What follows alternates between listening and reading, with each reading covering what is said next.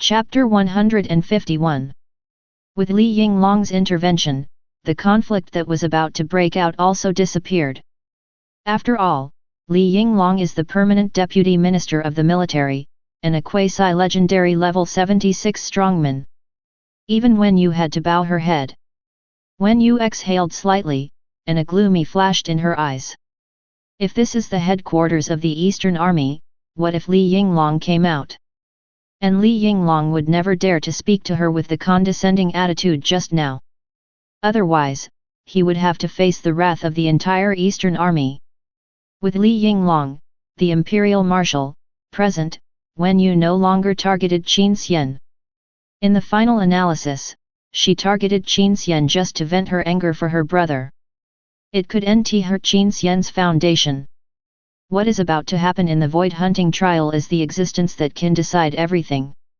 As long as she catches the evidence that the Qin family and the military are colluding to create an accident in the void hunting trial, she will directly inform the whole empire of the news. At that time, under the strong national public opinion, even if Qin Xian didn't die, he would be exiled to the void front. Seeing his brother still unwilling on his face, Wen Yu patted Wen Su on the shoulder and comforted him. Wait, he won't be arrogant for long. Wen Su didn't know his sister's plan, but he always trusted his sister and nodded. After this farce, everyone waited obediently for the official start of the void hunting trial. Anran. Tang Siyuan also appeared in front of Gu Anran and greeted her with a smile. Gu Anran immediately smiled and greeted her bestie. Have you formed a team? Tang Siyuan smiled and looked at Wen Su and others. But Wen Su just nodded, with a cold face, and did not speak. He is actually a very cold person, and he will only show his gentle side in front of Wen Yu and Gu Anran. In front of other women, he has always been unfaithful. And although this Tang Siyuan is Gu Anran's best friend, he actually doesn't like this woman. Because he always feels that this Tang Siyuan has some impure thoughts, and is no different from those girls who are greedy for fame and fortune. It's just that Gu Anran likes to trust this friend very much, and Wen Su is too lazy to care. Gu Anran nodded and smiled. We have formed a team of 5 people. Then the 2 girls came together and whispered to the side. Tang Siyuan also quietly handed Gu Anran something in the shape of a small box. Then, Gu Anran would come back with a smile. What did you talk about? Zhao Haoran asked curiously. Secret. Gu Anran wrinkled her nose and smiled at Zhao Haoran, looking very cute. Wen Su frowned slightly and asked, what did Tang Siyuan give you just now? Gu Anran also smiled. It's also a secret. Wen Su was also lost in this innocent and cute smile. Gu Anran's heart was pounding, and her nose was sweating from nervousness. She felt the tension and excitement of being caught doing something bad. Finally, after more than 10 minutes, Wen Yu looked at the time and nodded to Adjutant Sunday. Then, with an order, several professionals of the Eastern Army began to pour energy into the tall and magnificent portal. The entire void plane began to tremble slightly, activating the trial space. Everyone looked solemn. Void hunting trial has finally begun. The void hunting trial lasts for 48 hours in total. There is no level limit, only age limit. Only geniuses under the age of 25 can participate in the void hunting trial. Of course, if you have the second level authority or above of the trial space, even high-level professionals can enter the trial space. In the void hunting trial, there are a total of hundreds of digitized void elite bosses. To read the violent novels, go to Falu Novel Network. To defeat these void monsters, the trial space will score according to the time and damage per second. After successfully defeating the void monsters, you can get points. You can form a team, but you cannot form a team, and the points after forming a team will be diluted. Single-player crusades can get extra points. In the end, rewards will be given according to the ranking of the void hunting trial. The top 3 will not only be able to obtain extremely rich experience and equipment rewards. 0 Seeking Flowers. You can directly enter the site of the Empire's top leaders and become the focus of the Empire's training. Therefore, every void hunting trial attracted geniuses from all over the imperial capital to participate. Boom! The portal to the trial space gradually opened, and a terrifying breath came over us, full of decay and weirdness, and bone-chilling cold. It made people shudder. This was the breath of the void. The purpose of establishing the void hunting trial is to select talents. To be more precise, it is to select talents who can fight against the void. Therefore, the interior of the trial space is actually a real void space. After the trial started, people passed through the portal one after another, ready to participate in the void hunting trial. Wen Su also brought Gu Anran, Zhao Haoran, and others into the trial space.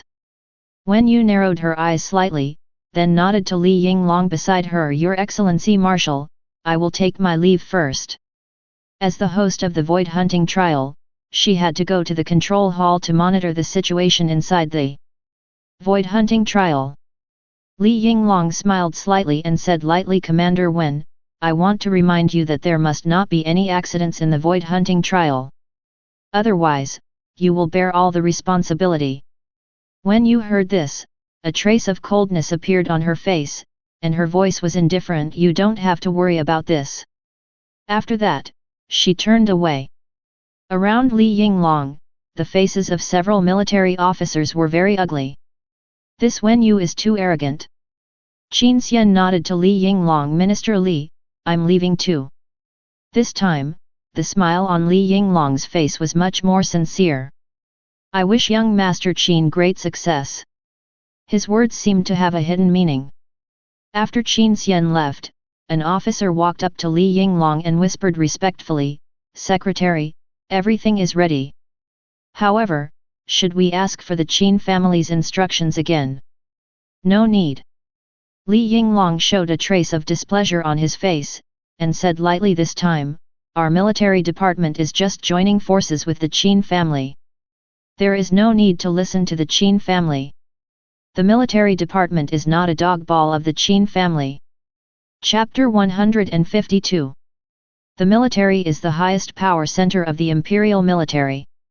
In a sense, it is also the representative of the interests of the imperial military. In the power field of the empire, it has always been a giant that cannot be ignored, and it is also highly independent and self-contained. It has always been the object of the regent government and the Qin family. Although the Qin family is very powerful and has countless strong men under its command, the main power of the Qin family is in various departments and institutions of the empire, or in various provinces. In fact, it does not have much power in the military. Although the Qin family has always wanted to get involved in the military and has planted some people in the military. But the core and key positions in the military are all the military's own people. Although the military cooperates with the Qin family, it is also very wary of the Qin family. 487. This time the military and the Qin family cooperated, although they wanted to work together to divide the Eastern Army, but how to divide it is also very particular. Whoever is in charge will have the right to speak. You can eat more from the fat meat of the Eastern Army. Li Yinglong is very clear about this. The officer hesitated and asked if the Qin family does not take action, what to do. Don't worry, the Qin family and the regent government are about to fall out, they must take down the Eastern Army, this trial is the only chance for the Qin family. Li Yinglong smiled slightly, his eyes full of ambition. The emperor disappeared, and the struggle between the Qin family and the regent government became more and more intense. The Qin family's foundation is indeed very terrifying, but the regent government is also not weak, with the support of the remnants of the imperial party. If these two behemoths fight each other, they will suffer losses. The empire may not be unable to have a military government. In the command room, more than a dozen large screens are playing various data of the trial space, such as the number of trials, points ranking, etc. and the real-time scenes of various digitized bosses. Here is the monitoring hall of the void hunting trial. Originally, this place was controlled by the military, but after Wen Yu presided over the void hunting trial, at her strong request, the Eastern Army took control of this monitoring hall. In the monitoring hall, an Eastern Army technician looked a little ugly and reported, "Commander-in-Chief, we still only got the second level of authority for the monitoring hall. There are several areas where we do not have monitoring authority." Wen Yu was not surprised to hear this. This trial space control system was originally controlled by the military, and now it has been handed over to the Eastern Army, so there must be some tampering. Wen Yu asked, "Which areas are they?" "Void Lord Gobel Halloween Meliki, Sister of the Fallen. In addition, we found that more than 20 unidentified people have obtained the second-level authority and entered the trial space." Wen Yu showed a sneer on his face. These more than 20 unidentified people should be the strong men of the Qin family and the military. What is their plan? Wen Yu hardly had to think about it. Wen Yu turned around, looked at a middle-aged man, and whispered, "I'm sorry to bother you." The middle-aged man laughed and said, "Commander Wen, you're welcome. It's my duty." This middle-aged man was named Sun Ke, a captain of the Imperial Special Service. His rank and strength were not outstanding. But he had a very special skill, Eye of True Seeing. Eye of True Vision, active skill, can see through all disguises, break all the disguise buffs of the target, monitor all scenes in the target area, and can copy them. Duration is 120 minutes, no cooldown. This skill can be called the Eye of Heaven. In the trial space, Gu Anran's face turned red from the cold. The void space was so cold that even if she gave herself several buffs, she still felt cold. This is because the coldness of the void space is not the coldness of the body, but the coldness of the soul. But so far, everything has been going smoothly. With the help of Wen Su and others, Gu Anran's team has successfully defeated more than a dozen bosses in a row, and the time used was very fast. After all, Wen Su, Zhao Haoran, Li Jiang and Su Taishu are all top talents in the empire. With 4 top talents forming a team, Gu Anran's treatment is also unique. Now Gu Anran's points have ranked in the top 10. "Anran, are you okay?" In a maze, Wen Su looked at Gu Anran with concern. Gu Anran nodded, looking at the 4 male gods around her. She suddenly remembered what Tang Siyuan said to her. Choose the one who loves her the most to test the sincerity of Wen Su and others. Who is the most sincere and selfless to her? Gu Anran's heart suddenly moved. It was just a test anyway. Siyuan told her that there was no danger. Then let's give it a try. Thinking of this, Gu Ran said, "Then let's go to conquer the Crystal Palace." To read the exciting novels, go to Falu Novel Network. The Crystal Palace is a boss territory in the trial space. The boss is the Lord of the Maze.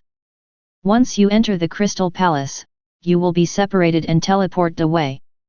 5.0 Wen Su and others were very worried that Gu Anran would be in danger. After all, when they enter the maze, at least in a short period of time, they will not be able to meet up. But they will never refuse Gu Anran. Wen Su thought about it, took out a few markers and distributed them to everyone. "This is a location marker that can share our coordinates. When we enter the Crystal Palace, we will immediately meet up according to the coordinates." "Okay." Gu Anran nodded vigorously and put away the coordinates. But she had already made up her mind to do it in the Crystal Palace. It's just a small test anyway. Nothing should happen, right? Chapter 153. The trial space was full of battles. The geniuses who entered the trial, some in teams and some alone, began to challenge the digitized boss. But the good thing is that these digitized boss are in independent spaces, and everyone can defeat the digitized clones of these boss at the same time. The competition is very fierce, and the scoreboard is changing almost every moment. All the geniuses are trying their best to impact the top 3 in the scoreboard. It seems that being in the top 3 means that the future prospects are guaranteed, so who wouldn't try their best to perform? The inside of the trial space is actually a huge void space. This side is still a wasteland. A few steps away is a huge city, and then there is an abandoned castle. This is the void world. The void has swallowed countless worlds, and the phantoms of those worlds will appear in chaos. Several men in black appeared in the trial space. Their auras were very strong, and they were all strong men above level 45. It stands to reason that people of this age and strength cannot enter the trial space. But they still came in. No one even knows how they got in. Get ready to act. The leading man in black had a stern look on his face. He looked around and said in a deep voice, "Go to the vicinity of Lord of the Void Gobel and place a disruptor terminal." His name was Qin Xian, a major general of the Imperial Capital Guard Group Army, a level 55 warrior. The Imperial Capital Guard Group Army was responsible for protecting the Imperial Capital and was an elite force directly controlled by the military. The people around him were also from the military and were very powerful. The Void Hunting Trial is a large trial space created by the Empire. Essentially, it is a digital program. If a genius participating in the trial is in danger, the trial will be terminated directly. In addition, the system of the trial space will be adjusted according to the level and profession of the geniuses. The disrupting terminal is a terminal that interferes with the operating system of the trial space. After being successfully placed, the system of the trial space will fall into chaos, and the digitized Void Boss will riot and begin to hunt contestants without limit. Void Lord Gobert is the most powerful among the many digitized SS. By then, countless geniuses will probably die in this riot. It will definitely cause a shock to the entire empire. By then, Wen Yu, the first person in charge of the Void Hunting Trial, will bear all the responsibility, and even the Imperial Regent Lug can't protect her. Everyone's face was very indifferent. Although they knew the consequences, no one had any hesitation. They were all military personnel, and they naturally considered the interests of the military. Where are the people from the Qin family? In order to bring down Wen Yu and divide up the Eastern Army, the military and the Qin family joined forces.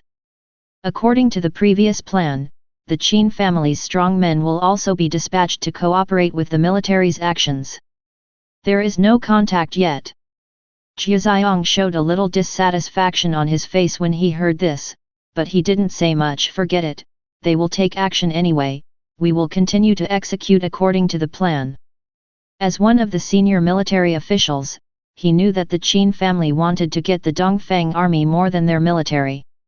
The Qin family would definitely not miss this opportunity. The command hall suddenly fell into chaos. Many monitoring screens showed errors at the same time. In an instant, the command hall lost all authority over the internal situation of the trial space. Wen Yu's pretty face was full of coldness, but she was mentally prepared for this. Those people in the military must have made some tricks in the trial system. Fortunately, she was prepared. She looked at Sun Ke and nodded. Inside the trial space, the Crystal Palace. As a maze-type trial, there are not many challengers in the Crystal Palace, but once you pass the Crystal Palace, you can get a huge amount of points. Now in the points ranking, Wen Su and others have already rushed to the front. Wen Su looked at the points ranking with a gloomy face, because the number 1 in points was the name he least wanted to see. Qin Xian. And the points were still the highest. Qin Xian was like a mountain, pressing on Wen Su's heart, making him breathless. But soon, Wen Su sorted out his mood. Now they were teleported to the Crystal Palace and divided into various mazes. He is now very worried about Gu Anran. Fortunately, he has already given Gu Anran and others location beacons, and they can determine each other's location through location beacons. Wen Su directly activated the location beacon and rushed to the previously scheduled location. Soon, at the scheduled location, the figures of Zhao Haoran, Li Jing, and Su Taishu appeared and met Wen Su. 443 and so on. Where is Gu Anran? Wen Su showed a hint of surprise on his face, and his expression suddenly changed. What happened to Anran? He hurriedly checked the location beacon in his hand and found that Gu Anran did not come to the scheduled meeting place, but rushed to the depths of the Crystal Palace. Wen Su, Zhao Haoran, and others looked at each other, Could it be that Gu Anran got lost again? They were not surprised by this, because this was exactly in line with Gu Anran's personality. This little fool! Wen Su couldn't help but smile dotingly, and then prepared to look for Gu Anran according to the location beacon. Deep inside the Crystal Palace, Gu Anran looked around curiously while taking out an item from the inventory. He said to himself, Si Yuan said that as long as this thing is placed, it will cause some accidents. Then I can test them to see who is the most sincere to me. The box in her hand emitted a strange purple light. If another person saw this box, their expression would definitely change drastically and they would be horrified. Void Beacon. Chapter 154. Inside the trial space, Jia Xiang led a group of military experts and began to set up interference terminals. He knew very well that at this point in time, the command hall should have been in chaos. Humph! The military has controlled the trial space for so many years and has already obtained the highest authority in the trial space. The Eastern Army wants to take away the leadership of the trial? It's too early. Sir, everything is ready. A strong man from the military department walked up to Jia Xiang and said respectfully. Hearing this, Jia Xiang nodded, with a sneer on his face. In this case, let's do it and let Wen know what the consequences are of going against the military department. The military department is the only center of the imperial military. He took out a controller and turned it on without hesitation. A satisfied smile appeared on his face. When the trial space rioted, he would be able to attack directly. The military has promised him that as long as this matter is accomplished, he will be the Deputy Chief of Staff of the Eastern Army Headquarters. He is now a senior official of the Imperial Capital Guard Group Army, but the Imperial Capital Guard Group Army is actually just a unit of the Imperial Capital Garrison Military District. The Eastern Army is one of the 4 major army groups in the Empire. Whether in terms of configuration or treatment, the Imperial Capital Guard Group Army and the Eastern Army are not on the same level. But soon, the smile on Jia Xiang's face froze. Because the interior of the trial space is still calm, the system is still running in an orderly manner, and there is no monster riot at all. How is this possible? Jia Xiang showed a look of surprise on his face. He personally supervised the interference terminals that had just been arranged, and he also arranged a camouflage barrier so that others could not find it at all. How could it fail? At this time, a cold voice sounded. Why, are you looking for them? Suddenly, figures appeared one after another, and Wen Yu led a group of Eastern Army warriors and appeared in front of Jia Xiang. She was holding several disassembled interference terminals in her hands, and looked at Jia Xiang with sarcasm. If you want to destroy the operating system of the trial space, you must have several interference terminals running at the same time. If one is destroyed, the rest will be ineffective. Jia Xiang showed a look of shock on his face, and then his expression became gloomy and ugly. Wen Yu's appearance was completely beyond his expectations. Wen Yu, how could they know the military's plan in advance? There was no news from the Qin family. The Imperial Supervision Department controlled by the Qin family is the largest, most professional, and most powerful intelligence agency in the Empire. Spies and secret agents are almost everywhere in the Empire. So the task of monitoring Wen Yu was handed over to the Qin family. The news from the Qin family before was that Wen Yu knew nothing about their plan and there was no need to worry at all. Out of trust in the professionalism of the Supervision Department. That's why the military chose such a simple and crude way to frame Wen Yu. But now, Wen Yu caught him red-handed. Damn! What is the Supervision Department doing? And up to now, no one from the Qin family has appeared. Jia Xiang's heart sank to the bottom, and he immediately had a bad premonition. Jia Xiang looked gloomy, and his mind was like a ball of paste, but after all, he was considered to have been through a lot, and he barely calmed down. He had a blank expression on his face, and said in a deep voice, I don't know what you are talking about. Beside Wen Yu, Adjutant Sun said coldly, you don't know? Why are you in the trial space? Who gave you the authority? Jia Xiong said coldly. We have obtained authorization from the Military Inspection Office. We are here to secretly inspect the trial space. We have already reported to the military. You can check at any time. He still had some backup plans.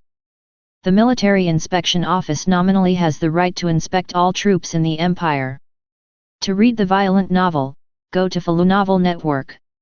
He said that he could indeed enter the trial space with the authorization of the inspection office, and no one could say anything. Jia Xiong knew that the most urgent task now was to get out quickly. As for the Qin family's affairs, he would talk about it later. Authorization from the inspection office. Wen Yu sneered, so it seems that the people who want to disrupt the trial ceremony also have the military inspection office. What do you mean? Next to Wen Yu, a real Rubik's Cube appeared in Sun Kei's hand, and a scene emerged on it. It was the scene of Jia Xiong and his men setting up interference terminals everywhere. This scene was enough to prove that Jia Xiong came to destroy the trial ceremony. This crime was enough to send Jia Xiong directly to the Imperial Military Court. He was finished. Moreover, Jia Xiong said that he had obtained the authorization of the inspection office, and even the military would be greatly implicated. The eye of true vision? Someone from the Imperial Secret Service. Jia Xiong's expression became extremely ugly. He recognized this skill. He understood everything. From the beginning, he had been noticed by Wen Yu. He foolishly jumped into the trap set by Wen Yu. And his doubts grew even stronger. The people from the special service, Luo Zhao, were involved. The supervisory department would not be unaware of it. But the Qin family did not reveal anything. Could it be that the Qin family betrayed the military? But soon, Jia Xiong rejected this idea in his heart. It doesn't make sense. Jia Xiong knew very well that a giant like the Qin family would only follow interests. The Qin family and the military have the same interests. The Qin family wants to plot against Wen Yu, the disciple of Regent Lug, to weaken Lug's influence on the military. The military also wants to get involved in the Eastern Army slaves. At that time, the Qin family and the military will divide the Eastern Army, and they will get the best of both worlds and each will get what they need. It should have been a sincere cooperation. No matter how he thought about it, he couldn't imagine why the Qin family would plot against the military. Why? Why? Subscribe to Chinese Novel Audio Wave. Chapter 155. Wen Yu led a group of strong men from the Eastern Army to surround Jia Xiong. Seeing Jia Xiong's ugly expression, Wen Yu's eyes flashed with a hint of satisfaction. With this evidence, the military must pay a heavy price this time. However, Wen Yu still felt a little sorry because Qin Xian was not caught. The Qin family did not seem to be involved in the military's conspiracy. At least at the scene, Wen Yu did not find any Qin family members. Wen Yu looked expressionless as he looked at Jia Xiong, who looked somewhat desperate, and said coldly, "Just surrender." Surrender. Jia Xiong showed a strange smile on his face, and a hint of madness flashed in his eyes. Surrendering, being caught by Wen Yu, and becoming evidence to accuse the military. He would really die without a burial place. How could those big shots in the military let him live? Even his family would die ugly. He suddenly jumped up and went directly towards Sun Kei. As a level 55 combat professional, his strength was the strongest in a small country. A terrifying breath gushed out, and a huge lance gathered, piercing through the void, directly locking onto Sun Kei. And other strong men in the military also took action, killing Sun Kei. As long as Sun Kei was killed and the evidence of the True Vision Cube was destroyed, Wen Yu would not be able to prove that these were done by the military. Sun Kei's face turned pale and was full of fear. He never thought that with irrefutable evidence and in front of everyone, these strong men in the military would actually kill him and destroy the evidence. And he immediately realized how dangerous he was. Because the evidence was really destroyed, they really couldn't do anything to the military. even if all of them knew what the truth was. Looking for death. Wen Yu snorted coldly, and was also on guard against Jia Xiong's desperate move and direct attack. Behind her, mysterious runes emerged one after another. Mighty and filled with the power of apocalypse, Jia Xiong's terrifying lance was directly stopped by a rune, and disappeared the next moment. This is the horror of the SSS level profession. Wen Yu casually attacked and directly resolved Jia Xiong's strongest attack. Boom! All the strong men in the military were shocked by this terrifying apocalypse rune and could not move. Wen Yu showed an excited look on her face. She was terrified. Everyone was shocked by her aura, and no one could resist her suppression. Ever since Wen Yu returned to the imperial capital, she has been shackled, as if she was stuck in a quagmire, feeling powerless, which made her very depressed. And this time, she once again found the feeling of being on the front line of the void. No matter what human relationships, identity, and background, strength is respected. Wen Yu looked coldly at the suppressed Jia Xiong and other military strongmen, and sneered, "You intend to destroy the trial, and even with irrefutable evidence, you stubbornly resisted and attacked the Eastern Army and the Imperial Capital Special Service General Administration personnel." Jia Xiong's face was ashen. It's over. It's all over. At this moment, the entire trial space suddenly began to vibrate violently. Countless trial spaces began to break, and the terrifying breath of the void descended. There was chaos and screams everywhere. Void creatures invaded? Wen Yu's face changed immediately, and she looked in the direction of the chaos in disbelief. How is this possible? Although the inside of the trial space is a void world, it is a simulation, not a real void. How can there be void creatures? Not only Wen Yu, but even Jia Xiong, who was completely desperate, was confused. What's going on? This has nothing to do with the military. To read the exciting novels, go to Falu Novel Network. And Wen Yu immediately realized that the place where the void descended was the Crystal Palace, and she remembered that her brother Wen Su was about to go to the Crystal Palace. Xiaoxu. Wen Yu's face changed immediately.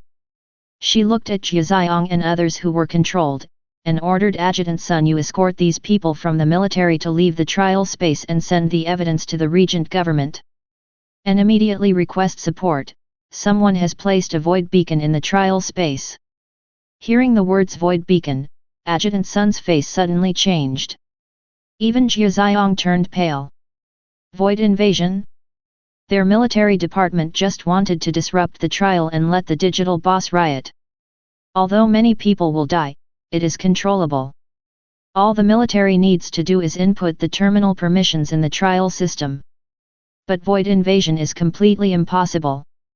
Void creatures will tear through space and descend directly through the void beacon. No one knows what they will attract. After Wen Yu finished speaking, he immediately rushed to the direction of the Crystal Palace alone. Although Adjutant Sun was worried, he also knew that Wen Yu was a level 60 strongman, and he was also SSS level, and he could hunt down the Void Lord. The most urgent task now is to escort these people from the military and ask for support. He was about to speak, and the next moment, his face changed drastically, and he spit out a mouthful of blood with a wow. He lowered his head in disbelief and saw a long sword that had pierced his chest. Adjutant Sun's vitality disappeared rapidly, and he fell directly to the ground, with no vitality at all. At the same time, all the strong men of the Eastern Army were directly suppressed by the terrifying force, and they had no power to fight back. Sun Ke, a member of the Special Service Bureau, was nailed to the ground by a holy sword and died on the spot. The Eye of True Vision really has some tricks. A chuckle sounded, and Qin Xian's figure slowly appeared. Behind him, a group of Qin family strongmen with terrifying auras emerged, all of whom were above level 50. There was even one who was already level 65 plus. No wonder this group of elite Eastern Army was killed in a second. In Qin Xian's hand was the True Vision cube that contained all the evidence. When they saw Qin Xian appear, Jiaxiang and a group of military strongmen showed a look of relief on their faces. They were saved. But soon, Jiaxiang realized that something was wrong. Because of the smile on Qin Xian's face, it seems a little weird. Chapter 156. Although Jiaxiang was still very dissatisfied with the Qin family's slow response, and the fact that the Qin family concealed the fact that Wen Yu had already known about the military's actions, Jiaxiang was somewhat suspicious of the Qin family.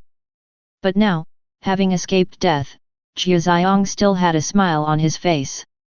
"Thank you, Mr. Qin, for your help." Jiaxiang looked at the corpses of the strong men of the Eastern Army on the ground, and a relieved smile appeared on his face. In this way, the evidence will be destroyed, and their military will be innocent. They can put the blame on the Eastern Army for all this.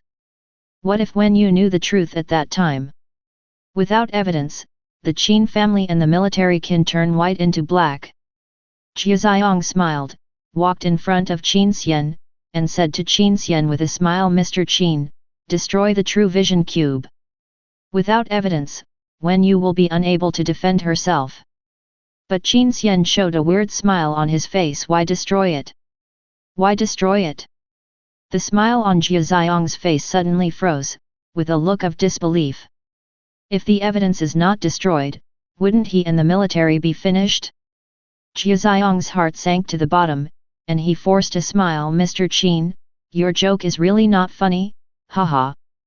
But Qin Xian just looked at the Major General quietly, as if he was looking at a dead person. "I'm not kidding." A strange smile slowly appeared on his face. "In fact, the people who caused the chaos in the trial space were your military, right?" Jiaxiang's expression was extremely ugly. He looked at Qin Xian in disbelief, his eyes full of fear. What do you Qin family want to do?" He never thought that after Qin Xian took action, not only were they not saved, but they were pushed into the abyss. "You Qin family, you want the Dongfang army?" Jiaxiang shouted in panic. "Eastern Army?" Qin Xian smiled and said, "I want both the Eastern Army and the military department." Looking at the terrified and desperate Jiaxiang, Qin Xian waved his hand. The next moment, the Qin family's strong men attacked brazenly. After they killed a group of strong men from the Eastern Army, they brazenly attacked the strong men from the military. These strong men from the military were suppressed by Wen Yu's Apocalypse Rune, and now they were facing the even more terrifying Qin family strong men. They had no chance to resist at all and were killed directly. Their bodies were lying all over the ground. Looking at the bodies on the ground, as well as the countless screams and chaos in the trial space, Qin Xian's face did not show any expression. It was as if these dead people were just ants. He could not arouse any interest at all. "Young master." Behind Qin Xian, a middle-aged man appeared. His aura was extremely terrifying. He was a level 65 warrior. His name was Qin Wukan, a member of the Qin family, and he was extremely powerful. But facing Qin Xian, the heir of the Qin family, Qin Wukan's face was still full of awe. "Are you all ready? We have already set up a formation near the Crystal Palace." "Good." Qin Xian sneered, "It's time to start the process of capturing Wen Yu." The entire trial space has been completely plunged into chaos. Because of the existence of the Void Beacon, the monsters in the Void world directly sensed the punctuation and tore through the space barrier. They began to frantically follow the Void rifts and descend into the interior of the trial space, and then began a crazy killing and indiscriminate attack. Although the geniuses of the imperial capital who participated in the Void hunting trial are all talented, they are too young and have almost no experience in killing. Zero asking for flowers. Faced with the ferocious and brutal Void monsters, they have no power to fight back and are directly torn to pieces by the Void monsters. Not to mention, the strength of these Void monsters is generally above level 40. It is simply not something that young geniuses can deal with. The abnormality inside the trial space was immediately noticed by the command hall, although the system of the command hall was in chaos. But this sudden high energy detection cannot be covered up in any way. What happened? A large number of energy bodies of unknown origin appeared inside the trial space. Void invasion? Or a digitized boss riot? The entire command hall was in chaos. A lieutenant colonel of the Eastern Army looked grim, and immediately realized that something had happened, something serious. Although the commander-in-chief was still inside the trial space, he was ready to make a quick decision and report the information to the imperial capital, asking for help from the imperial capital military district. Report the situation immediately, the lieutenant colonel shouted. But the next moment, a solemn voice sounded, no need. To read the exciting novel, go to Falu Novel Network. Li Yinglong appeared in the command hall. Your Excellency Marshal. Although the relationship between the Eastern Army and the military has always been bad, Li Yinglong is the Imperial Marshal after all, and a quasi-legendary strongman. His appearance immediately suppressed all the officers of the Eastern Army.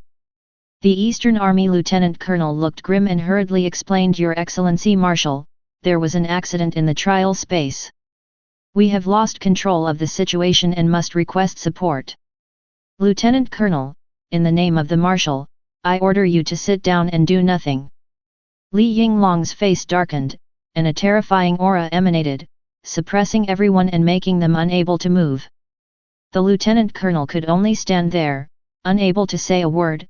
Spoon. Chapter 157. If Wen Yu was present, these officers of the Eastern Army would dare to follow Wen Yu and confront the Imperial Marshal and even the military.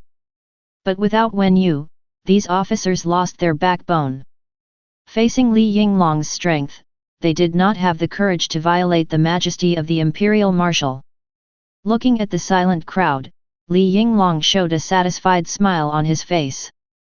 He looked at the energy fluctuations that continued to emerge in the command hall, his eyes narrowed slightly, and a sneer flashed across his face. It seems that the plan is going very smoothly. It was even smoother than he expected, and the noise was a little too big. But it just so happened that the bigger the noise, the greater the responsibility of Wen Yu. As for whether there would be any accidents, Li Yinglong was not worried. Even if the matter was exposed, with the cooperation of the Qin family and the military, if Lug did not want to completely fall out with the military and the Qin family, he could only watch the matter being suppressed. At most, the Qin family and the military would pay some insignificant price, find a few scapegoats, and be invincible. A strange scene appeared. Although the trial space was invaded by the void, countless geniuses were killed and injured, and it became like purgatory.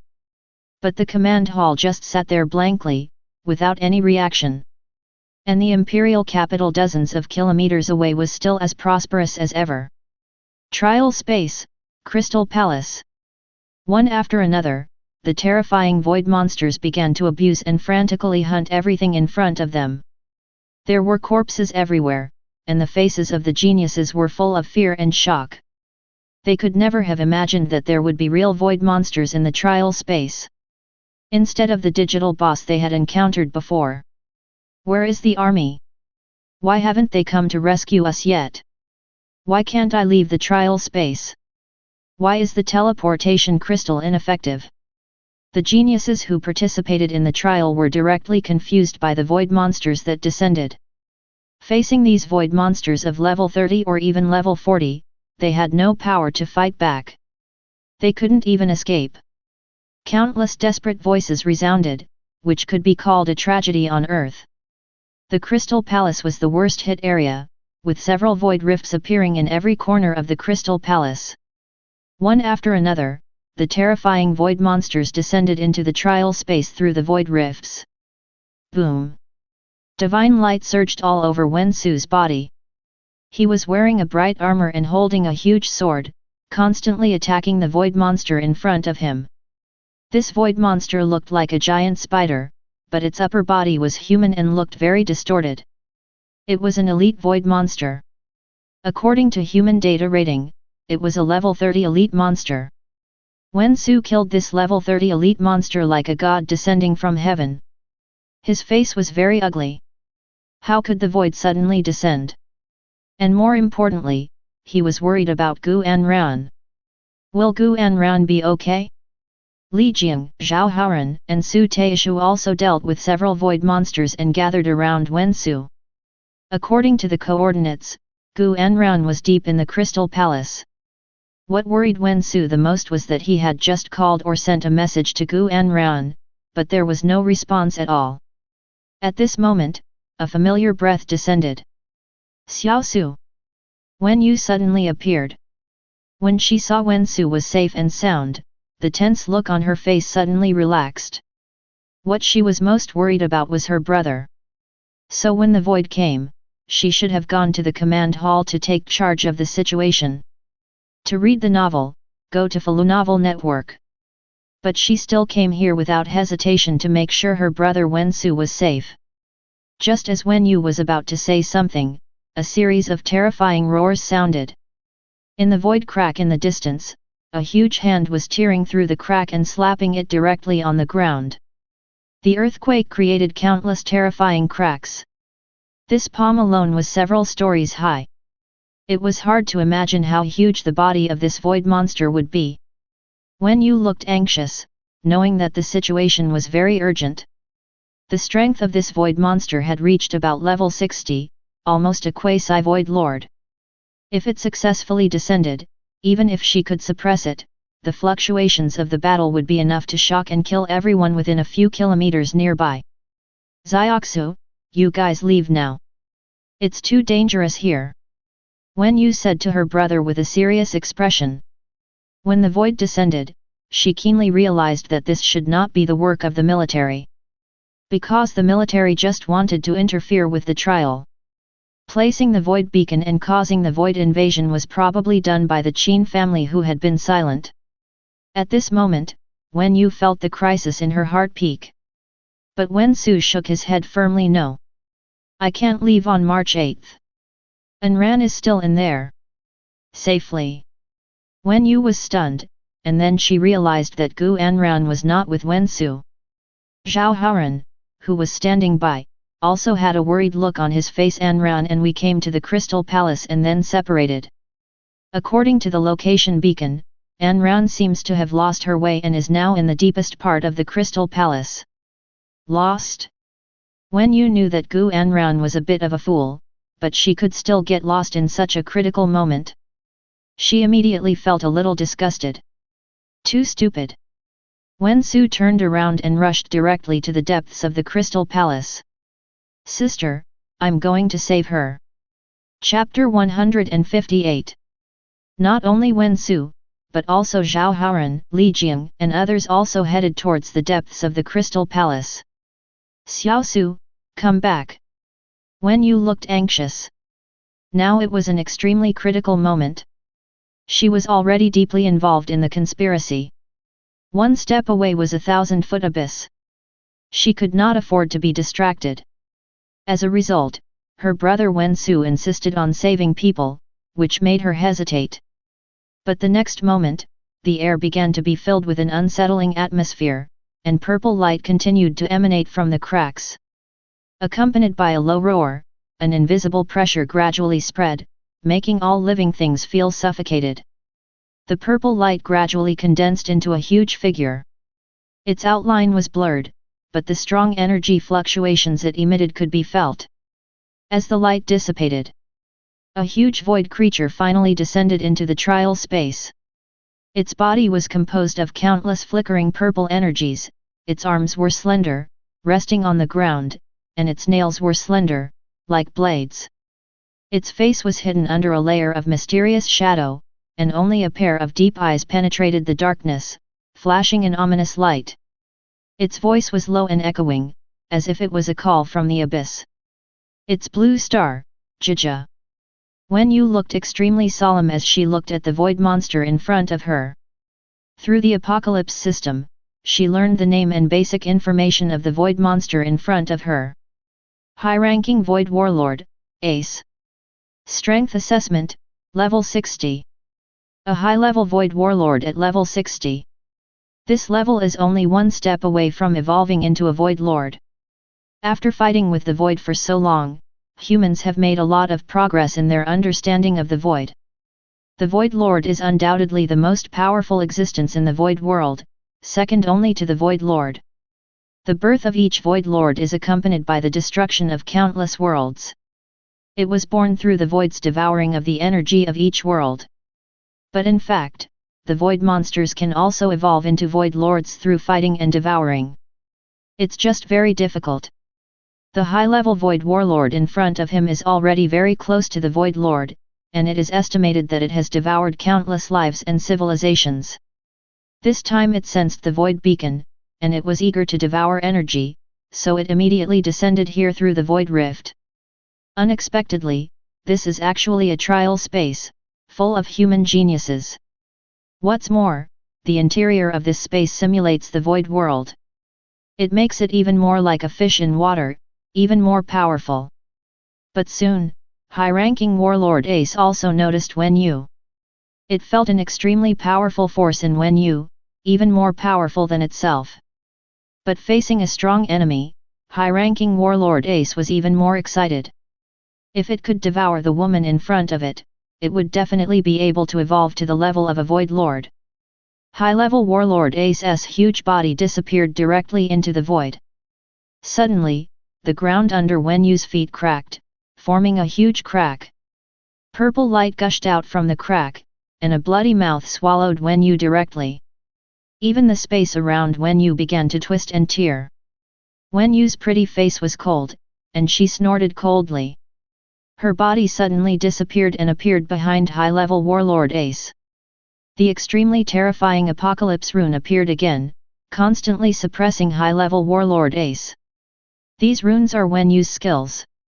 As an SSS level Apocalypse Divine Shaman, Wen Yu's power comes from the Apocalypse Terminal. Her skills are also blessed by Apocalypse. These runes all carry a trace of the power of the law. This is also the horror of the SSS level profession. Every SSS professional has a combat power far exceeding that of the same level of strong people, and can fight across large levels. The terrifying Apocalypse rune continued to tear huge wounds on high-level Warlord Ace. It made it extremely painful, but also more ferocious and brutal. The two level 60 beings fought fiercely, and the aftermath of the battle directly destroyed the Trial's secret realms. The majestic palace began to collapse and turned into ruins. Even the Crystal Palace began to crumble. Seeing this scene, Wen Yu's expression changed. Her younger brother Wen Su was still nearby, and his level was still very low. If he was affected by the aftermath of their battle, he might die directly. She immediately withdrew some of her strength and fought with high-level Warlord Ace. At the same time, Wen Su, Li Jing, and others also rushed towards Gu Anran's direction frantically. Along the way, they encountered many void monsters, some of which were extremely powerful. Fortunately, Wen Su and others were born extraordinary and were all top-level geniuses. In addition, they were eager to save people, so they looked down on everyone along the way and successfully rushed to Gu Anran's vicinity. Boom! The Crystal Palace continued to collapse, and the trial space began to become chaotic, almost unable to withstand the energy of the void invasion. Wen Su looked up and saw that his sister Wen Yu was fighting with high-level Warlord Ace. Wen Yu obviously did not use her full strength, but was just dealing with high-level Warlord Ace. Although she firmly suppressed high-level Warlord Ace, but she also had many more injuries on her body. A trace of guilt flashed in Wen Su's eyes. He knew that if he stayed here, he would only become a burden to his sister. Otherwise, his sister Wen Yu would not have such a hard time. But, how could he give up Gu Anran? Wen Su gritted his teeth.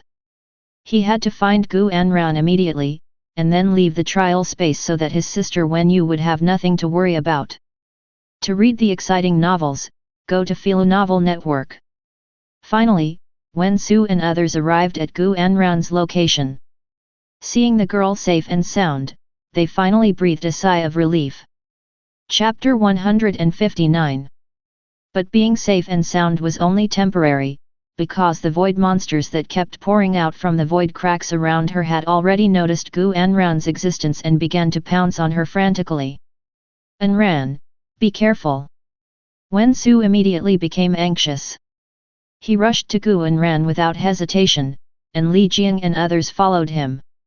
In the crisis, Wen Su burst out with extremely powerful strength, as if he was a god descending from heaven, and suppressed many void monsters in succession. He rushed to Gu and Ran's side. "And Ran, are you okay?" Wen Su looked at Gu and Ran and felt relieved. Fortunately, An Ran was fine. Otherwise, he would regret it for the rest of his life. "Wen Su, Zhao Haoran, you are here." Gu Anran still had a confused look on her face. It seemed that until now, Gu Anran had not figured out what was happening. She just knew that she was here, and according to Tang Siyuan's words, she took out the box and activated it. Tang Siyuan told him that the box could release some monsters, but they were not strong and were completely within the controllable range. It was just right to test who among Wen Su was sincere to her. So Gu Anran activated it, and the next moment the void invaded, many void cracks appeared, and terrifying void monsters kept coming. There was killing everywhere, and death everywhere. On the contrary, Gu Anran, the culprit who cast the void beacon, was safe and sound because the void cracks would not be near the beacon, so as not to interfere with the coordinates. However, even so, many void monsters discovered Gu Anran's existence. They began to rush towards her frantically. Gu Anran looked at the battles that continued to break out in the distance, those terrifying void monsters. His mind was a mess. Did she release these things? No way. These are completely different from what Tang Siyuan told her. But how could Tang Siyuan lie to her? They are best friends. But now, it is too late for Gu Anran to continue thinking, because the void monsters like a tide are constantly rushing towards them, looking for death. Wen Su's face showed a fierce look, and Zhao Haoran, Li Jiang, and Su Taishui all took action. Various high-level skills burst out and killed these void monsters. But as they approached, more void monsters came, one after another, as if something was attracting them. What's going on? Wen Su's face was extremely solemn. These void monsters seemed to be crazy, almost all of them were their targets. Countless void monsters surrounded Wen Su and others, and they immediately fell into a bitter battle. If they were not of noble birth, they would not lack high-quality blue and red medicines, and if it were not for the existence of Gu Anran, an SS-level blessing priest, they were given many powerful buffs. It is estimated that they would have been submerged in the Void Army long ago. But even so, Wen Yu, Gu Anran and others were in despair and could not hold on for too long. Finally, at the moment when they were about to be swallowed by the void monsters, a reassuring voice sounded Xiaosu. Wen Yu's figure appeared. She was seriously injured all over her body, and her breath was weak. In fact, with her original strength, it would not take too much effort to suppress the high-level void warlord. But because of her concern for Wen Su, Wen Yu was restricted everywhere and could not exert her strength at all. To read the exciting novel, go to Falu Novel Network. But even so, she still suppressed the high-level void warlord. Feeling her brother Wen Su's desperate situation, Wen Yu had no choice but to use her deepest trump card and directly killed the high-level void warlord. But she also almost consumed all of her mana and most of her ultimate skills, which entered a long CD. She fell into the weakest moment. Fortunately, everything was still in time. Although Wen Yu was weak, her strength was still extremely terrifying. She waved her hand and wiped out all the void monsters that were like a tide. She directly wiped out a huge gap. Sister! Wen Su was surprised and happy, but when he saw the horrific injuries all over his sister Wen Yu's body, his heart skipped a beat and he was filled with guilt. Elder sister, I'm sorry. Wen Yu shook her head, not blaming her brother at all. Her brother was her only concern in this world, no matter what Wen Su did, she would not blame him. Let's go. Although she suppressed the high-level void warlord, Wen Yu's sense of crisis grew stronger and stronger, as if she had a premonition that a big net was coming towards her. It had been so long since the void invasion, and the support hadn't arrived yet. Something must have happened. It's too dangerous to stay in the trial space. Looking at the void monsters that kept rushing over, Wen Yu said to his brother Wen Su, "Follow me, let's rush out." Okay. Wen Su and others nodded firmly, ready to follow Wen Yu out. As long as they rushed out, there were still many strong men of the Eastern Army outside, and they would be safe. Wen Yu was about to leave, Zhao Zhao, the next moment, an extremely terrifying energy wave emerged behind her. Her expression changed drastically, and she wanted to turn around, but her right shoulder was directly pierced by a huge void chain. She couldn't help but screamed and sprayed blood mist. Everyone was stunned by this sudden change. Wen Su turned around and saw a scene that he couldn't believe. I saw that there was an extra rune fragment in Gu Anran's hand, flashing an extremely terrifying void breath. And the void chain just now appeared from this rune fragment. It directly hit the unprepared Wen Yu hard. Gu Anran himself was dumbfounded, his eyes widened, looking at the rune fragment in his hand, stammering, "What's going on? What are you doing?" Wen Su was shocked and angry, and for the first time in his life, he shouted angrily at Gu Anran. Chapter 160. Gu Anran almost cried when Wen Su yelled at her. I don't know either. Si Yuan told me that if something unexpected happened, I could activate this rune fragment to save everything. So I activated it, and I didn't expect it to be like this. Gu Anran said aggrievedly. Tang Si Yuan. Wen Su was stunned. What does this have to do with Tang Si Yuan? Wait, Wen Su suddenly remembered that before entering the trial space, Tang Si Yuan whispered something to Gu Anran. What on earth happened? Wen Su hurried to support his sister. Looking at the seriously injured Wen Yu, he felt extremely distressed. His eyes were red as he stared at Gu Anran. He really loved Gu Anran, but Wen Yu, his sister, was also someone he cherished very much.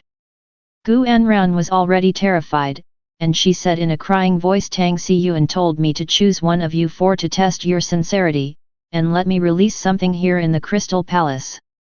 She said that some monsters would appear, but they were not strong. It was just a prank, a test. I didn't expect it to turn out like this. Gu Anran told her everything that happened between Tang Si Yuan and her.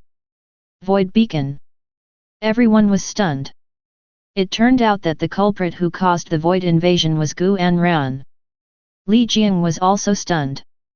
He looked at Gu Anran and said in disbelief, "You just prevented the void beacon? Don't you know what the void beacon means?" A void beacon directly led to the void invasion, which led to the situation being out of control and caused so many innocent people to die tragically. And the reason was simply because Gu Anran wanted to test their so-called sincerity. At this moment, Li Jiang was speechless.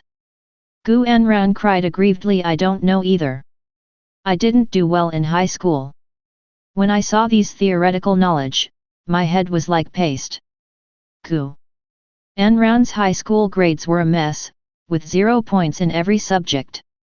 It's just that he was lucky and awakened an SS-level profession. In a world where everyone is professional, profession is the only standard. As long as you awaken a high-level profession, no matter what your high school grades are, you can enter a higher education institution. So Gu Anran, a top student of Qingyang Academy, in fact, she had almost no common sense. She didn't know what the void beacon was, and out of trust in Tang Si Yuan, she didn't bother to find out. It was so simple and it started naturally. Gu Anran felt really wronged. She felt wronged to the extreme. She knew she was in trouble, but she didn't want to. She never thought of hurting anyone. She trusted Tang Si Yuan so much, but Tang Si Yuan lied to her. What made Gu Anran even more sad and wronged was that Wen Su actually yelled at her just now. Even Li Jiang and the others seemed to have changed their attitude towards her. Looking at the aggrieved Gu Anran, if it was before, Wen Su's heart would definitely melt. But now, feeling his sister Wen Yu's weakness, Wen Su's heart was filled with anger and guilt. He looked at the rune fragment in Gu Anran's hand, which was filled with the breath of the void. Then why did you attack my sister? Gu Anran heard this and felt even more wronged. It was Tang Xiyuan who told me that if something unexpected happened, activating this rune fragment would save everything. That's why I activated it. I thought I could close those void rifts. I'm sorry, I didn't know things would turn out like this. Enough. To read the exciting novels, go to Falu Novel Network. Wen Su couldn't bear it anymore. How could there be such stupid people in the world? Wen Su could accept that Gu Anran was simple and was used by others. But this use was too simple. He thought that the use was to make up an exquisite and perfect lie, and then use various traps to lure Gu Anran step by step. In this case, Wen Su would not be so angry. But what was the result? People just told Gu Anran that she was asked to place a void beacon in the name of testing her sincerity. No normal person would believe such words. This kind of scheme is simply laughable. It's not even a conspiracy, it's just for fun. Not to mention normal people, even children wouldn't believe it. But Gu Anran believed it and placed the void beacon. Even after the void invasion, she continued to listen to Tang Xiyuan's words, activated the rune fragments, and sneak attacked and severely injured Wen Yu. Did NT she think about it at all?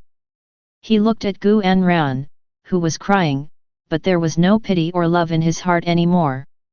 There was even a feeling of disgust in my heart. Deep disgust.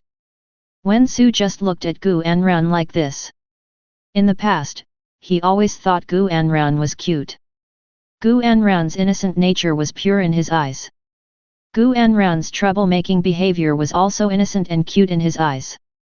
Everything about Gu Anran was so perfect that he fell in love with Gu Anran regardless of everything, and was even willing to put himself in danger for her, regardless of everything.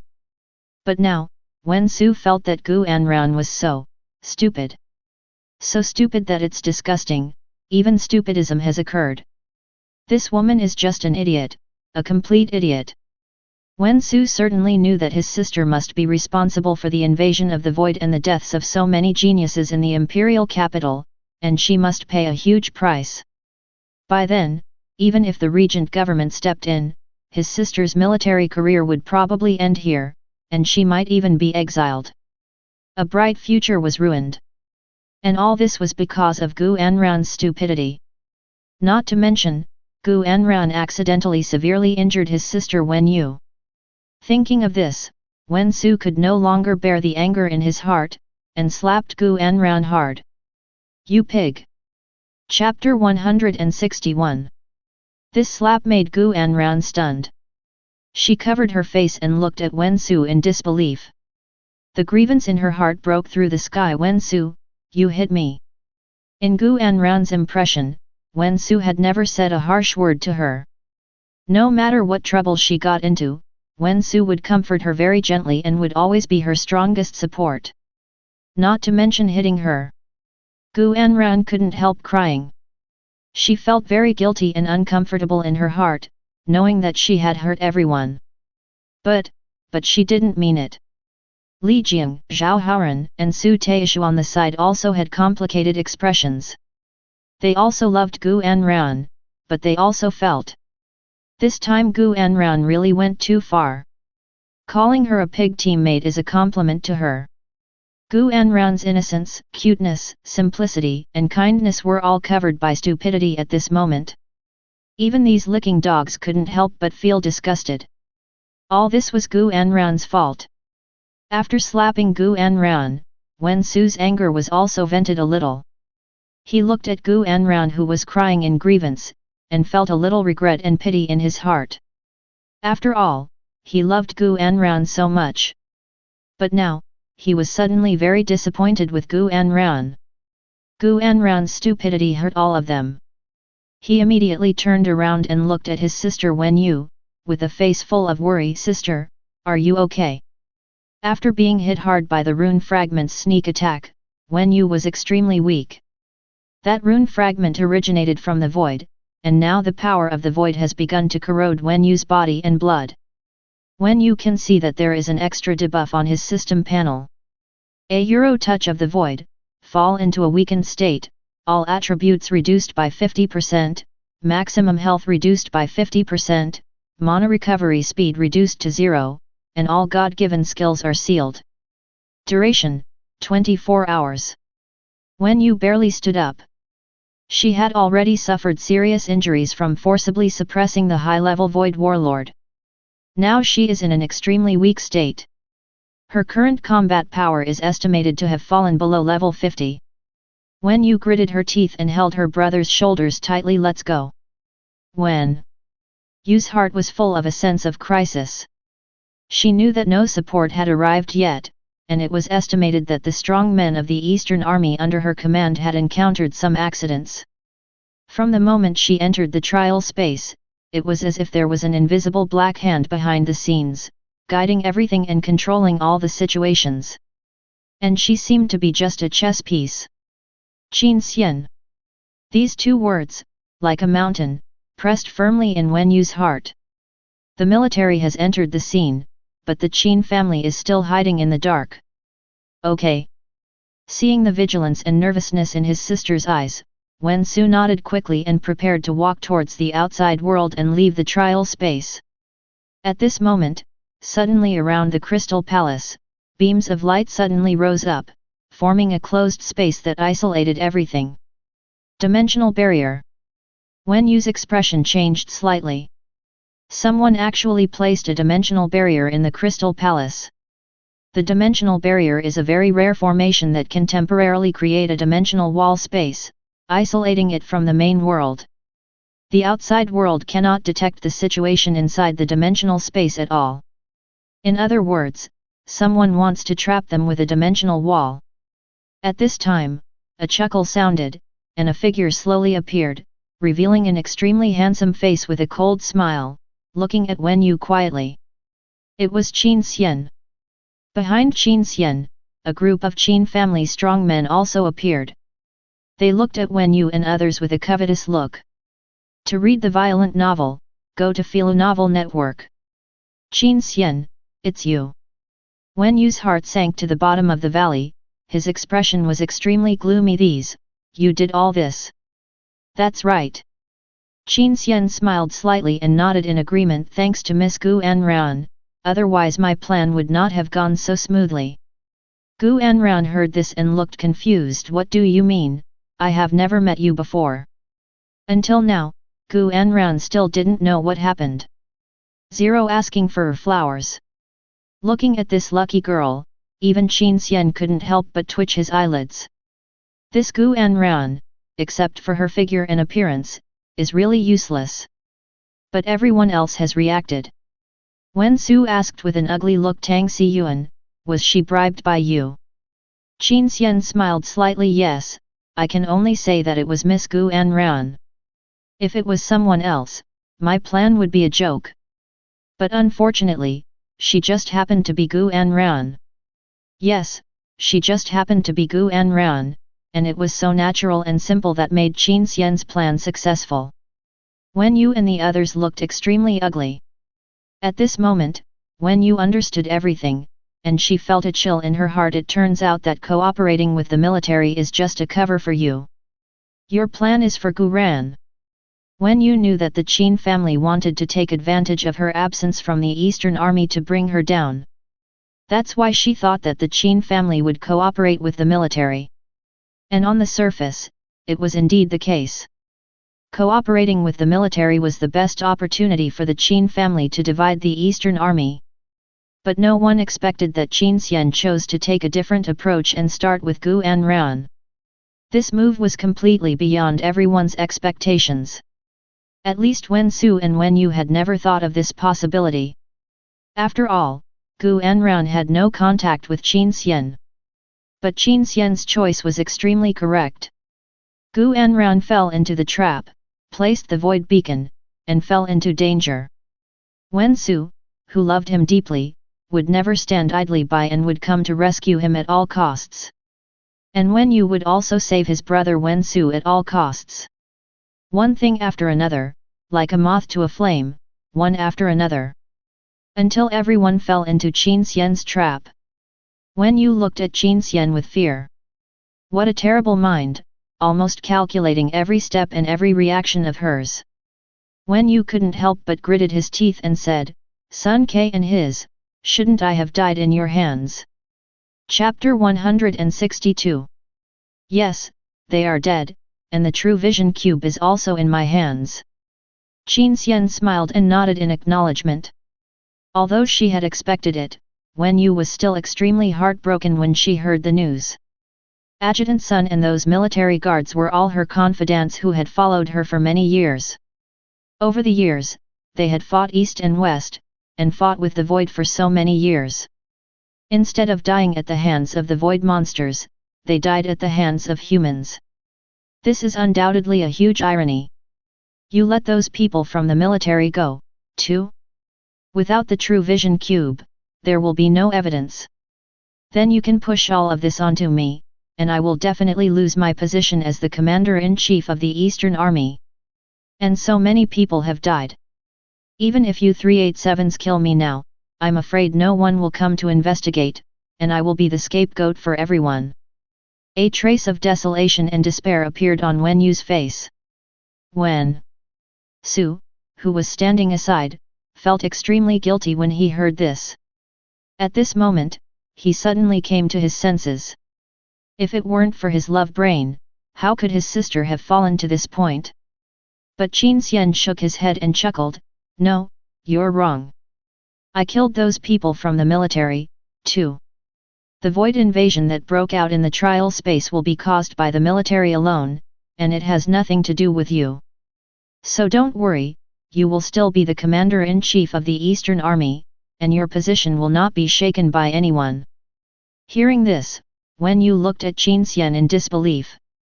Suddenly, she seemed to have thought of something, and a look of horror finally appeared on her face. You're thinking. That's right. It's just as you thought, Wen Yu, all of you have underestimated my appetite. What I want is not just the Eastern Army, but the military. Qin Xian showed a cruel smile on his face, with a blazing fire in his eyes, that is the flame of ambition. I went through so much trouble to make such a big noise, and so many people died. My goal is not just your position, but you, Commander Wen. As long as I control you, why should the Eastern Army be divided with the military?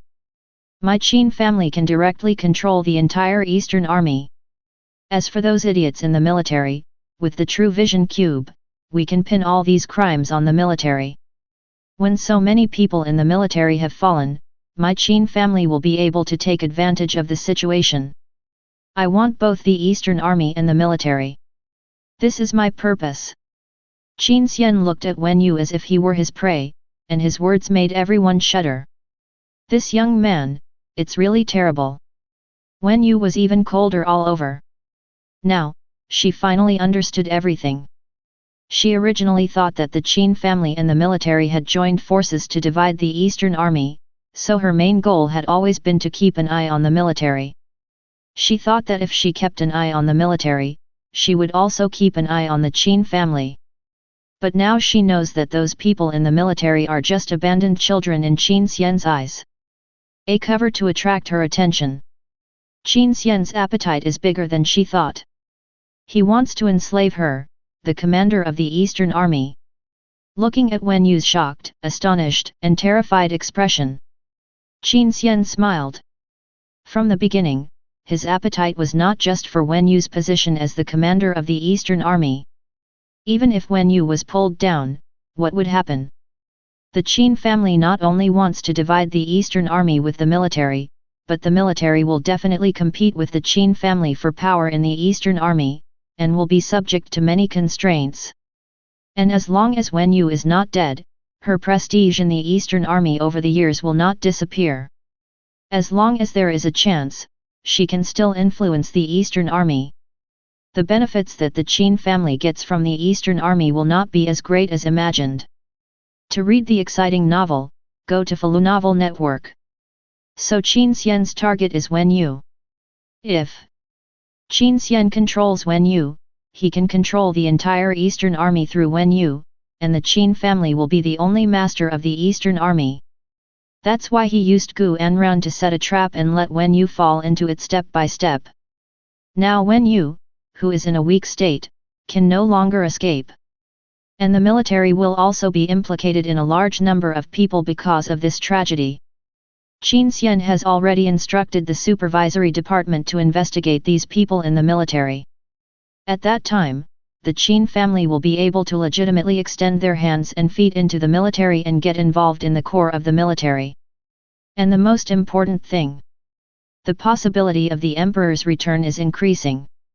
The Eastern Army will be the greatest support for the emperor and the regent government. If the commander of the Eastern Army is secretly a member of the Qin family, then they can turn the tables. I'm afraid it will give the emperor a big surprise. Wen Yu, Wen Su, and others were completely stunned. Especially Wen Su, he stared at Qin Xian in a daze, and suddenly felt how big the gap between him and Qin Xian was. This gap is not just about talent and strength. It's about the way of thinking. It's completely on a different level. He was thinking about how to pursue the love between men and women like Gu Anran, and the love of youth. He was thinking about how to avenge Qin Xian in response to the humiliation at the Tiankai auction. But Qin Xian, he was plotting to seize the power of the military and the Eastern Army. He was fighting wits and courage with the bigwigs of the regent government and the military. What he did would directly change the situation of the entire empire. He was not a person from the same world at all. At this moment, Wen Su was filled with frustration. Wen Yu's face also changed. Obviously, she knew how serious the consequences would be if she was enslaved and controlled by the Qin family. It would even be more serious than her death. Wishful thinking. Wen Yu gritted his teeth, his body exuded a terrifying aura again, and looked at Qin Xian coldly. I will never submit to your Qin family even if I die. Looking at Wen Yu with a firm look in his eyes, Qin Xian smiled slightly, his eyes full of indifference. This matter is not up to you. Qin Xian stretched out his right hand and smiled at Wen Yu. I will give you two options. One is to sign a slave contract with me, and I will let your brother go. The second option is to, I'm afraid you'll suffer a lot. Chapter 163. Wen Yu was filled with anger when she heard this, and she shouted, I will never yield to you. Never. The next moment, an extremely terrifying aura emanated from Wen Yu's delicate body, and her eyes radiated an extremely terrifying light. Behind her, the 12 apocalypse runes began to flicker, condensing extremely powerful energy, interweaving into a magnificent picture in the void. These apocalypse runes seemed to be connected to the apocalypse terminal, and a mysterious and terrifying aura emerged from the 12 apocalypse runes and poured into Wen Yu's body.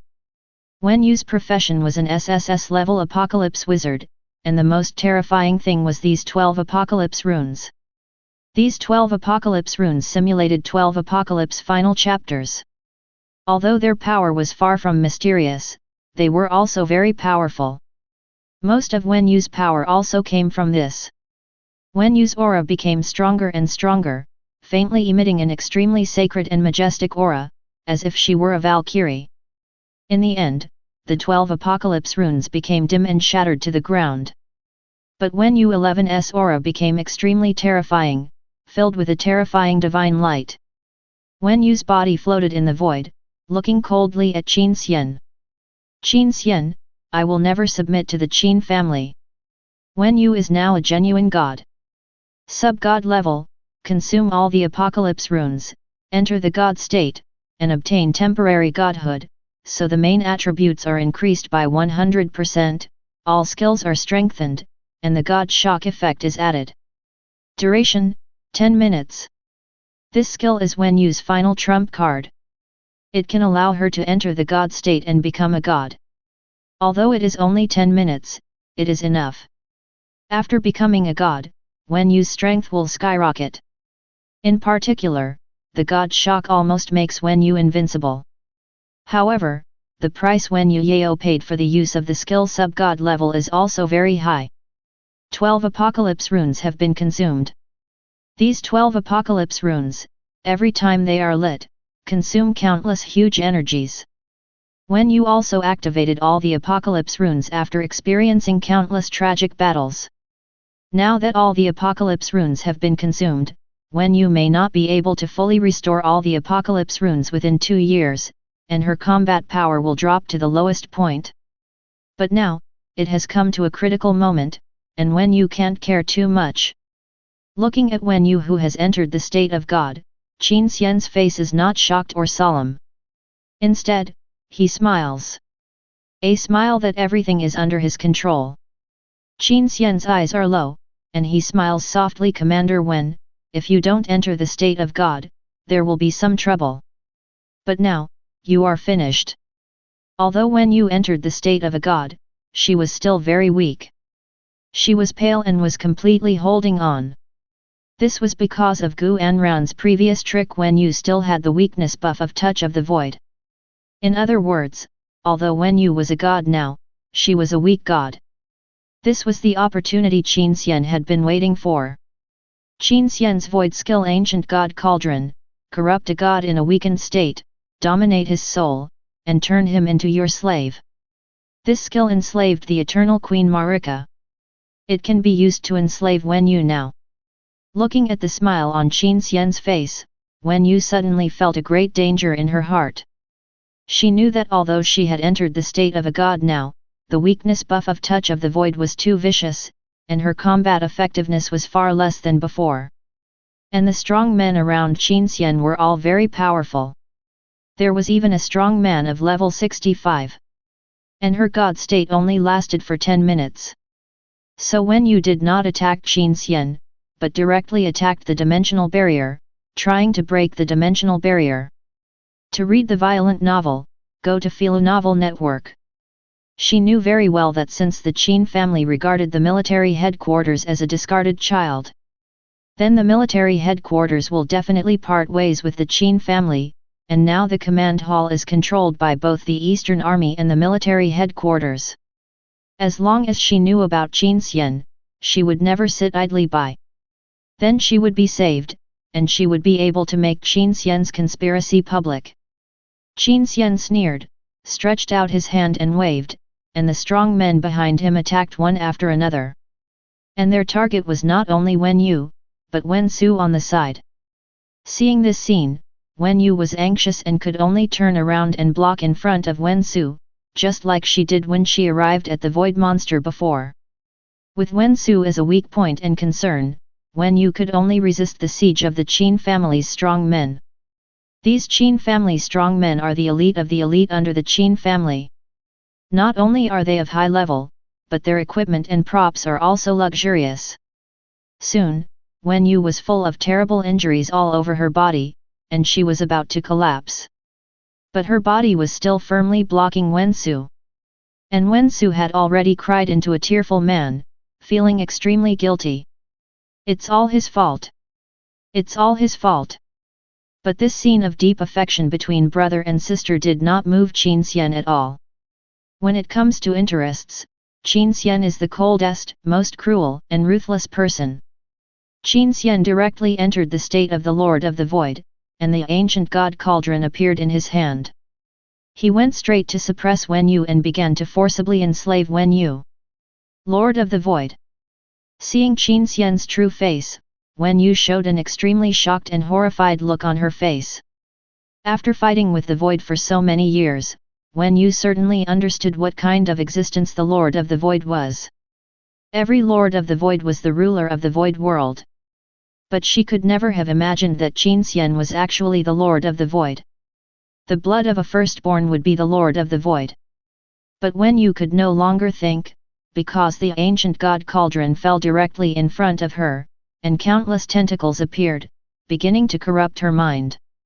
Chapter 164. Wen Su and the others were stunned. They stared at Qin Xian in a daze. Seeing him filled with the aura of the Void, their eyes were filled with horror. Qin Xian was actually the Lord of the Void. How could this be possible? How could there be a Void profession among humans? It was not until this moment that they suddenly remembered. Qin Xian. But he is a dual professional. It's just that people's attention is focused on Qin Xian's first profession, and they have never thought about Qin Xian's second profession. But now, they have no time to think about these things. The ancient divine poison firmly suppressed Wen Yu, and the countless tentacles that evolved directly inserted into Wen Yu's body. The terrifying power began to corrupt Wen Yu's mind. She became Qin Xian's slave. Extreme pain suddenly spread throughout Wen Yu's body. It was not only physical pain, but also mental torture. As the commander-in-chief of the Eastern Army and one of the most outstanding soldiers in the human world, Wen Yu's willpower was naturally incomparably strong. But she couldn't bear this kind of pain and couldn't help screaming. Her whole body was constantly twitching and shaking. No. Seeing this scene, Wen Su was filled with rage. To him, his sister Wen Yu was the most important person in the world. Now seeing his sister being tortured by Qin Xian, how could Wen Su not go crazy? Wen Su roared madly, rushed towards the ancient god Gu, holding the sword in both hands, and slashed it with one sword. Battle roar, make a roar to shock the enemy, reduce the combat capability of surrounding enemies or improve the morale of your own side. Unyielding will, increases attack power by 50%, lasts for seconds. Holy Temple Blessing, the skill adds holy light damage, with the chance to cause 3% of the maximum health value of magic damage. Wen Su almost used all of his skills to break the ancient god Gu and rescue his sister Wen Yu. Not only Wen Su, Li He, Su Taishu, and Zhao Haoran also took action. They wanted to rescue Wen Yu. But, they are too weak. Wen Su is quite strong and has top talent. He is an SS level Templar Knight and an Oracle Knight second only to Qin Xian in the Knight department. But he is only level 30 now. His attack can't even shake the light curtain of ancient god Gu. Not to mention that there are a group of Qin family strongmen around Qin Xian. Boom! Wen Su's attack landed on the light curtain, but it didn't cause any damage. At this moment, Wen Su was filled with a sense of powerlessness. No. Let go of my sister, Qin Xian. Let go of my sister. Don't touch her. Wen Su's teeth were bared, his eyes were red, and he kept roaring. His roar was full of despair and pain. He could only watch Qin Xian standing over his sister Wen Yu, countless tentacles tied up Wen Yu's delicate body, enslaving Wen Yu bit by bit. In Wen Su's heart, his voiceless sister, his noble and holy sister, was being tortured and killed by Qin Xian. Wen Yu kept screaming, and rolled her eyes, as if she had been played to pieces.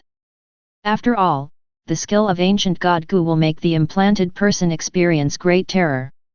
Even the eternal Queen Marika, the main god who has experienced tens of thousands of years of fighting with the void, could not endure the torture of ancient god Gu and was completely mentally broken.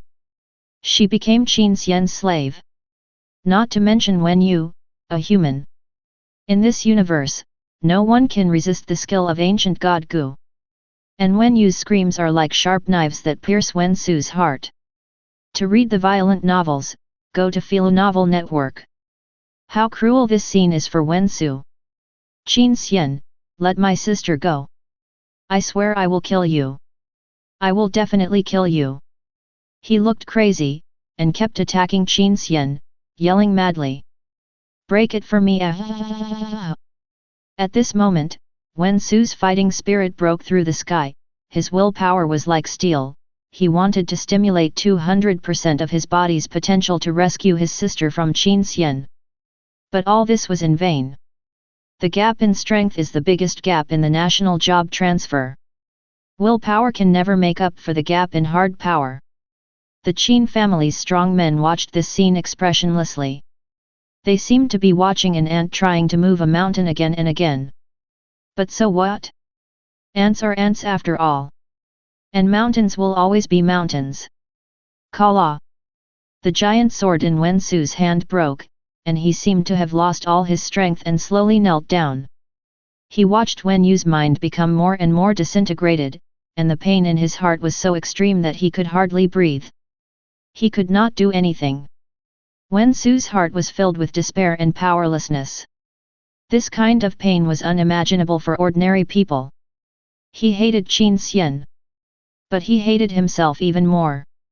If he hadn't been in love, if he hadn't gone to save Guan, Zhao, Ran, his sister Wen Yu would not have fallen into the Qin family's trap.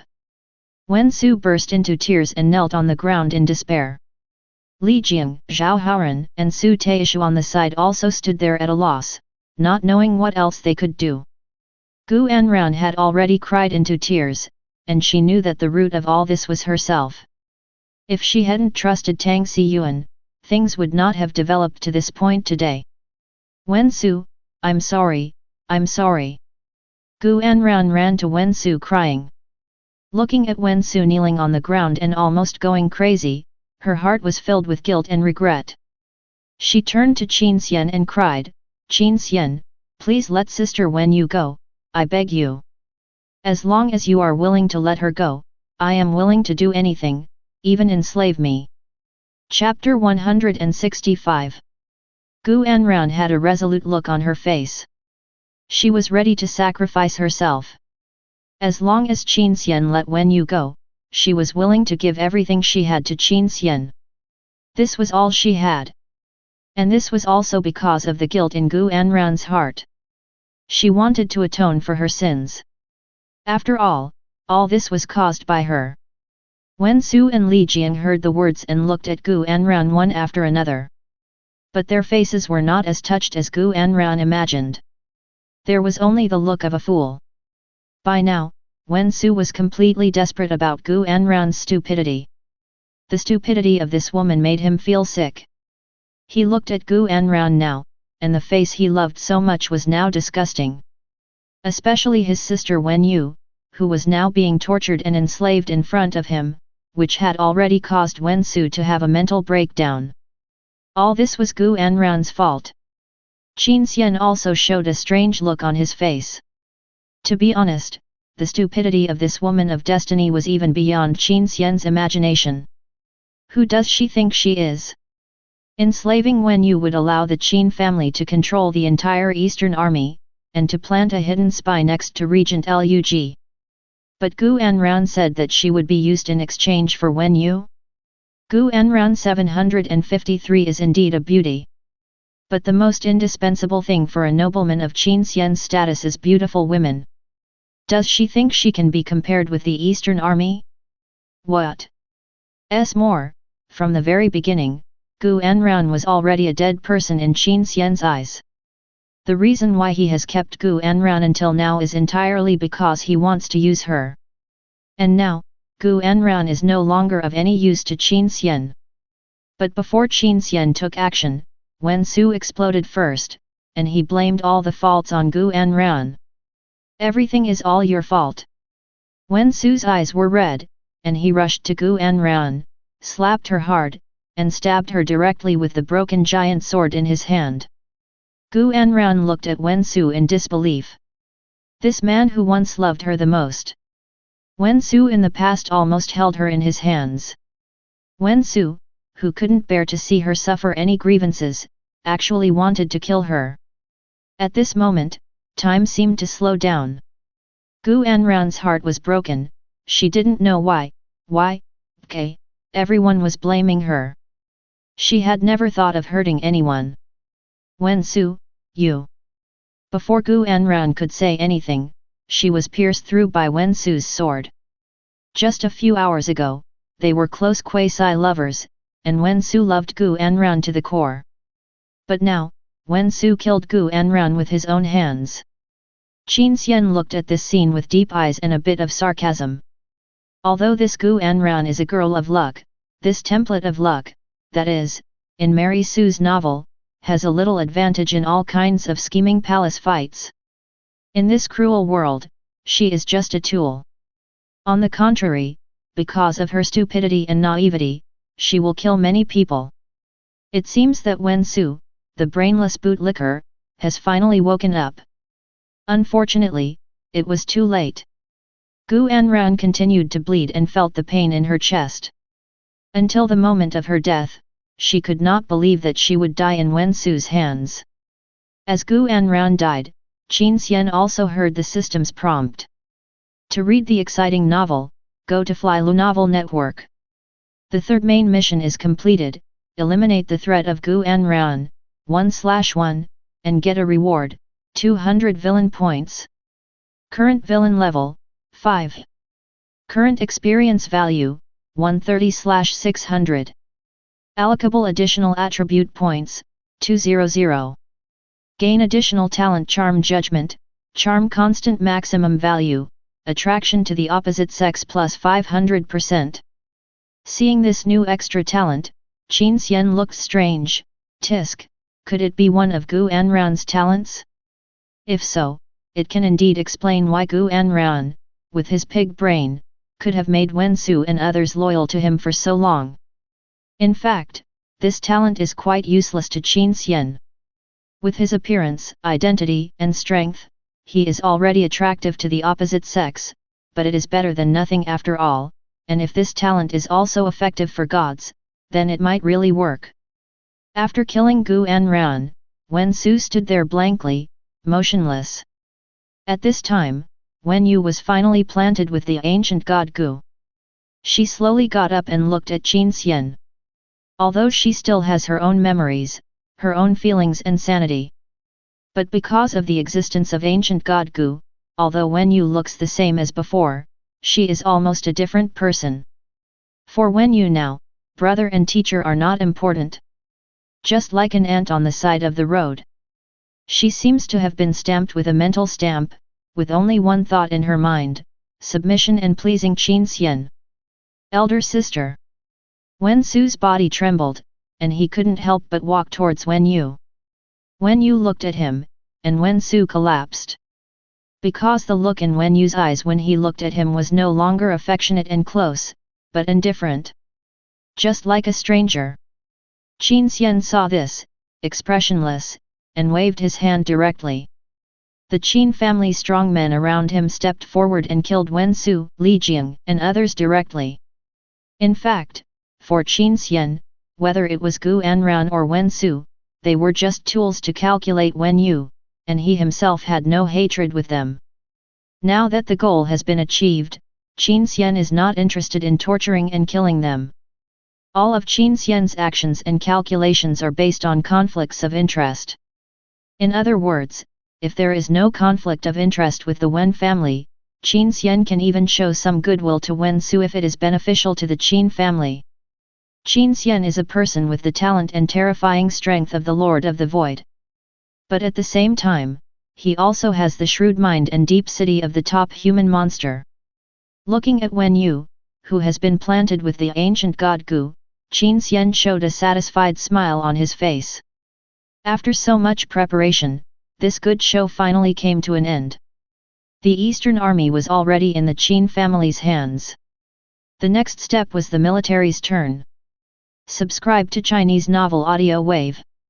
Chapter 166. In the command hall, the system that had lost control finally returned to normal. The technicians immediately connected to the monitoring system inside the trial space. However, the images from the monitoring system shocked everyone. Apocalypse above. My God, what happened? In the monitoring system screen, the trial space that was supposed to be in order has become a hell on Earth. There are void monsters everywhere, killing human geniuses.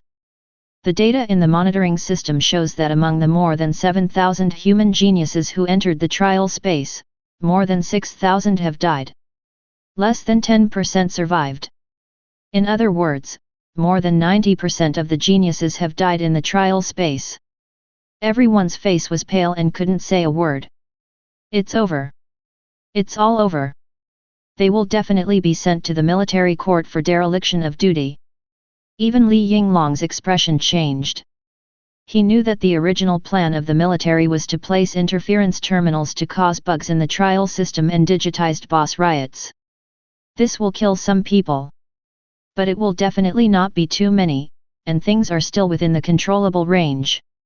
But now it is not a digitized boss riot, but a void invasion. The Qin family, did they place a void beacon? Even Li Yinglong couldn't help but feel a little nervous.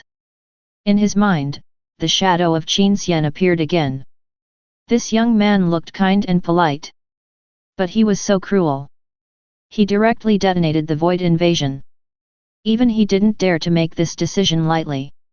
You know, these geniuses in the imperial capital all come from major families, major guilds, and major universities. They are not only talented, but also have terrifying backgrounds. It can be said that any one of them is either a top student in a major university or a child of a major family, the hope of the future. But Qin Xian killed him as he said, and almost caused a talent gap in the entire imperial capital in one breath. Li Yinglong exhaled slightly, and his fear of Qin Xian and the Qin family deepened. It really takes some courage to cooperate with the Qin family. Just like the final chapter of the Qin family's Apocalypse Demon Lion Palace, the style of the Qin family is full of aggression and oppression. But now, the military still has to cooperate with the Qin family. At least before the Eastern Army is divided up, it still needs to be like this. The military still needs the Qin family to put pressure on the regent government. But now it seems that the regent government can't stand it anymore, with so many top talents dead. No one can protect Wen Yu. Whoever is involved in this matter will die. Li Yinglong's eyes flashed with a smile, but his expression was still quite serious. Report this immediately and request support. The void invasion, and the void invasion that broke out in the imperial capital, and even more serious, the void invasion in the trial space. This incident can almost be regarded as the most serious incident since the founding of the empire. So when this matter was reported, almost the entire empire knew about it. To read the exciting novel, go to Philo Novel Network. Void Invasion. In the regent's office, Lug's expression was extremely gloomy.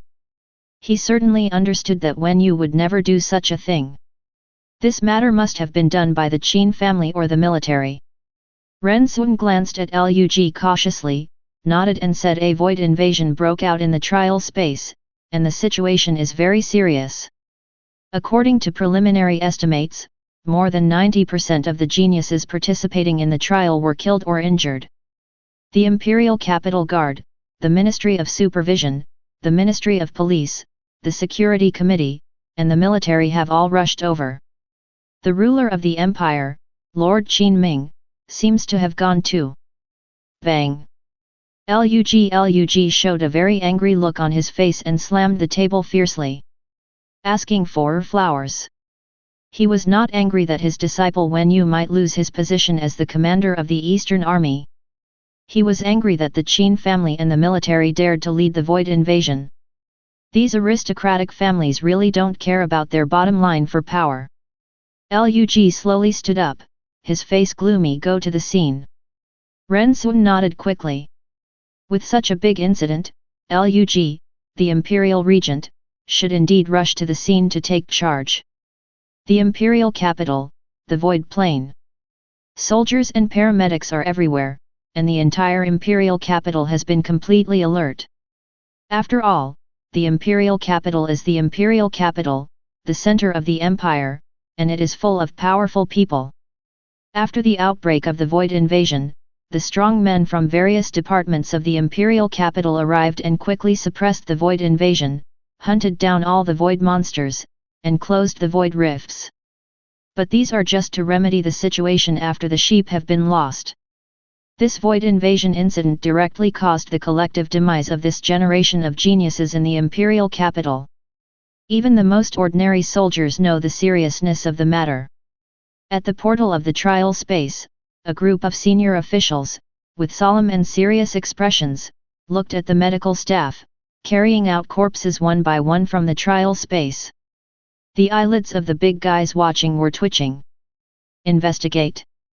Investigate thoroughly. Zhou Xingkong, chairman of the Imperial Security Council, said gloomily, void invasions don't appear out of thin air. Someone must have placed a void beacon. The Imperial Security Council is responsible for defending against external threats and dealing with internal security issues. The appearance of a void invasion at the gate of the imperial capital is a slap in his face. It is conceivable that his career will be overshadowed. The military's executive deputy minister, Li Yinglong, said coldly, no matter what, Wen Yu, the host of the trial space this time, cannot escape responsibility. She must take full responsibility for this. Chapter 167. Wen Yu. Many bigwigs looked at each other after hearing this. They knew that the military should take this opportunity to attack Wen Yu, the commander-in-chief of the Eastern Army. After all, the bad relationship between the military and the Eastern Army headquarters is no longer a secret in the officialdom of the empire. The military parachuted a deputy chief of staff into the Eastern Army, hoping to strengthen the military's control over the Eastern Army. However, the deputy chief of staff had no status in the Eastern Army, and no one listened to the deputy chief of staff. Even when you held a meeting at the Eastern Army headquarters without notifying him. As a result, the deputy chief of staff drank tea in the Eastern Army's office for several months and returned to the military in disgrace. Now the Void Hunting Trial 687 has caused such a big mess, which can be called the most serious incident in the history of the Empire. This incident is even more serious than the K77 tragedy of that year. The K77 tragedy destroyed more than a dozen legions, but this incident happened on the front line of the Void, which is very far away from the mainland of the Empire. In addition to the relatives of the dead and injured soldiers, in fact, people didn't feel much, they just heard about it in various news and sighed. But this time the Void invasion was different. This Void invasion happened in the imperial capital and caused such a large number of casualties. The impact was far stronger than the K77 tragedy. Even the reputation of the empire was greatly affected. Whoever takes the blame for this will die. Wen Yu is definitely finished. For a moment, many bigwigs fell silent, they were thinking. After Wen Yu is finished, who will be the commander of the Eastern Army? What kind of impact will this have on the situation of the empire? At this moment, a terrifying aura appeared, and Qin Ming, surrounded by a group of followers, descended here. The terrifying strength of level 89 made everyone feel fearful. Mr. Ruling. Many big men looked solemn and saluted. Although they were the highest officials of various ministries and agencies, and their own strength was outstanding. But Qin Ming far surpassed them in both strength and power. Even many of them were disciples of the Qin family. In addition to Qin Ming, Fang Ji, the chief of the military, also came here with Qin Ming. This chief of the military can be said to be the first in the military, and is also a legendary strongman. In terms of power, he is probably second only to Lug and Qin Ming. He is the third most important person in the empire. All along, Fang Ji and Qin Ming have been close and distant. But now, they came together. Such a big man, every move is very meaningful. Seeing this scene, everyone's pupils shrank slightly. Could it be that the military and the Qin family have joined forces? If so, the second and third most important figures in the empire have joined forces. Even the regent might consider avoiding him. How is the situation at the scene? Has the situation stabilized? After hearing this, Zhang Hao, the imperial police minister, immediately said, the void rifts have all been closed, and the invading void monsters have all been hunted down. What about the casualties? Very serious. Preliminary estimates show that more than 6,400 people were killed or injured. Qin Ming heard this and showed an angry look on his face. Such a serious and vicious incident has occurred at the foot of the imperial capital. We must investigate it strictly, especially the responsibilities of the relevant departments. As soon as these words came out, the temperature around them seemed to drop a few degrees.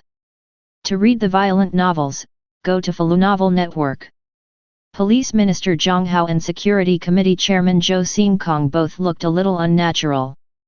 Because strictly speaking, the Void invasion incident occurred, and these two departments could not escape the relationship. Fang Ji looked at Li Yinglong and said calmly, Deputy Minister Li, you have been at the scene. It is unexpected that such a terrible thing has happened. What on earth are you doing? Although he was scolding, there was no fear on Li Yinglong's face. He just lowered his head and said, Master, General, although I came to the scene, the void hunting trial is hosted by Wen Yu, the commander of the Eastern Army. I have no authority to deal with anything on the scene. Everything is under the control of the Eastern Army. Seeing Fang Ji and Li Yinglong singing the same tune, everyone knew that the military was preparing to take action against Wen Yu. At this moment, someone said respectfully, the regent is here. Everyone looked in the direction of the voice and saw Lug with a gloomy face, and his tall figure slowly descended. Everyone was shocked. Even Lug came in person. He basically controlled the overall situation in the regent government and would not easily appear in front of everyone's sight. But this time, he came in person. It can be seen that this void invasion really shocked the top leaders of the entire empire. Meet the regent. Except for Qin Ming and Fang Ji, the other bigwigs all bowed to Lug. Let's not talk about whether they are from Lug's faction. As the regent of the empire, Lug is the ruler of this empire, and these bigwigs must naturally maintain awe and respect. And everyone was shocked. The imperial regent, the imperial ruler, and the chief of the military, these three giants gathered together. How many years have I not seen this scene? Lug looked at the corpses that were constantly being carried out, and the ruins everywhere. His heart sank, he knew that the matter was more serious than he thought. Lug looked at Qin Ming, and also saw Fang Ji beside Qin Ming. Looking at the two standing together, his eyes became more gloomy. It is self-evident why these two joined forces. His disciple Wen Yu is in danger. But despite this, Lug still decided to forcibly save Wen Yu. At least Wen Yu must be saved, and Wen Yu must not be exiled. Chapter 168. Before coming, Lug had considered it carefully. After such a thing happened, Wen Yu would definitely not be able to stay in the position of the commander of the Eastern Army. Behind the thousands of geniuses who died were various universities and major families. Even the regent could not stop the anger of such a huge force. The military and the Qin family have always regarded Wen Yu as a thorn in their eyes and a thorn in their flesh. They will definitely punish Wen Yu to death. Not to mention killing Wen Yu, at least they will kick Wen Yu out of the army sequence, or even more seriously, exile Wen Yu to the depths of the void. So Lug must come forward to protect Wen Yu. Not only because Wen Yu is his disciple, but also because Wen Yu has served as the commander of the Eastern Army for so many years and has a very high reputation in the Eastern Army. As long as she is not dead, she can still have some influence on the Eastern Army. Moreover, if he can't even protect his own disciples, how will those factions under his command view him as the regent? People's hearts will be scattered. However, he must pay some price and give up a lot of interests. In any case, this time the regent government is defeated. Lug couldn't help but look at Qin Ming. He firmly believed that behind all this, there must be the shadow of the Qin family. Void invasion. Thinking of this, Lug couldn't help but feel angry. The Qin family and the military really disregarded the interests of the empire and the interests of mankind. Qin Ming looked at Lug calmly, his eyes were very calm, without any fluctuations. Seeing this scene, everyone dared not breathe.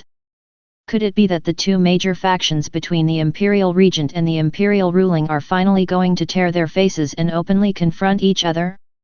Behind Lug, Shi Ji, the head of the Imperial Special Service General Administration, also looked very bad. He was assigned to Wen Yu by Lug, asking the Imperial Special Service General Administration to assist the Eastern Army in holding this hunting trial. In fact, their Special Service General Administration also handed over the situation of the military to Wen Yu. But unexpectedly, something went wrong. No matter what, it was the dereliction of duty of the Special Service General Administration. He couldn't help but ask, why did the void invasion break out? Did someone place a void beacon? What about the monitoring system in the command hall? Call out all the monitoring information. Li Yinglong, the deputy director of the military department, said lightly. The monitoring system temporarily malfunctioned, and all the monitoring information was invalid. Shi Ji questioned. These were originally the responsibility of the military department, right? Now there is a problem, how do you explain it? Although the Imperial Special Service General Administration is a newly established intelligence department, it is not very experienced in terms of qualifications. But after all, it is a large and powerful department of the Empire. As the director, he is also a big shot in the Empire, so he can naturally question the military department. Li Yinglong's eyes flashed with a hint of sarcasm, and he said calmly, the person in charge of this matter before was the third department of the Imperial Military Affairs Department. Now they have all been controlled and punished for dereliction of duty. When Shi Ji heard this, his expression suddenly became a little ugly. He originally wanted to drag the military department into the water, so that the military department would be cautious and dare not target Wen Yu too much. After all, the military department is also responsible for this matter. But unexpectedly, the military directly gave up those officials in the third department of the Military Affairs Office and was determined to punish Wen Yu. At this time, a cry of surprise rang out. Wen Yu, finally, they appeared. Wen Yu and Qin Xian appeared in front of many big men one after another. And Ren Sun whispered to Lug, I just got the news that Wen Su died in the trial space. Lug felt a little pain in his heart when he heard this. He had taught Wen Su and liked this young man very much. Although Wen Su was a little arrogant, his talent and strength were both top-notch. With time and a little training, he would become a great man. He had great hope of entering the ranks of legendary masters. Moreover, he also regarded Wen Su as his son or nephew. Now that Wen Su died in the Void Invasion, Lug was also very sad. To read the violent novels, go to Philo Novel Network. When they saw Wen Yu appear, everyone showed a look of watching a good show on their faces. Everyone knew that this young military giant was going to be finished. Li Yinglong took the lead and stared at Wen Yu coldly. Wen Yu, such a serious accident occurred in this hunting trial. You, the first person responsible, must bear all the responsibility. Facing Li Yinglong's sudden attack, Wen Yu remained calm and said coldly, all this is thanks to your military. Since I accepted the void hunting trial, your military has been obstructing me everywhere. The monitoring system has been implanted with a bug program. After the trial began, the command hall was directly paralyzed. Listening to Wen Yu's sophistry, Li Yinglong smiled disdainfully. Wen Yu's reaction was within his expectations. He just sneered. The three departments of the Military Affairs Department responsible for this matter have been dealt with. Now I am asking about your responsibility. You are the host of the void hunting trial, so you should ensure that there are no accidents. Now that so many geniuses have died and caused such a great loss to the Empire, you must bear all the responsibility. After that, Li Yinglong said to Qin Ming and Fang Ji in a deep voice, Mr. Regent, Mr. General, I think Wen Yu has committed a serious crime of dereliction of duty and should be immediately abolished from her position as the commander of the Eastern Army. And she should be arrested immediately and handed over to the military court for trial. As soon as these words came out, the eyelids of several bigwigs trembled. The military court is directly under the military. It is also one of the ways for the military to check and balance the major military regions. Wen Yu would be punished if he did not die in the military court, and he might even be kicked out of the army. A commander of a military region, a top giant in the army, fell like this? However, at this time, Qin Xian, who had been silent, suddenly spoke. Father, Regent, and all the ministers, I made an unexpected discovery in the trial space. I discovered the culprit behind this void invasion. Chapter 169. Oh! Qin Xian's words immediately attracted everyone's attention. Lug's expression sank, while Li Yinglong's eyes lit up and he looked at Qin Xian. Could it be that the eldest son of the Qin family also prepared a set meal for Wen Yu? He had only planned before that as long as there was an accident in the trial space, there would be a reason to bring Wen Yu down. As for any evidence, it doesn't matter. At most, he can just find a few scapegoats. If Qin Xian really forged some evidence and completely pinned the blame on Wen Yu, that would be even better. Thinking of this, Li Yinglong immediately smiled and said, "Mr. Qin, please tell me, no matter who the murderer is, he has done such an infuriating thing, and he must be investigated to the end and held accountable to the end." Li Yinglong was filled with righteous indignation, and his words were heart-wrenching. Qin Xian looked at Li Yinglong so excited, and a smile appeared on his face. He shook his head and said lightly, "Deputy Minister Li, maybe you can put this excitement aside for now." He directly took out a Rubik's Cube, which was the True Vision Cube. True Vision Cube. Many bigwigs, all of whom were well informed, immediately recognized this object. True Vision Cube can only be made by professionals with the True Vision eye skill. It can record scenes and will not fake or disguise. However, there are very few people who have the True Vision eye skill.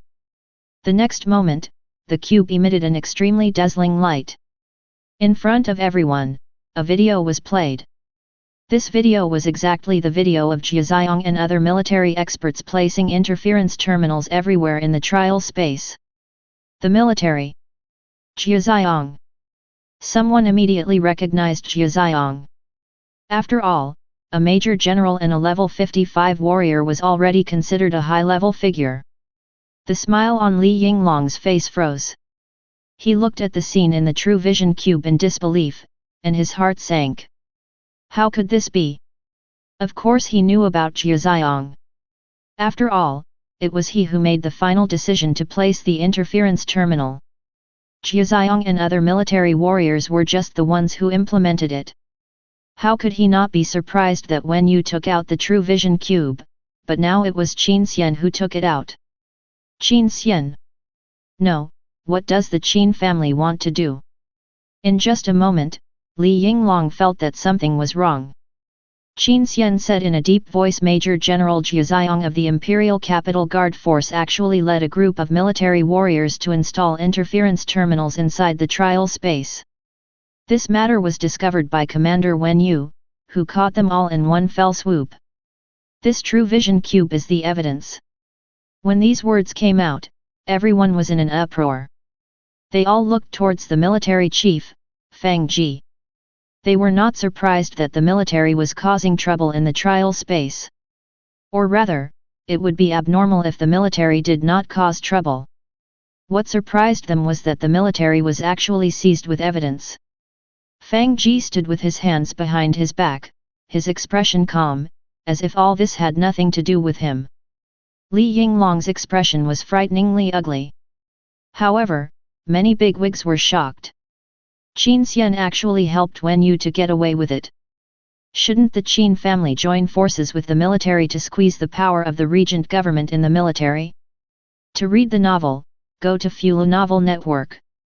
Qin Xian continued. Jia Xiong and others were caught by Commander Wen Yu, but they still resisted and were killed on the spot. But we didn't expect that the interference terminals placed by these people in the military were just a cover. Their real purpose is to place void beacons to attract void invasions, so as to create a huge disaster, and want to take this opportunity to throw all the responsibilities to Commander Wen Yu.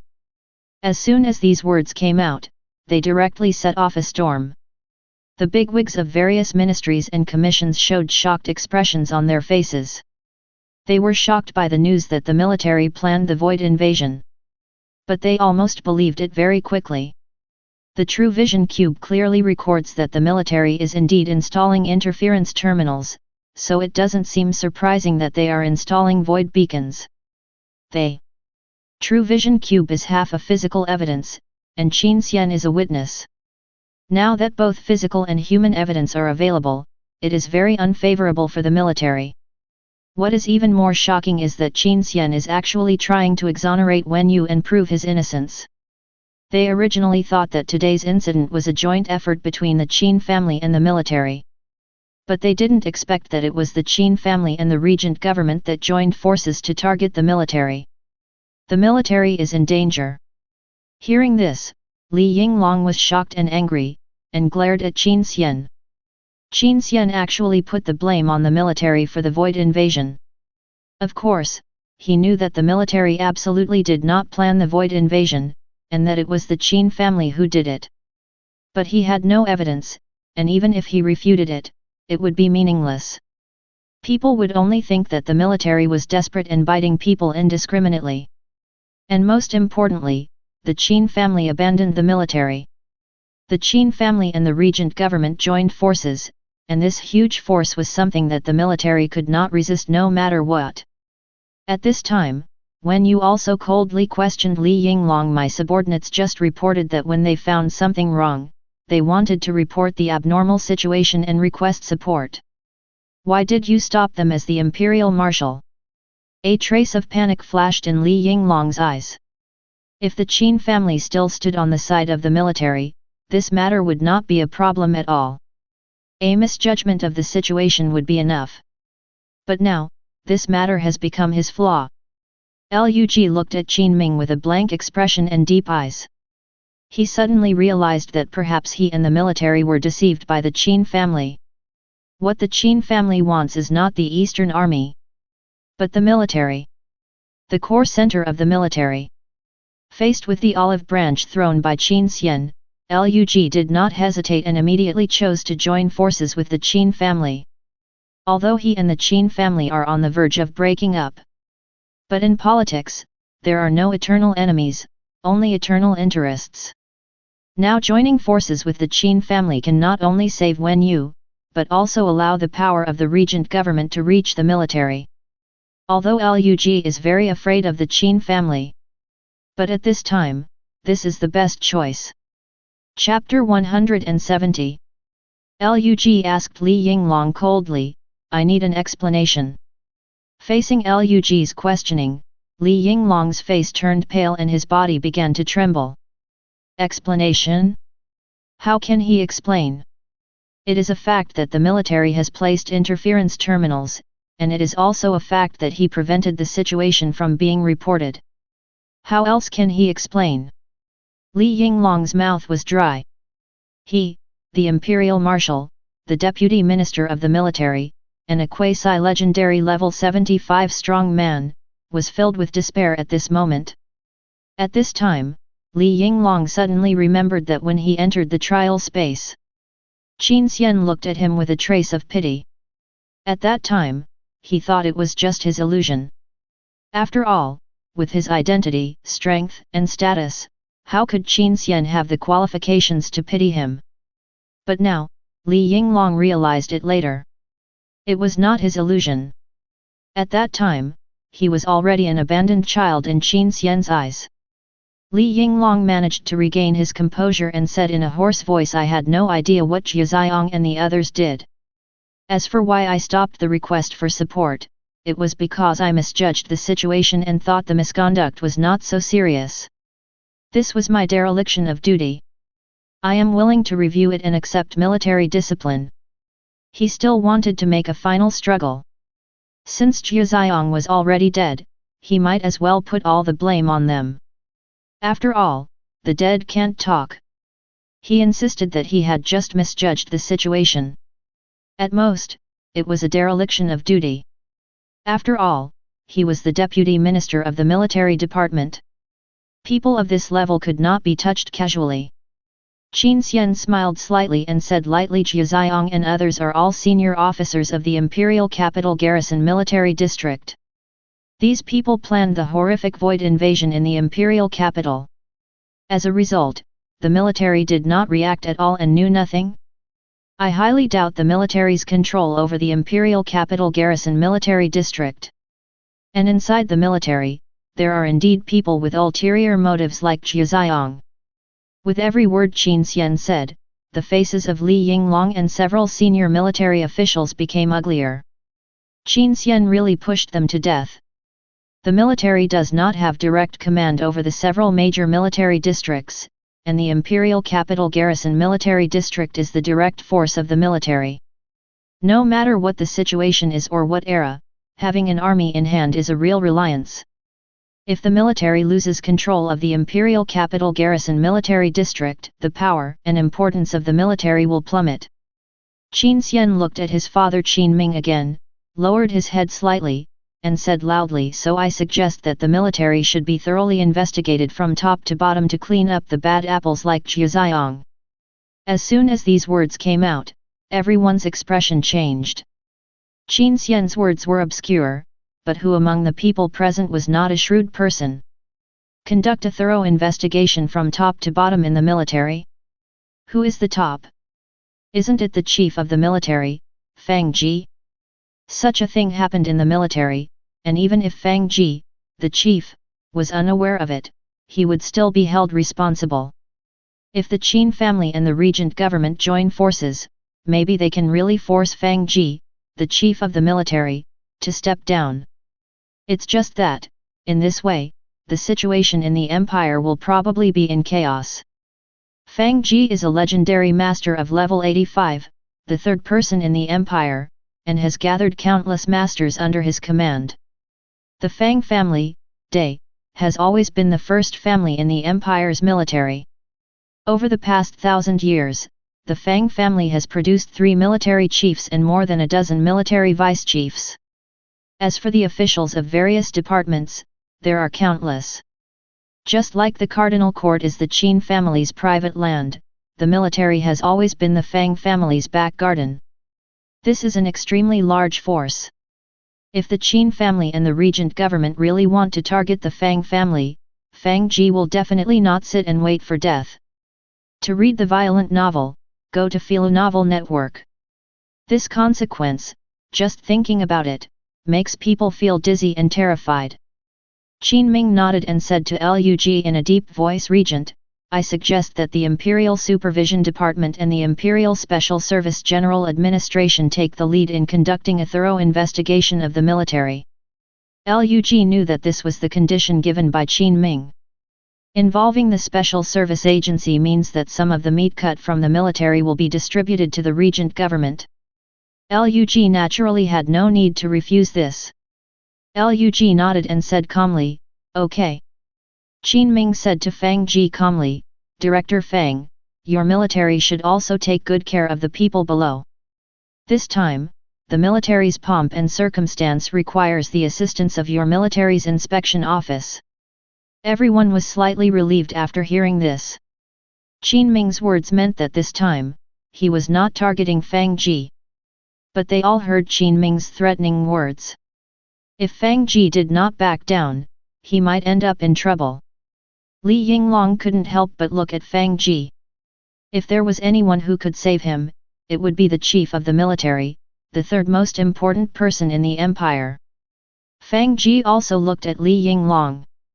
He had no expression on his face, not a single wave of emotion. He didn't say a word. But Li Yinglong understood everything. He was also abandoned by Fang Ji. Li Yinglong suddenly felt dazed. Just a few hours ago, he was still the powerful deputy minister of the military department and the imperial marshal. But now, he is going to be a prisoner. And Li Yinglong also knew that he had to take responsibility for everything. If Fang Ji was involved, then not to mention himself, his family would be in trouble. Li Yinglong laughed bitterly and said loudly, "No need to check, these are all my instructions.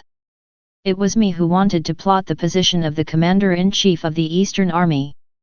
It was me who instructed Zhijiang and others to place the Void Beacon and planned the Void invasion.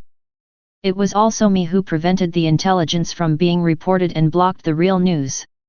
Everything was done by me and has nothing to do with others." Chapter 171. Seeing that Li Yinglong took all the responsibility on himself, everyone knew that he was finished. Even if Li Yinglong was not executed, he would probably be sentenced to the maximum prison term. If it was just dereliction of duty, at most his career would be unsuccessful and he would be fired. But he admitted to these charges, which was completely different. Planning the Void invasion was the most serious crime in the human world. Immediately, an inspector stepped forward and arrested Li Yinglong directly. The head of the supervisory department, Sheng Junchen, had remained silent before. Don't look at him outside. He is so majestic and arrogant. But when the Qin family is present, he is very low-key and docile. Just like a dog with an owner. If the master does not give orders, the dog will not usurp the throne.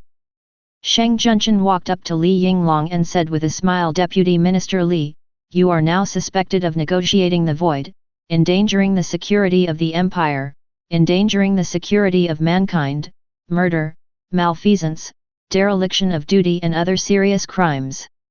My Imperial Supervision Department formally arrests you according to the Imperial Decree and launches a series of investigations into your many crimes. Listening to the series of charges mentioned by Sheng Junchen, Li Yinglong was numb. Too many debts don't worry, too many lice don't itch. Whatever. He also knew that there would be no good end if he fell into the hands of Sheng Junchen. This cruel official was the best at fabricating charges. Li Yinglong smiled desperately, his laughter was shrill. It doesn't matter, I admit any crime, you can do whatever you want. Before being taken away, Li Yinglong glanced at Qin Xian. His eyes were full of complexity, hatred, but more of emotion. He never thought that he had experienced countless storms, but ended up in the hands of Qin Xian, a young man.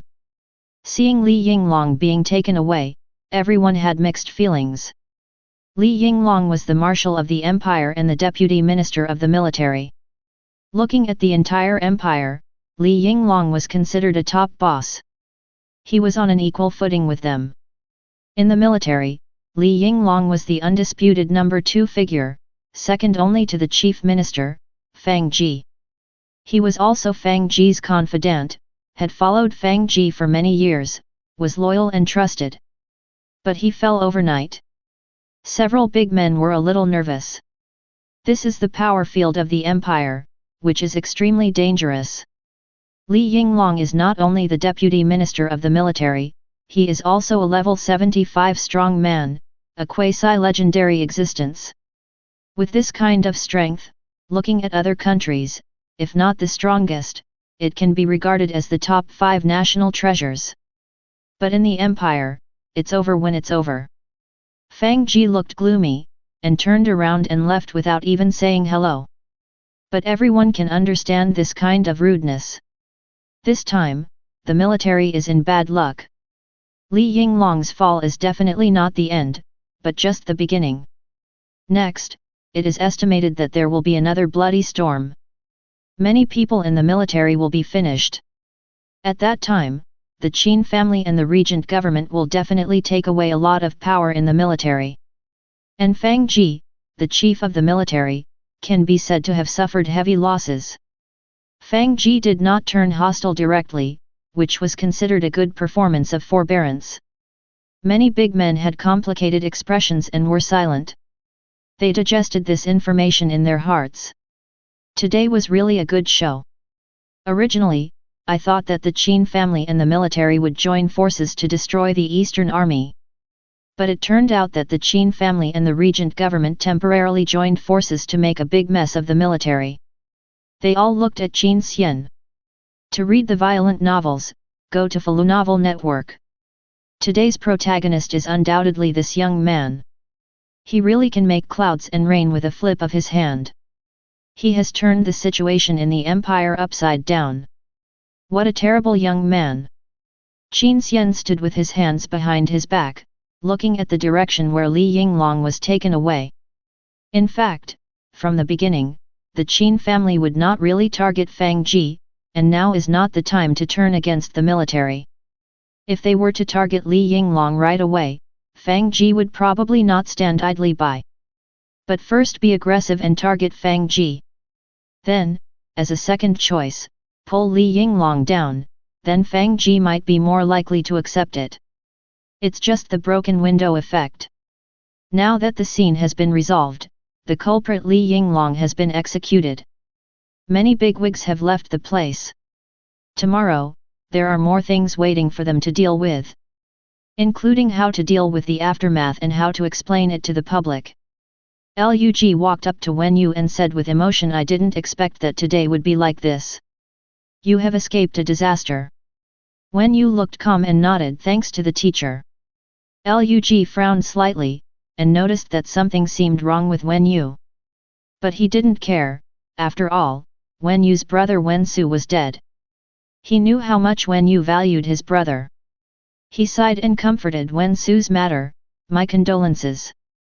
Wen Yu heard this, without any sorrow in her eyes, but she still made a precise expression of sadness on her face, and said softly, Teacher, I am a little tired, I will take my leave first.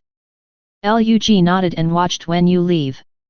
He didn't know why, but he always felt something was wrong. But he couldn't tell what was wrong. Qin Xian was also preparing to leave with his father Qin Ming. He nodded to Lug and said, Lord Lug, I will take my leave first. Lug nodded and looked at the smile on Qin Xian's face. He suddenly felt a sense of fear in his heart. He was afraid of Qin Xian, a young man in his 20s. This young man was more terrifying than he had imagined. Today's situation can be said to be completely led by Qin Xian. He is the director of this good show. Chapter 172. The next day, the Imperial Security Committee issued a notice on the Void Invasion incident. After close monitoring and evaluation by the Imperial Security Council, we regretfully confirm that the Empire has recently encountered a series of Void Invasion incidents. During the Void Hunting trial, a Void Invasion broke out, resulting in the casualties of many trialists. The affected area has been isolated, and the Imperial military and security forces are on site to control and respond. The Imperial Security Council has activated the National Emergency Plan to coordinate the military, intelligence agencies, medical systems and local governments to jointly respond. This news spread throughout the Empire in an instant. And it caused a great shock. The Empire is the most powerful empire in the human world. The announcement was written very officially 597 detailed, formal, objective, but without nutrition. The military's planning of the Void Invasion did not appear in the announcement at all. This was also considered by many parties. After all, the Imperial military is the highest power center of the Imperial military and all armed forces. In the hearts of the people, the status is extremely transcendent and has a supreme image. If it is said that the Deputy Minister of the Military, the Imperial Marshal, instigated the Void Invasion and caused this vicious incident, this will have a great impact on the hearts of the people. It may even make the people no longer trust the military and the Empire. So the official concealed the military's affairs, just saying that the Void Invasion broke out and the situation was under control. As for Li Yinglong, he just disappeared suddenly. On the official website of the military, there was a notice to remove Li Yinglong from the position of Deputy Minister of the Military and the rank of Imperial Marshal. But this is just the beginning. The Imperial Supervision Department and the Imperial Secret Service General Office formed a special task force and entered the military. They began to purge the military. Batches of officers were arrested and taken away for investigation, and even high-ranking officials at the level of director were not spared. The once arrogant military is now full of white terror.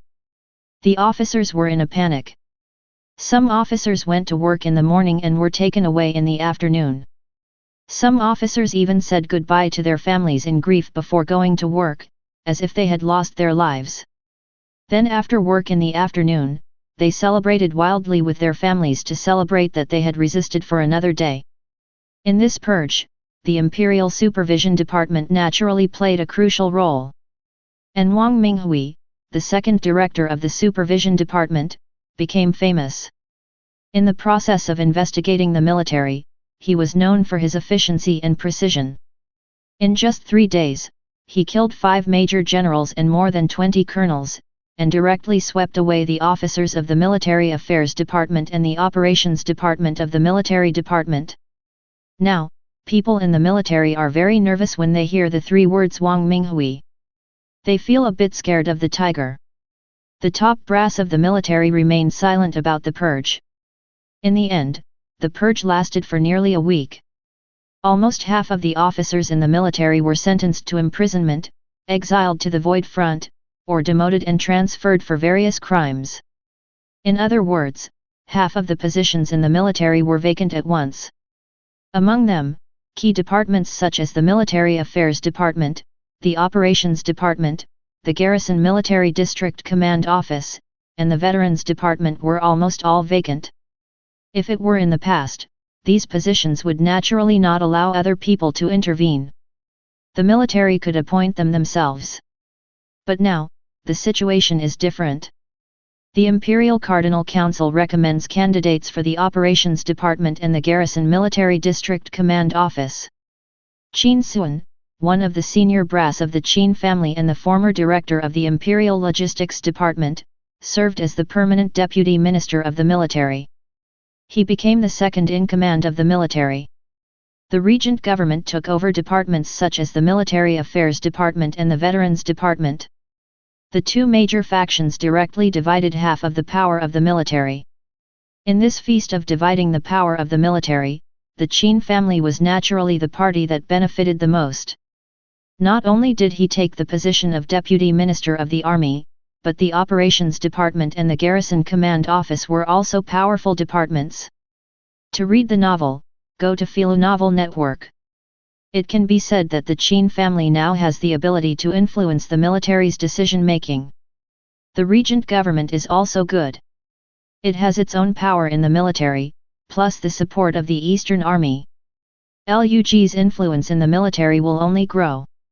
The situation in the imperial capital is unpredictable and upside down. But the initiator of all this, Qin Xian, began to calm down and practice. Now the Eastern Army belongs to the Qin family. After Wen Yu returns to the Eastern Army, the Qin family will be able to quietly and slowly control the Eastern Army with the cooperation of Wen Yu. And the Qin family can also get the most confidential information from LUG through Wen Yu, including the whereabouts of the emperor. But now, Qin Xian doesn't have to worry about these things. Naturally, there will be many people willing to run for the Qin family. These things in the imperial capital are just some adjustments. In this world, the real foothold is still strength. Just like Li Yinglong, a quasi-legendary warrior of level 75, who fell down at any time. This is not because of his lack of strength. It is just because he is not strong enough. If Li Yinglong was not level 75, but level 85, or even level 95, then those things that happened to him would not be a big deal at all.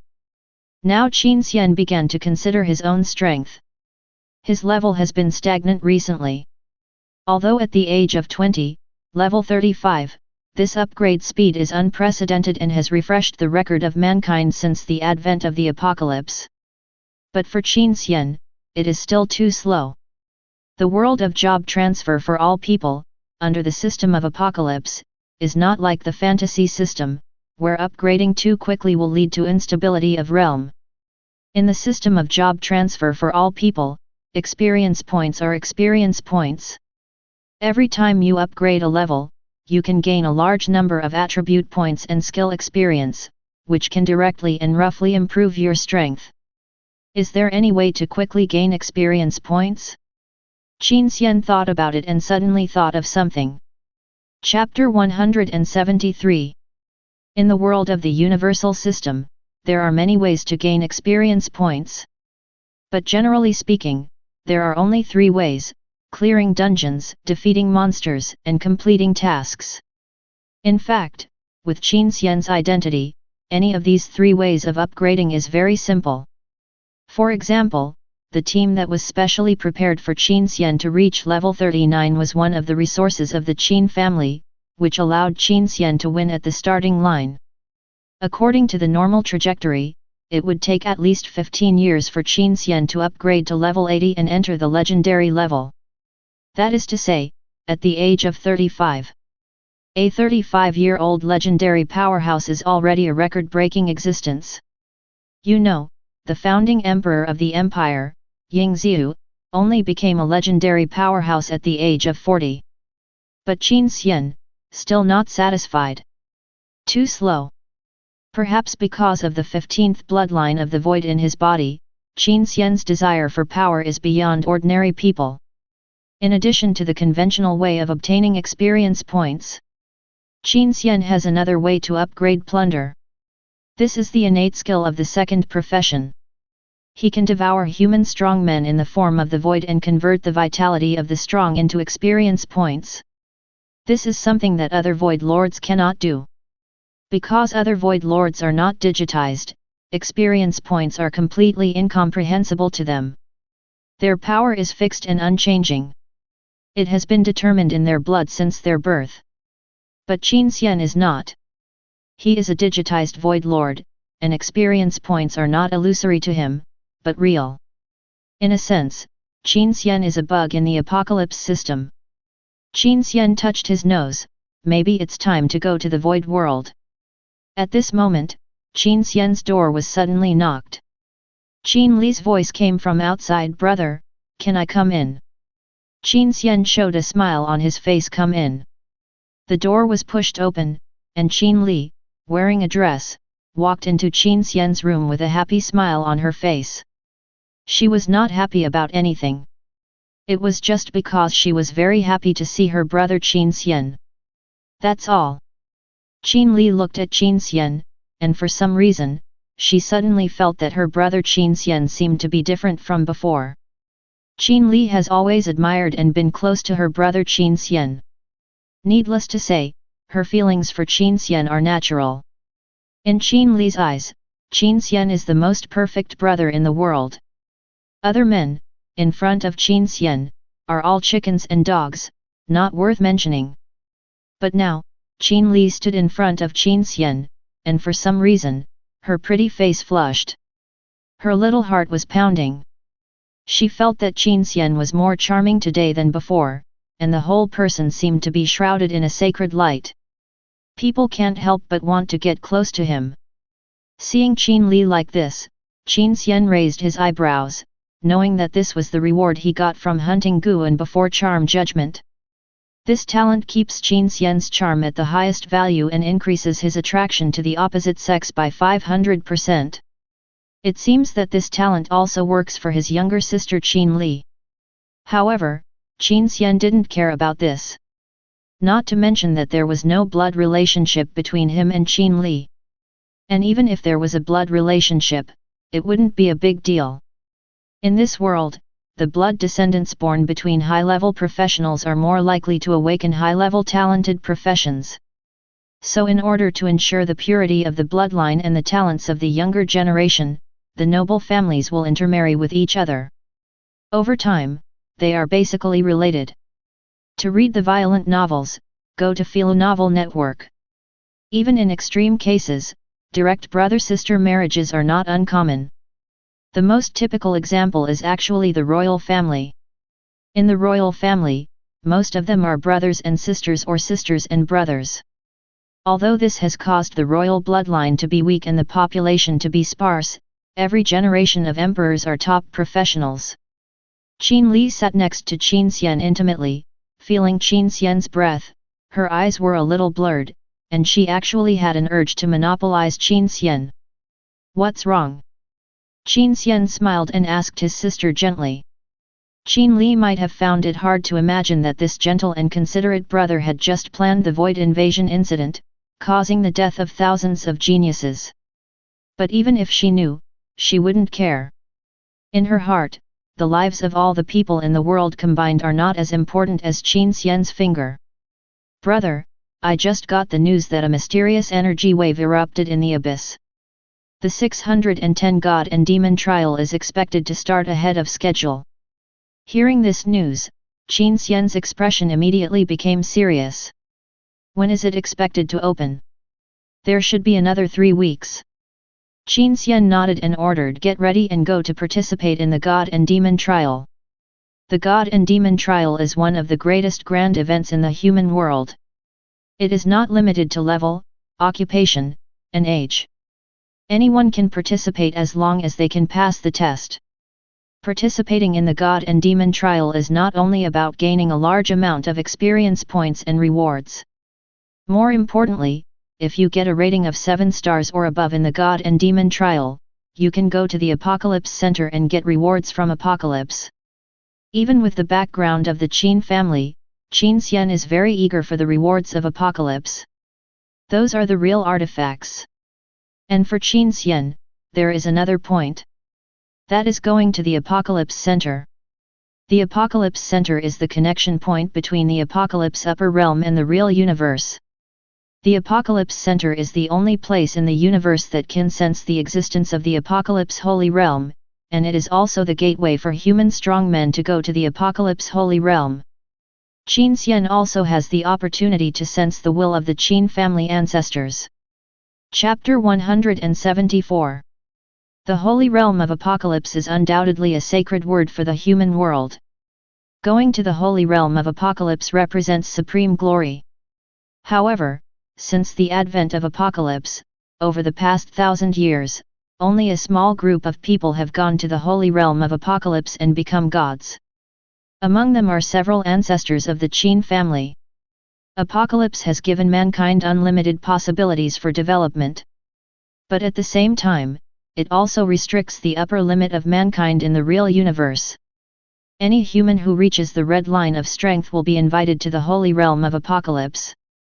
As a result, the strength of the human strongmen who remain in the real universe will not exceed the red line and will not threaten the terminal of Apocalypse.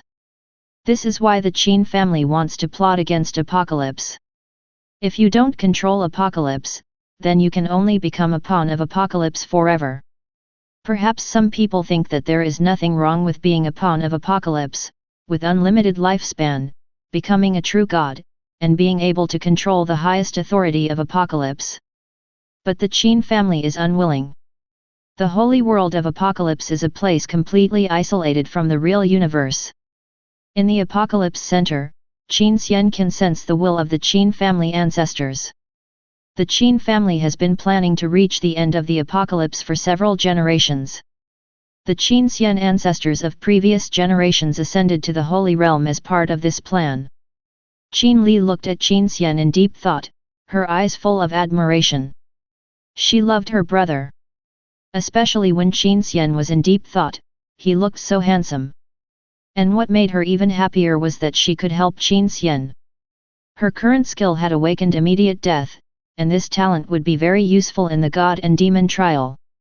Wen Yu was finally ready to leave the imperial capital and return to the Eastern Army. No one had expected that Wen Yu would escape unscathed from the storm in the imperial capital.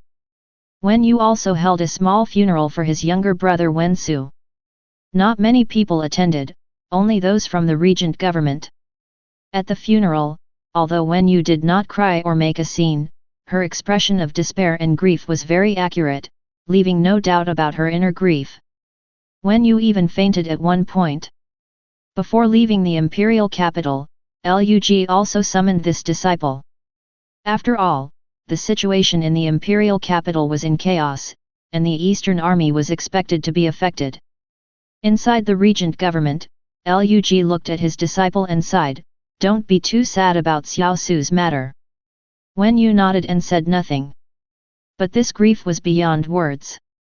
Lug then continued, "Now the military affairs department is in our hands. In the future, your Eastern Army will not be constrained by the military department.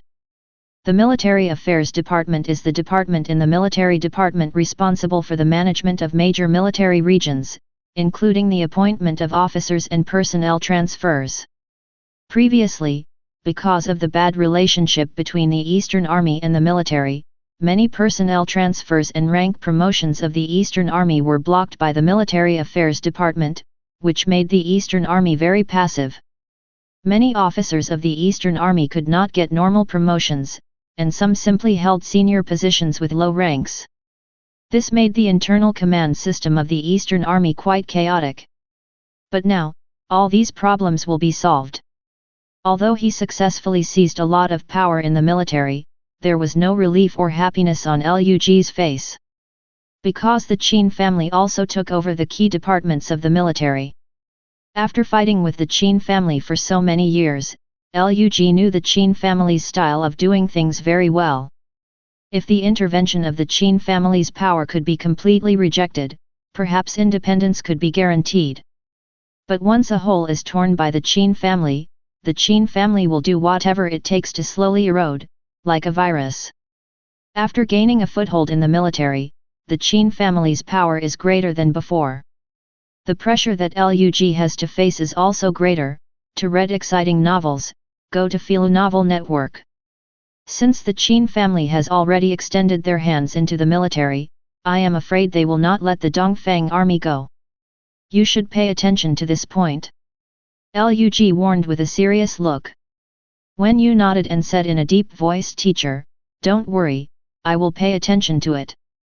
Then she whispered, "Teacher, is there any progress on the whereabouts of His Majesty the Emperor?" Lug can be very trusting of this disciple. Tian just received the news that the advance team has determined the approximate location of the dimensional prison. After that, he handed a top-secret document to Wen Yu. Wen Yu picked it up and looked at it, with a trace of surprise on his face. The progress is faster than we expected.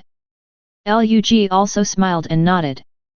This news should be considered one of the few good news recently. As long as the Emperor returns, everything will be fine. Wen Yu whispered, "If necessary, my Eastern Army will fully cooperate." Lug nodded. The Eastern Army is his greatest reliance in the military. It is also the military region that the Emperor can directly contact after his return.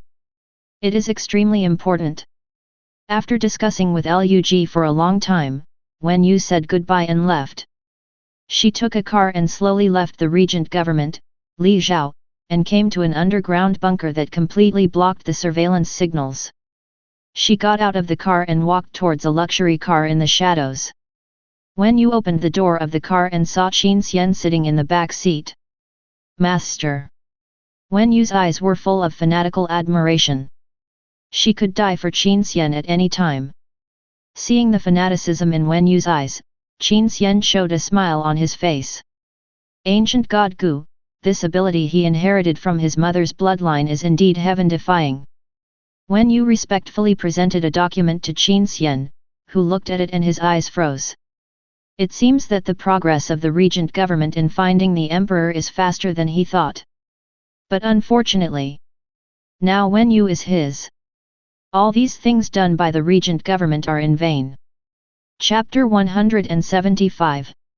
With Wen Yu as an insider, any progress of the regent government in searching for the emperor will be clearly controlled by the Qin family. When the people of the regent government really find the emperor, it will be the Qin family's chance to completely eliminate the threat of the emperor. Now the only one who can pose a threat to the Qin family is the emperor. In other words, the emperor who returns to the empire. Qin Xian was looking forward to it very much. When the emperor appeared, he thought he would rely on the strong men of the Eastern Army, but it turned out that they were all from the Qin family. I wonder what the expressions of the emperor himself and Lug would be? Return to the empire? No, from the moment the emperor personally led the army and went deep into the void, he will never be able to return to his beloved empire. The empire is now the property of the Qin family. Zhou Nan didn't know about the chaos in the imperial capital. In other words, he didn't have time to take care of these things now.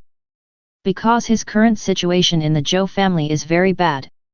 For some reason, after returning from the Tiankai auction, Zhou's hiking, the 063 cheap sister, became even more hostile to him. If her attitude towards him before was just disdain, ridicule, and disgust, then now, it is naked targeting. Zhou Nan also keenly sensed the hostility of the Zhou family mistress towards him, even murderous intent. So these days, he has been staying at Zhou's house, and he didn't even go to the void trial ceremony. But it was a blessing in disguise. I heard that a serious incident occurred during the void hunting trial, and a void invasion broke out, killing many people. For this reason, his adopted father Zhou Xingkong has not returned home for the past few days, and has been dealing with this matter at the Imperial Security Committee. Thinking of his father Zhou Xingkong, Zhou Nan's heart was as calm as water. He actually didn't have much affection for this father. After all, he had never seen Zhou Xingkong since he was a child, and he depended on his mother for life. Later, when he was in high school, his mother died of illness, and he lived alone. Later, although Zhou Xingkong recognized this son and brought him back to the imperial capital, he basically didn't care about him. Zhou Nan was lying on his bed, feeling very bad. At the apocalypse auction, although he met Qin Xian as he wished, he had no chance to copy Qin Xian's skills. Thinking of this, Zhou Nan sighed. Although his copying skills were buggy, the conditions were really harsh. Keep shaking hands for 30 seconds. Previously at the Tiankai auction, he had the audacity to greet Qin Xian in the name of his father Zhou Xingkong and shook hands with him. But after just a few seconds, Qin Xian moved his hand away. But he had no other options. He couldn't just forcefully hold Qin Xian's hand, right? That would be too rude. Maybe Qin Xian will find out something strange. If he gave up, Zhou Nan would not be willing to give up.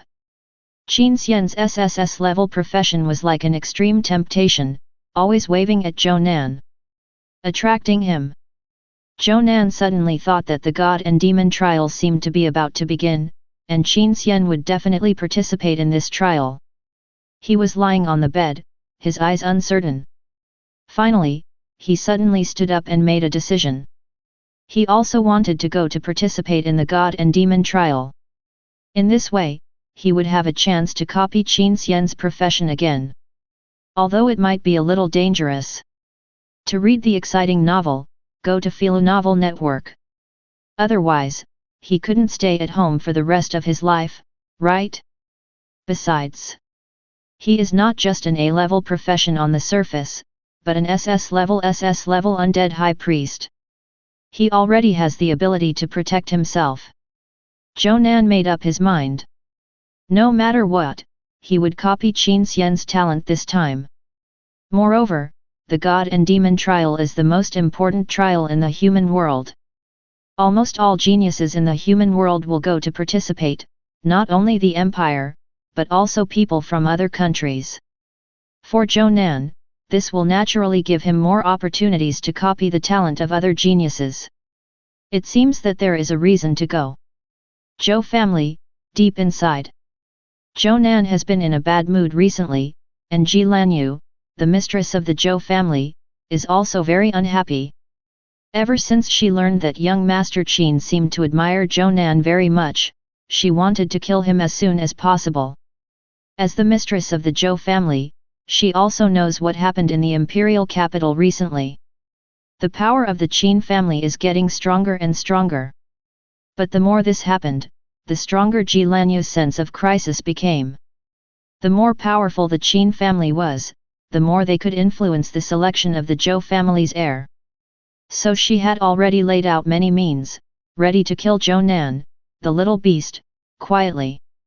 But Zhou Nan had been staying at home all this time, contrary to his usual behavior. Even if Ji Lanyu wanted to kill Zhou Nan again, it would be difficult for her to do so. She couldn't do it at home, could she? At this time, a middle-aged woman walked into the room with a look of joy on her face. Madam, I just got the news that Zhou Nan is about to leave the imperial capital to participate in the trial of gods and demons. Ji Lanyu's eyes lit up when she heard this, and a hint of excitement flashed in her eyes. Finally, there was a chance to take action. She sneered, since he is in a hurry to die, you can't blame me. After that, she whispered a few instructions to her trusted woman. Then she instructed, after the matter is done, we must clean it up, and make those who took action shut up completely. Ji Lanyu murmured, after all, he knows the truth. If Qin Xian knows it and investigates it, we will all be in trouble. Seeing the mistress so worried, the woman had to comfort her. People like Qin Xian are usually well connected, and they may not really value Zhou Nan that much. Maybe Qin Xian will not care about Zhou Nan's death. Chapter 176. Having said that, Ji Lanyu's expression was still very solemn. To her, Qin Xian was undoubtedly a big shot with connections everywhere. His every move had to be carefully analyzed and pondered to guess the deep meaning behind it. Qin Xian's kindness to Zhou Nan made the forces under the command of the Zhou family mistress begin to hesitate. Ji Lanyu looked gloomy, but still made a decision. The sooner Zhou Nan, this little beast, dies, the better. If he is allowed to continue to jump around, who knows what kind of trouble will happen later. Ji Lanyu said coldly, go and arrange it. The middle-aged woman nodded and retreated respectfully. The strong man who hunted Zhou Nan could not be found from the Zhou family, so other people could only be mobilized. Fortunately, Ji Lanyu had been the mistress of the Zhou family for so many years, and she had a noble status. She also secretly kept many masters. The news that the trial of gods and demons would start early spread throughout the human world. It has directly become the biggest hotspot in the empire, even overshadowing the void invasion that broke out in the imperial capital before. Perhaps the Imperial Security Committee and the Ministry of Police should be grateful for the early start of this trial of gods and demons. Otherwise, the surging public opinion in the empire would almost overwhelm them. Many groups are questioning whether they can maintain the security of the empire. Some people even point these spearheads at Lug. After all, Lug is the regent, and he is the first person responsible for anything that happens in the empire. Of course, it is hard to say whether there are any people behind this who are pushing for it. With the early opening of the God and Demon trial, geniuses from all over the world, including the empire and even the entire human world, have begun to prepare. They want to participate in the God and Demon trial. It can be imagined that this will be a real grand event in the human world. Only true geniuses can pass the God and Demon trial. And only geniuses among geniuses can get rid of the addiction in the God and Demon trial. The imperial capital is a place of singing and dancing. Although a void invasion incident just broke out in the imperial capital, causing great casualties. But the imperial capital city is still prosperous, and people's faces are filled with enthusiastic smiles. It seems that the void invasion has not caused any impact on their lives. Now in the imperial capital, or the entire empire, the most popular star, So Keqing, held her first concert in the imperial capital tonight. It attracted great attention and eyes. The nearly 200,000 tickets at the venue, although expensive, were also swept away in just 10 minutes. Speaking of So Keqing, people are very curious. She used to be a first-line star in the East China Sea province, but her influence was not that high. Looking at the entire empire, she was barely well known. But in the past 2 months, So Keqing's resources seemed to be pouring in without any cost. She frequently appeared on major websites of the empire and won many awards. Under this huge bombardment of resources, So Keqing became the most dazzling new star in the empire. Countless people were attracted by So Keqing's perfect singing voice and exquisite appearance. The imperial capital, the third district, the imperial stadium. There were so many people that the entire stadium was almost a sea of lights. The cheapest seat cost 1,800. This shows how strong So Keqing's appeal is in the entertainment industry now. In the VIP box, the price of a ticket is at least 100,000 yuan, but it is still full. Many children of the rich and powerful and noble ladies are fans of So Keqing. The experience gained from this concert is estimated to allow Keqing to upgrade her intimacy aura to level 3. To read exciting novels, go to Falu Novel Network. In the highest VIP box, Qin Xian stood with his hands behind his back, looking at the huge crowd of fanatical fans with a satisfied smile on his face. Passing the God and Demon trial will gain a huge amount of experience points. So Keqing's intimacy aura will come in handy. Her intimacy aura has been upgraded to level 2 before, and now the experience gained from this concert has been upgraded to level 3. Then Qin Xian's speed of gaining experience points will be increased by 30%. This is undoubtedly a huge bonus for Qin Xian. So before Qin Xian went to the God and Demon trial, he came to watch So Keqing's concert in person. Soon, cheers like thunder and waves rang out. On the main stage, So Keqing slowly appeared. She was wearing a white dress and light makeup, looking extremely beautiful. Countless lights shone on So Keking, making her look as ethereal as an elf and as holy as a queen. So Keking! So Keking! So Keking! 200,000 people cheered at the same time. The scene was so spectacular. At this moment, So Keking was the goddess in their hearts. Countless fans cried bitterly and looked excited. They felt that So Keking was so holy. Just looking at her would be considered blasphemy. Seeing this scene, Qin Xian shook his head and suddenly felt a little emotional. Between people, many things are really destined from the moment they are born. If these 200,000 fans could get a little closer to So Keking, they would be inexplicably excited, and they would not even have the idea of blasphemy. But So Keking was just a plaything and a tool in front of Qin Xian. Not only was she taken away by Qin Xian for the first time, but all kinds of shameful postures were basically played by Qin Xian, and she had already become Qin Xian's shape. It can even be said that now it is not that So Keking has the talent skill intimate glory. Qin Xian has long been tired of So Keking and abandoned her, Tao. Subscribe to Chinese Novel Audio Wave. Chapter 177. So Keking looked towards the box where Qin Xian was. A smile appeared on her face. This smile also made the audience cheer, thinking that So Keking was smiling at them. So Keking felt sweet in her heart. Qin Xian came to see her concert in person. This made So Keking very happy. Audience, how are you? So Keking quickly got into the mood. If this performance was successful, she would be able to upgrade Intimacy Aura to level 3. She also knew that this was the reason why Qin Xian came today. Good. She was responded with thunderous cheers. Today is my first concert in the capital, so I want to dedicate this first song to someone who is the most important person to me. A crystal love, for you and for him. So Keking's voice is sweet, flowing like honey. Every note touches people's hearts, soft and delicate, like a spring breeze, warm and comfortable. Even when she sings, her whole body faintly exudes bright starlight. This is her talent as a starlight diva. When she sings, starlight will spread, adding mood judgment to all participants within a radius of 1 kilometer. Soon, the audience began to sing with So Keking. But So Keking knew that she was not singing this song for these so-called audiences. She was singing it for Qin Xian. In the box, Qin Xian smiled. He sat leisurely on the sofa, listening to the concert. He asked lightly, "Are you in trouble recently?" In the box, a middle-aged beautiful woman looked extremely odd, and hurriedly said respectfully, "There is no trouble. All departments have given the company a green light." This middle-aged beautiful woman, named Gao Xiaomin, is a senior boss in the entertainment industry.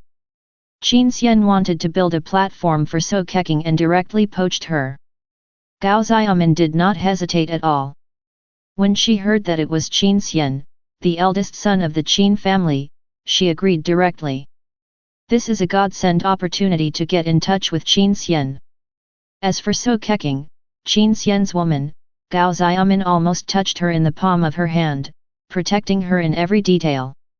It's just that she is offering sacrifices to her ancestors every time. Gao Xiaomin couldn't help but think that the Qin family had already greeted the people in the Empire Entertainment Department, and they all knew that the company had some relationship with the Qin family. How dare she go to trouble?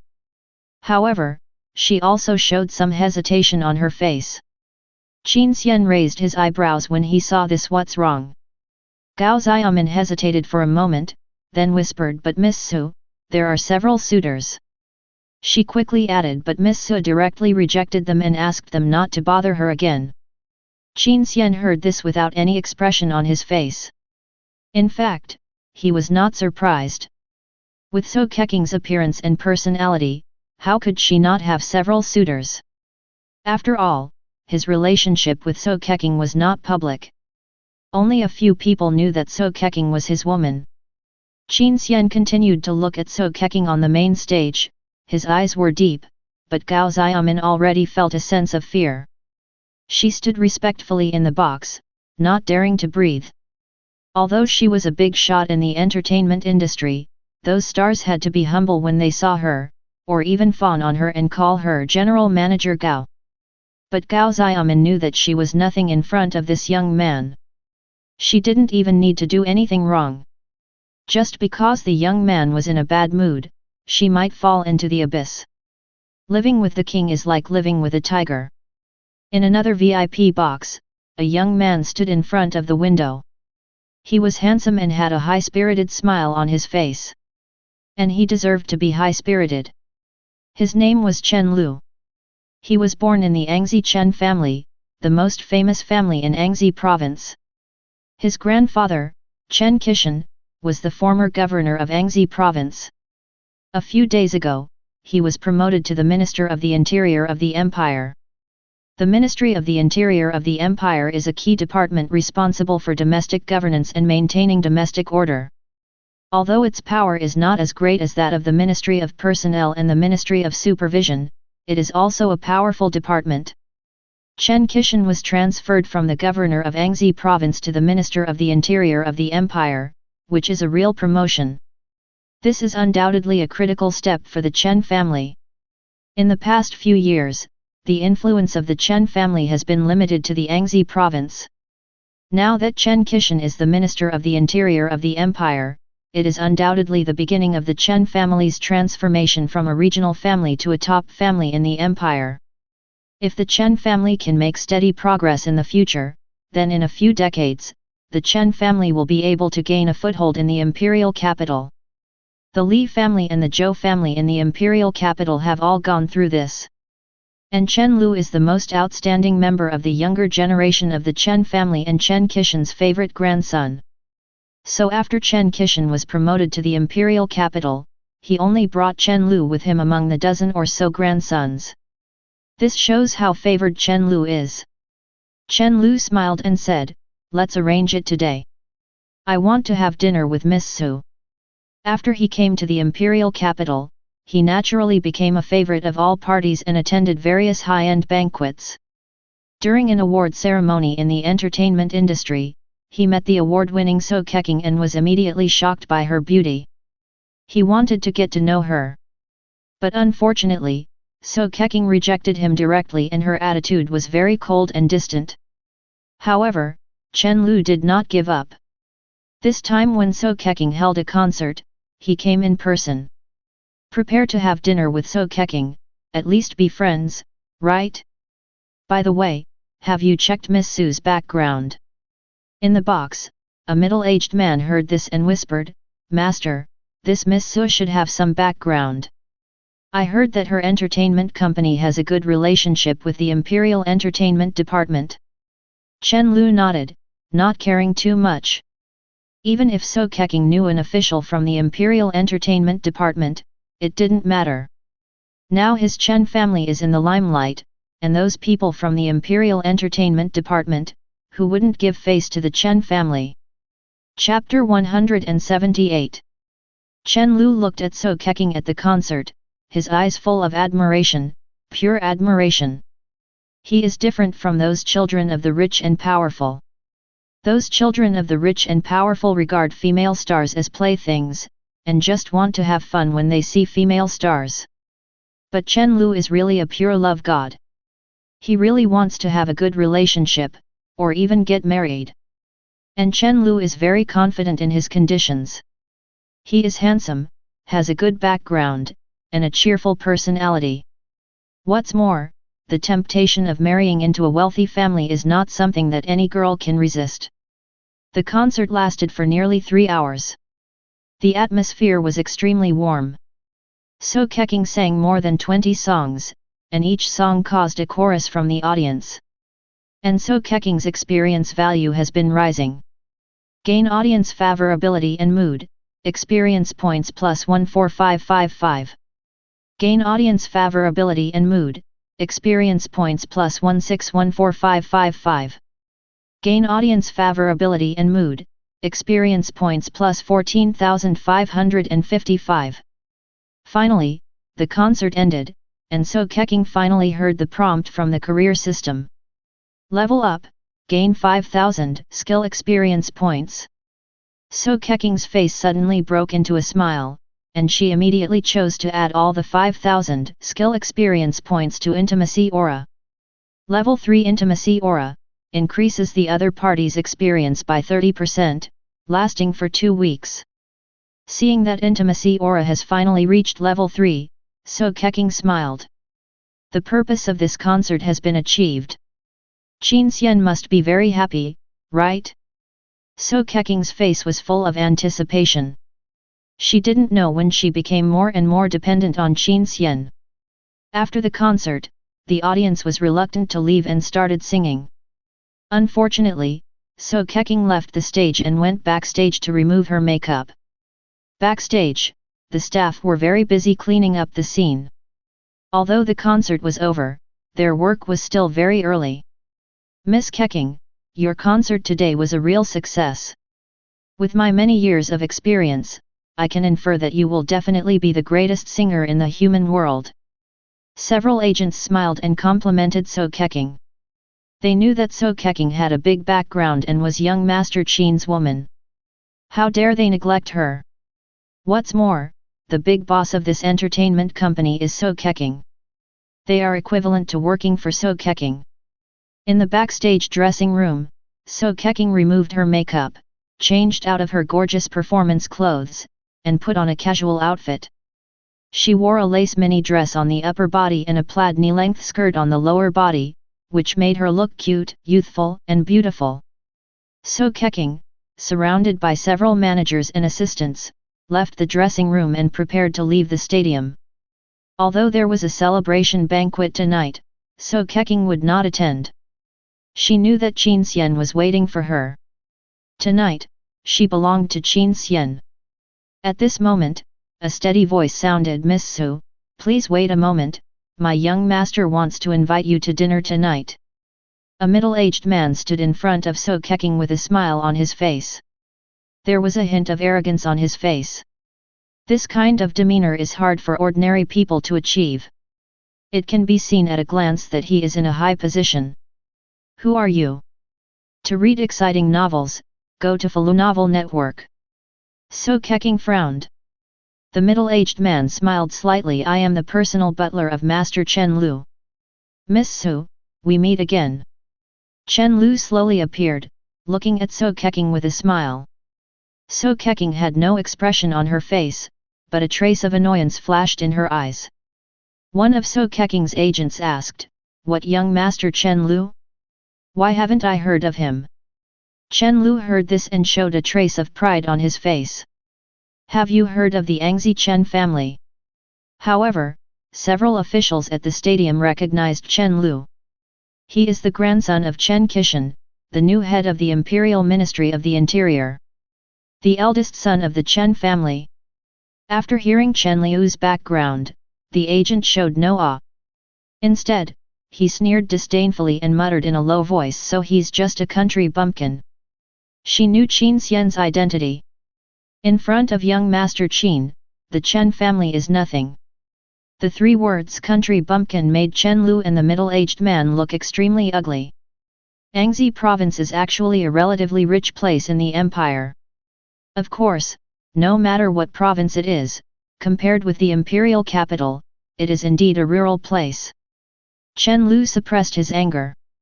He didn't want to argue with such a servant, which would only make him lose his grace.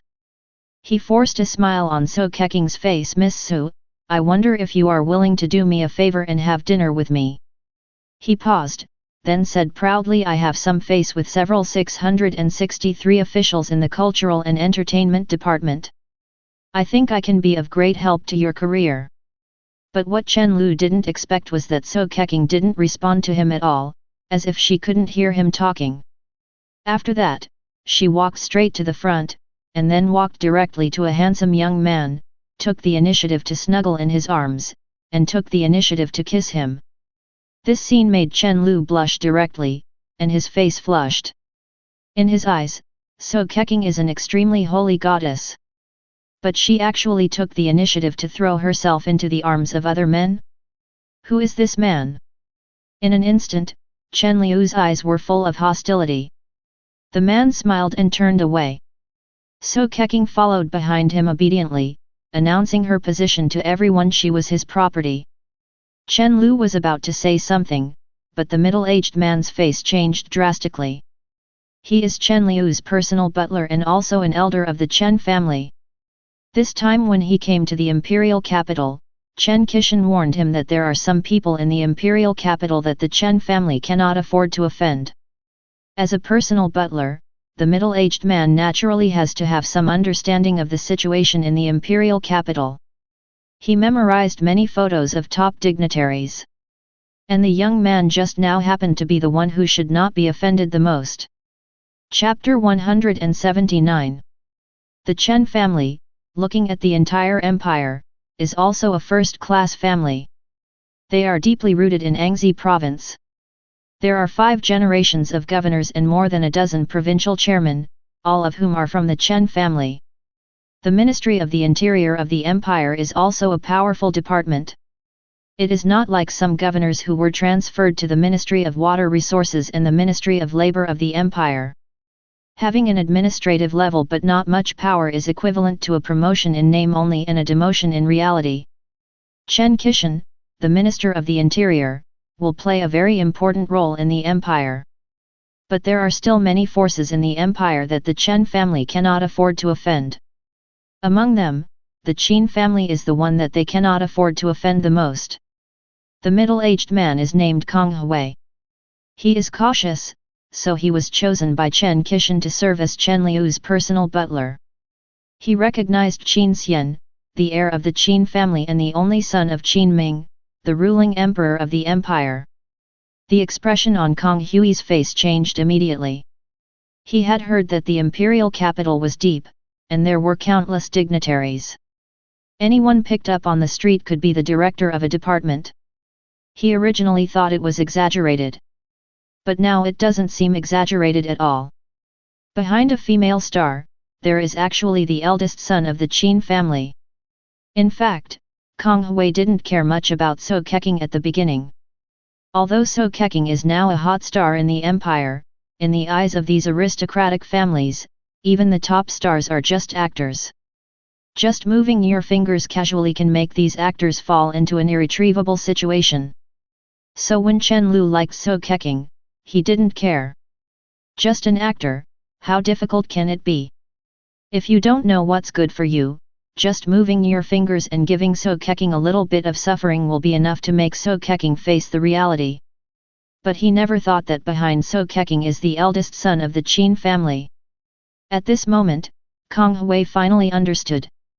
It wasn't that So Keqing had a good relationship with the empire's cultural and entertainment department and was taken care of by the cultural and entertainment department. It was that the cultural and entertainment department was trying to please So Keqing. Chen Lu hadn't figured out the situation yet. He stared at Qin Xian with a cold face, full of hostility in his heart. Especially when he saw the intimacy between So Keqing and Qin Xian. Chen Lu felt sour and jealous that he wanted to go crazy.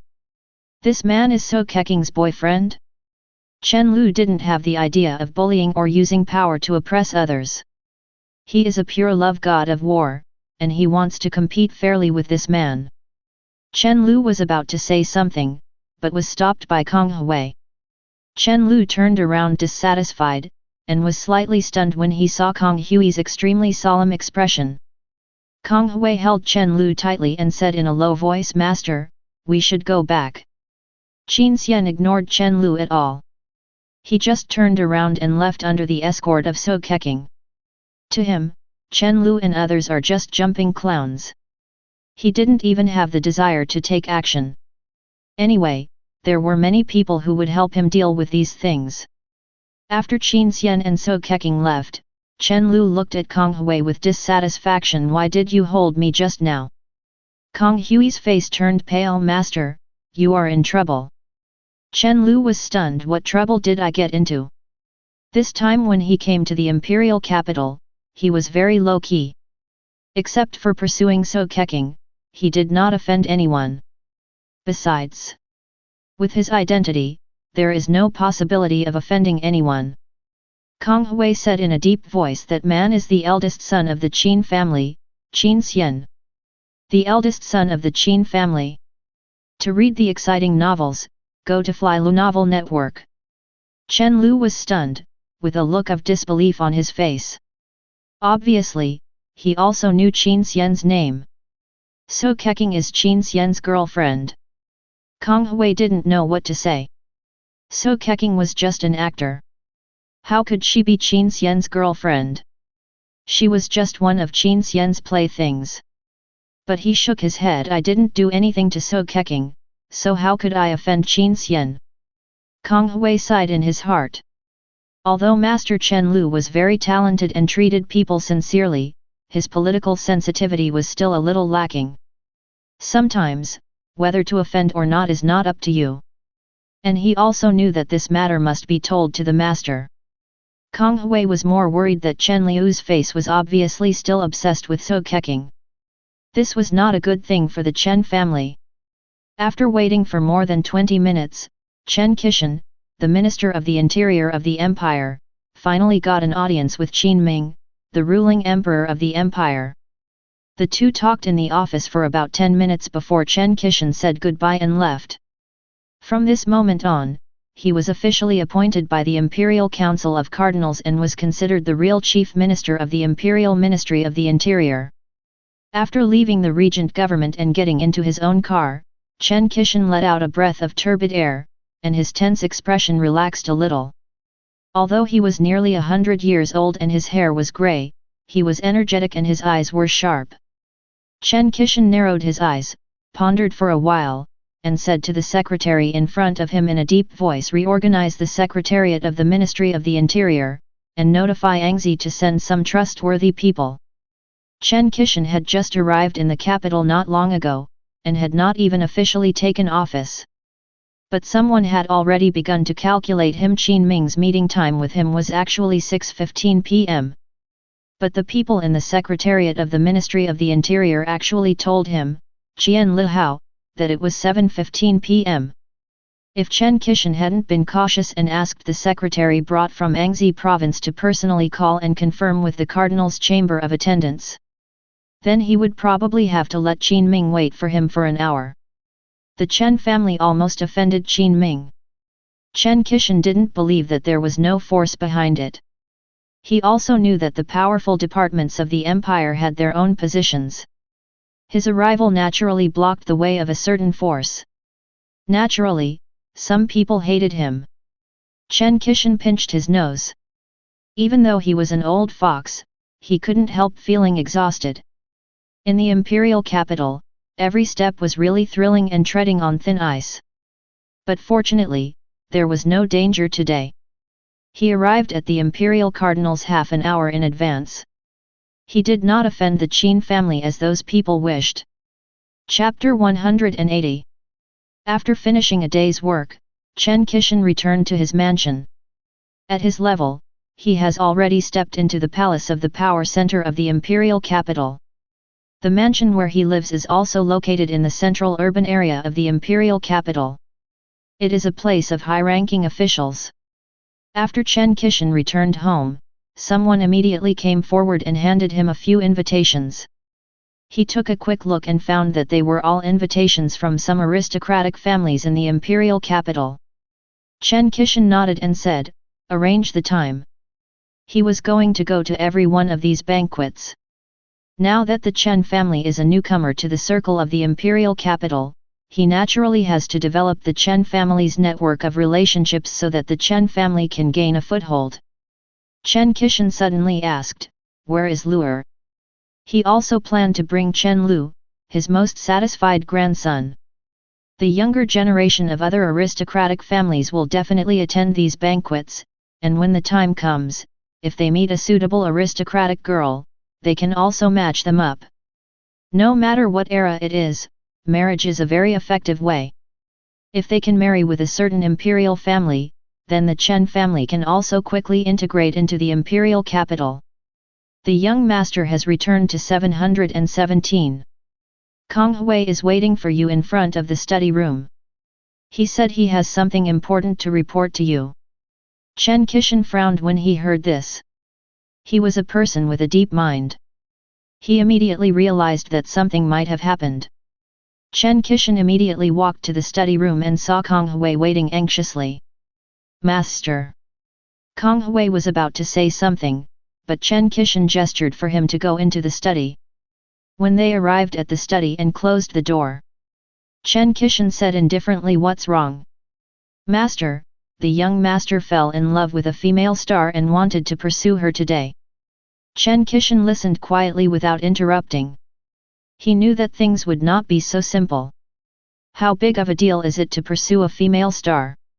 It's just for fun. When he was young, he also played with many female stars. But Miss Su, she is Qin Xian's woman, and she happened to meet Qin Xiao today. Hearing the name Qin Xian, Chen Qian's expression suddenly became solemn and serious.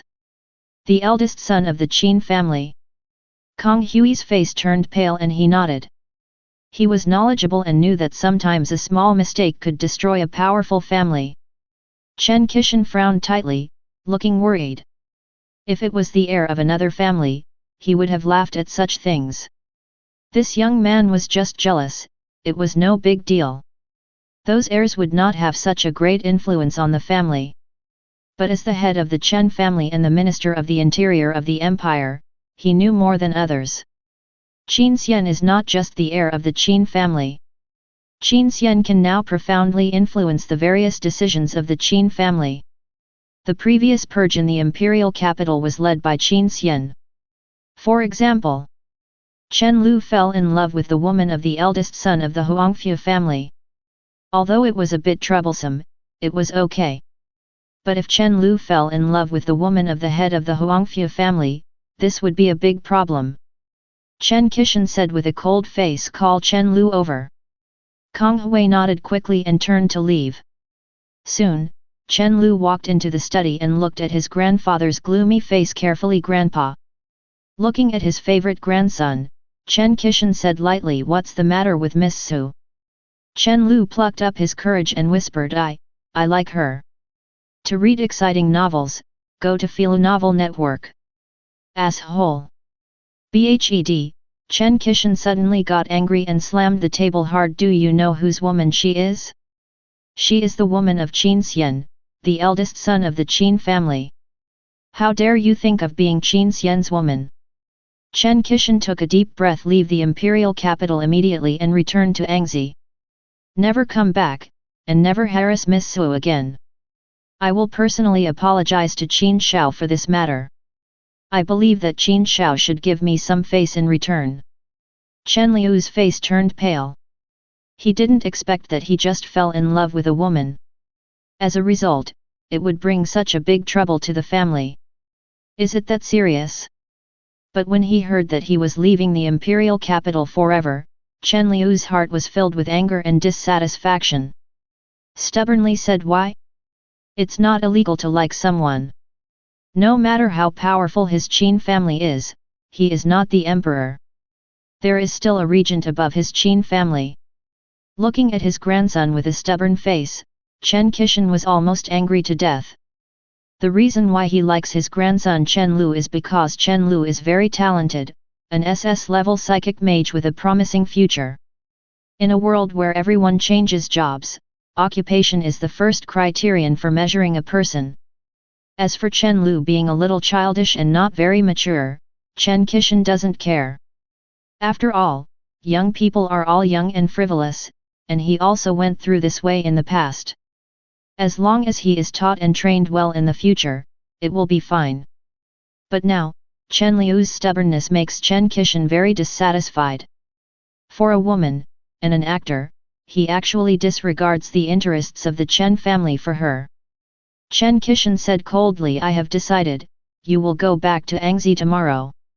Chen Lu looked at his grandfather Chen Qian in disbelief. He didn't expect that his grandfather would drive him away. He didn't understand, didn't he just fall in love with Qin Xian's woman? Can the Qin family destroy the Chen family because of this? Chen Lu didn't say anything, just turned and left. But Chen Qian frowned deeply. He knew that this grandson was stubborn, and he might still bite his head and continue to contact that So Keqing. At this moment, Qin Xian suddenly doubted his own judgment. He only valued talent and trained Chen Lu as his successor. Is it a mistake? Chen Liu's performance is not a qualified heir to a big family. When Qin Xian thought of the consequences of Chen Lu continuing to provoke So Keqing, his face became gloomy. Chapter 181. Qin Xian also didn't believe that Qin Xian would use the power of the Qin family to destroy the Chen family because of a woman. The Chen family is indeed far inferior to the Qin family, but it is deeply rooted anyway and is the local snake in Anxi province. If the Chen family wants to be destroyed, the Qin family will have to pay some price. An existence like Qin Xian will not be emotional. But the problem is that even if Qin Xian doesn't want to destroy the Chen family because of a woman, but he can easily kick the Chen family out of the imperial capital circle. Qin Xian, the Minister of the Interior, is not in a stable position. I don't know how many people are eyeing him behind the scenes. If someone knows that Qin Xian is very dissatisfied with the Chen family, it will be enough to make many people happy to drive him out of the imperial capital. This is something Qin Xian absolutely cannot accept. Although the Chen family is the well-deserved first family in Anxi province and is deeply rooted, but its influence is second only to Anxi province. Therefore, Qin Xian spent countless costs and tried his best to finally take a step forward and be promoted from Anxi province to the Imperial Ministry of the Interior.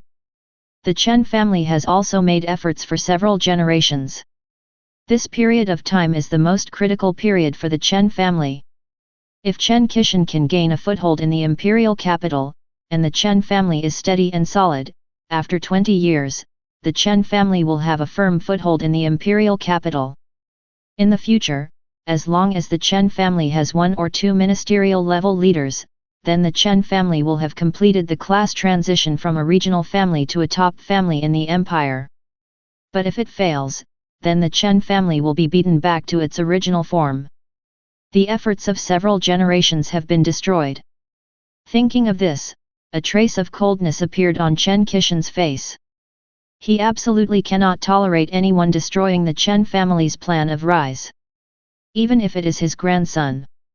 The matter of Chen Lu is not big, but it is not small either. After all, it is a hidden danger. Qin Xian was in the study, thinking alone for a long time, and finally called Kong Hui over.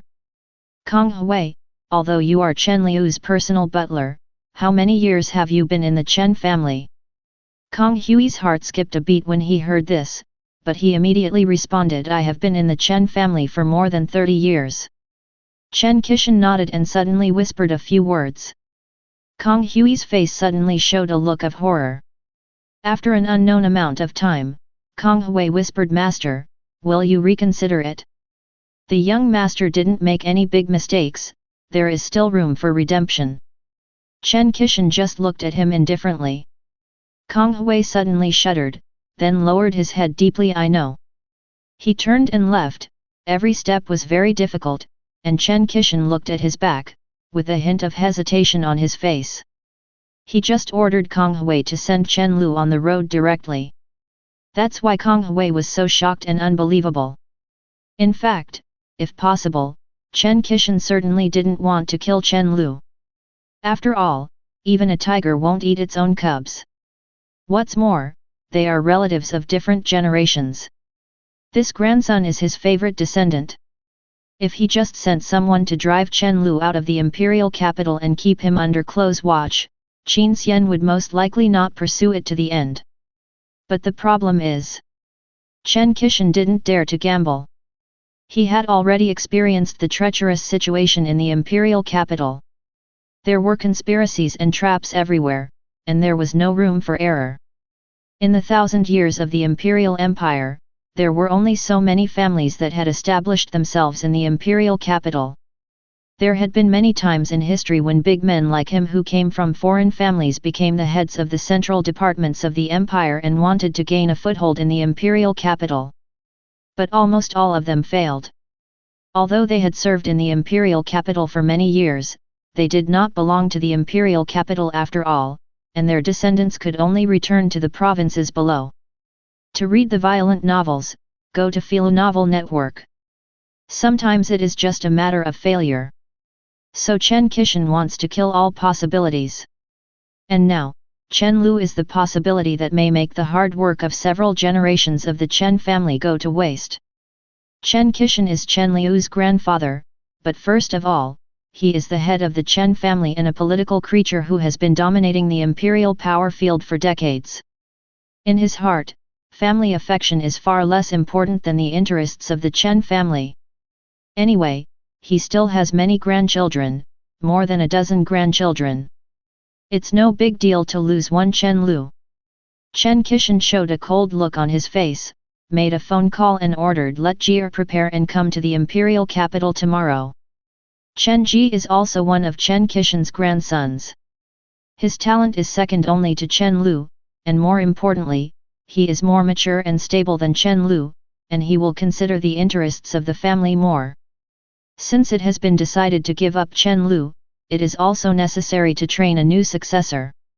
The next day, a piece of bad news came from the Chen family. Chen Lu, the eldest son of the Chen family and Qin Xian's favorite grandson, died suddenly. This news immediately attracted a lot of attention. After all, the Chen family is also considered a new noble in the imperial capital, so it naturally attracted a lot of attention. According to common sense, an heir like Chen Lu, who has many life-saving equipment and scrolls on him, and is also a powerful private butler, is basically unlikely to die young. But Chen Lu died so unclearly, and he died in his home in the imperial capital. It's strange no matter how you look at it. However, the Chen family rejected the request of the relevant departments to inquire and investigate, but announced to the outside world that Chen Lu accidentally died while practicing. This interface was almost not even covered up. And the meeting between Chen Lu and Qin Xian yesterday was also circulated. At this time, the major trials in the imperial capital understood the truth of the matter. And they were also shocked by Qin Xian's ruthlessness and decisiveness. It was just that Chen Lu accidentally fell in love with Qin Xian's woman, but the result was that the Chen family was scared and directly killed their heir, Mountain. Chapter 182. Imperial Capital, Henki Manor. Qin Xian was not going to take So Keqing with him to the God and Demon trial this time. So Keqing was not a combat professional, so it was not very meaningful to go to the God and Demon trial. Moreover, the intimacy aura she provided to Qin Xian could last for 2 weeks, which was enough to cover the God and Demon trial.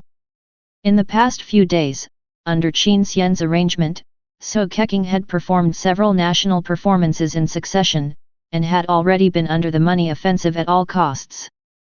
So Keqing's popularity was not even limited to the empire, and she also had a lot of popularity in other countries. So in just 1 week, So Keqing's intimacy aura was upgraded to level 4.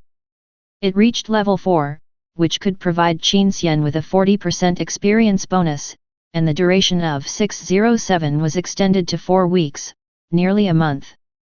This is the Starlight Diva. When the national power is used, the speed of gaining experience points is simply terrifying. It is almost like sitting at home and lying down to upgrade. However, only So Keqing has this treatment, and other similar professionals are not qualified at all. After all, So Keqing has someone above her. So Keqing showed a satisfied look on her face, looking at Qin Xian on her body, and after a long while, she got up to clean up. Qin Xian showed a smile on his face. A peerless beauty who was regarded as a goddess by countless people was just his personal plaything. This feeling was indeed fascinating. No wonder so many people were obsessed with power. In this world, with power and strength, you can have everything. That's right. So Keqing gently wiped Qin Xian's body and whispered, "These few days, those annoying flies have disappeared." Qin Xian knew that So Keqing was talking about her suitors. There was no surprise on his face. He had already known the news of Chen Liu's sudden and mysterious death. In this regard, Qin Xian was a little surprised by the cruelty of Qin Xian. Was he afraid that Chen Liu's existence would affect the Chen family's rise? But this is normal. With a hero like Qin Xian, family affection and feelings cannot affect their decision. It's just a grandson, and he's dead, so be it. The Chen family did not come to apologize, but directly used practical actions to show their fear of the Qin family and their lack of offense to the Qin family. The Chen family's determination. Although this move was a little weak and might even make the Chen family a laughing stock. But the Chen family also got out of this vortex. And with the death of Chen Lu, the fact that So Keqing was Qin Xian's woman naturally spread. The previous suitors immediately disappeared. These suitors were basically children of aristocratic families from other places, and they didn't know the specific situation. Now that they knew about the mysterious death of Chen Lu and the identity of So Keqing, they were almost scared to death and crawled out of the imperial capital. There was even one person whose leg was broken by the family and the heir was replaced. Qin Xian nodded. Just develop your career in the imperial capital and upgrade yourself. So Keqing nodded. Her fate has long been firmly tied to Qin Xian. Whether Qin Xian reaches the peak or faces destruction, she will always be Qin Xian's person. This will never change. Qin Xian slowly stood up, looked at the intimacy aura buff on the system panel, smiled at So Keqing and said, "Then I'm leaving. There are only a few days left before the God and Demon trial begins, and it's time for him to set off." Empire, Abyss Battlefield. For humans, the enemy is not just the void. To read the novel, go to Falu Novel Network. The enemies of the Abyss are also deadly and dangerous.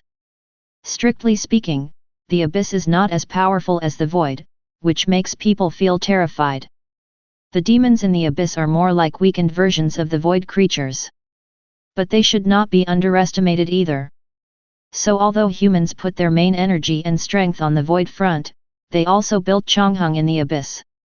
The Chu family led the army to suppress it. Chu Cixin even sat there for 300 years, suppressing the demons in the Abyss and preventing them from taking a step out. The battlefield in the Abyss is full of blood and weirdness. According to preliminary investigations, the fluctuations in the energy inside the Abyss should have nothing to do with the early start of the God and Demon trial. A major general from the Chongheng military region of the empire reported respectfully to a tall figure with a look of awe. This majestic figure was the commander of the Chongheng military region of the empire, one of the 5 legendary masters of the empire, Chu Cixin. Chu Cixin looked at the bottomless abyss outside Chongheng with an expressionless face and a hint of coldness in his eyes. "It seems that things are more troublesome than we thought." He turned and left. His voice seemed as bottomless as the abyss. "Make all preparations, I can get there quickly, the abyss is stirring." 4.8. By the way, where is Jun Wei? The Major General said respectfully, "The young lady went to the depths of the void and I heard that she has reached level 43. Level 43. When Chu Junyu left the Broken Heaven dungeon, he was still level 38.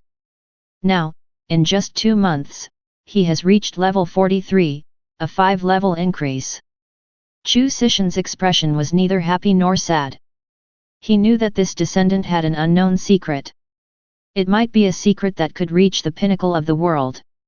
Chu Cixin lowered his head, his eyes deep. In a place that no one else could see, a strange black and purple color appeared faintly on the palm of Chu Cixin's right hand. That is the breath of the abyss. Chapter 183. The Chu family does not have a long history among the top families in the empire.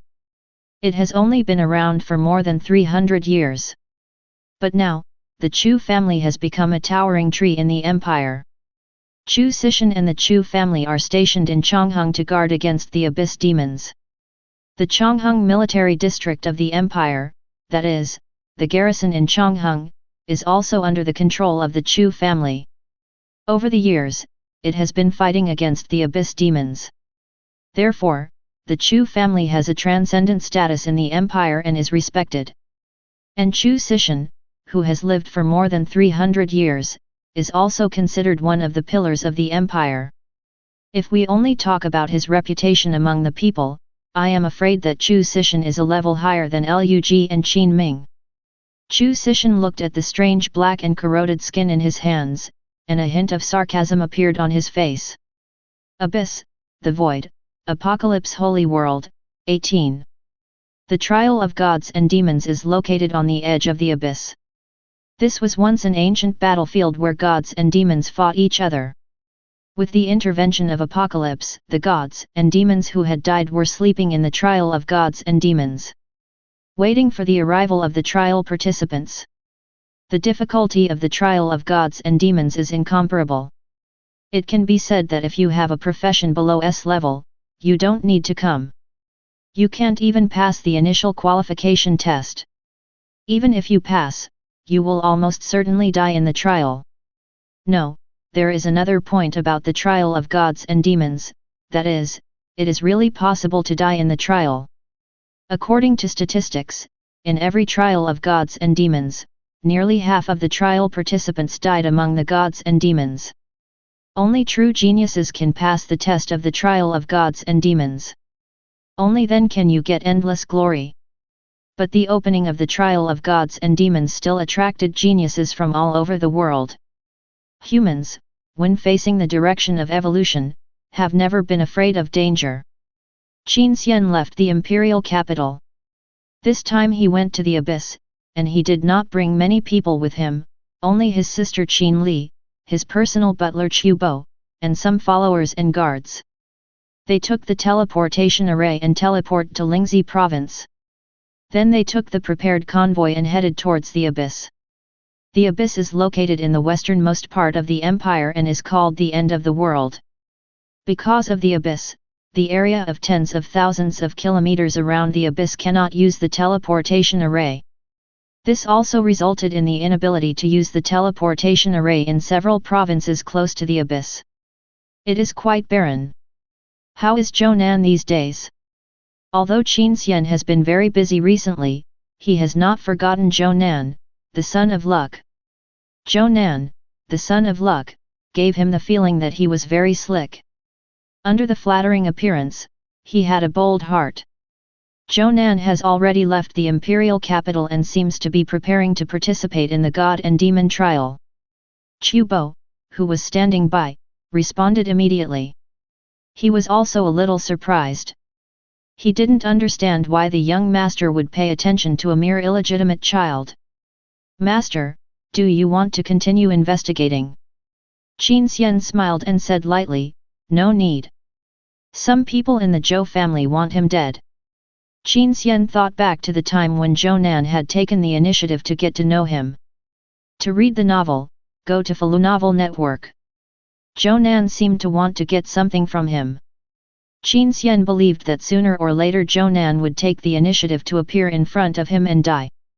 Empire, near the abyss, in a valley. There are traces of power explosions everywhere. Zhou figure is trembling, his face is pale, and his body is covered with terrible wounds. Obviously he has experienced a bloody battle. And beside him, there are countless skeleton warriors. Zhou has a cold face, and the killers sent by Ji Lanyu found him. Those killers have very strong strength and aura. They are all 30+ strong men, and there is even a 40-level strong man. He is less than 30 now. It can be seen that Ji Lanyu really spent a lot of money to kill him, leaving him no chance to escape. Zhou heart is also very gloomy. He has been hiding his figure all the way, but he didn't expect to be found. But this is normal. The Ji family where Ji Lanyu was born is very powerful in the Imperial Police Department and the Security Committee.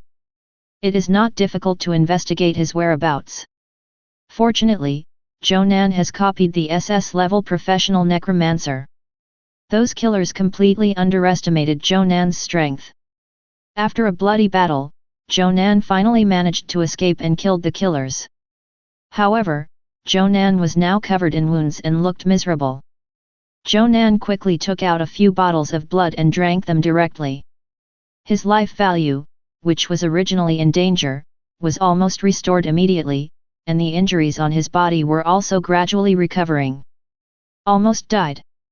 Zhou heart was filled with fear. If this place was not close to the abyss, filled with the breath of demonic undead, which could amplify undead skills, he would probably have died. But Zhou Nan also deeply felt the power of SS-level professions. He had only looked at the SS-level panel before, but after actual combat, he knew how powerful it was. Although he is not yet level 30, because he copied the SS-level High Priest of the Undead, he can directly kill a level 40A professional. It's really against the sky. Zhou Nan clenched his fists tightly, his eyes full of hatred. He wanted revenge.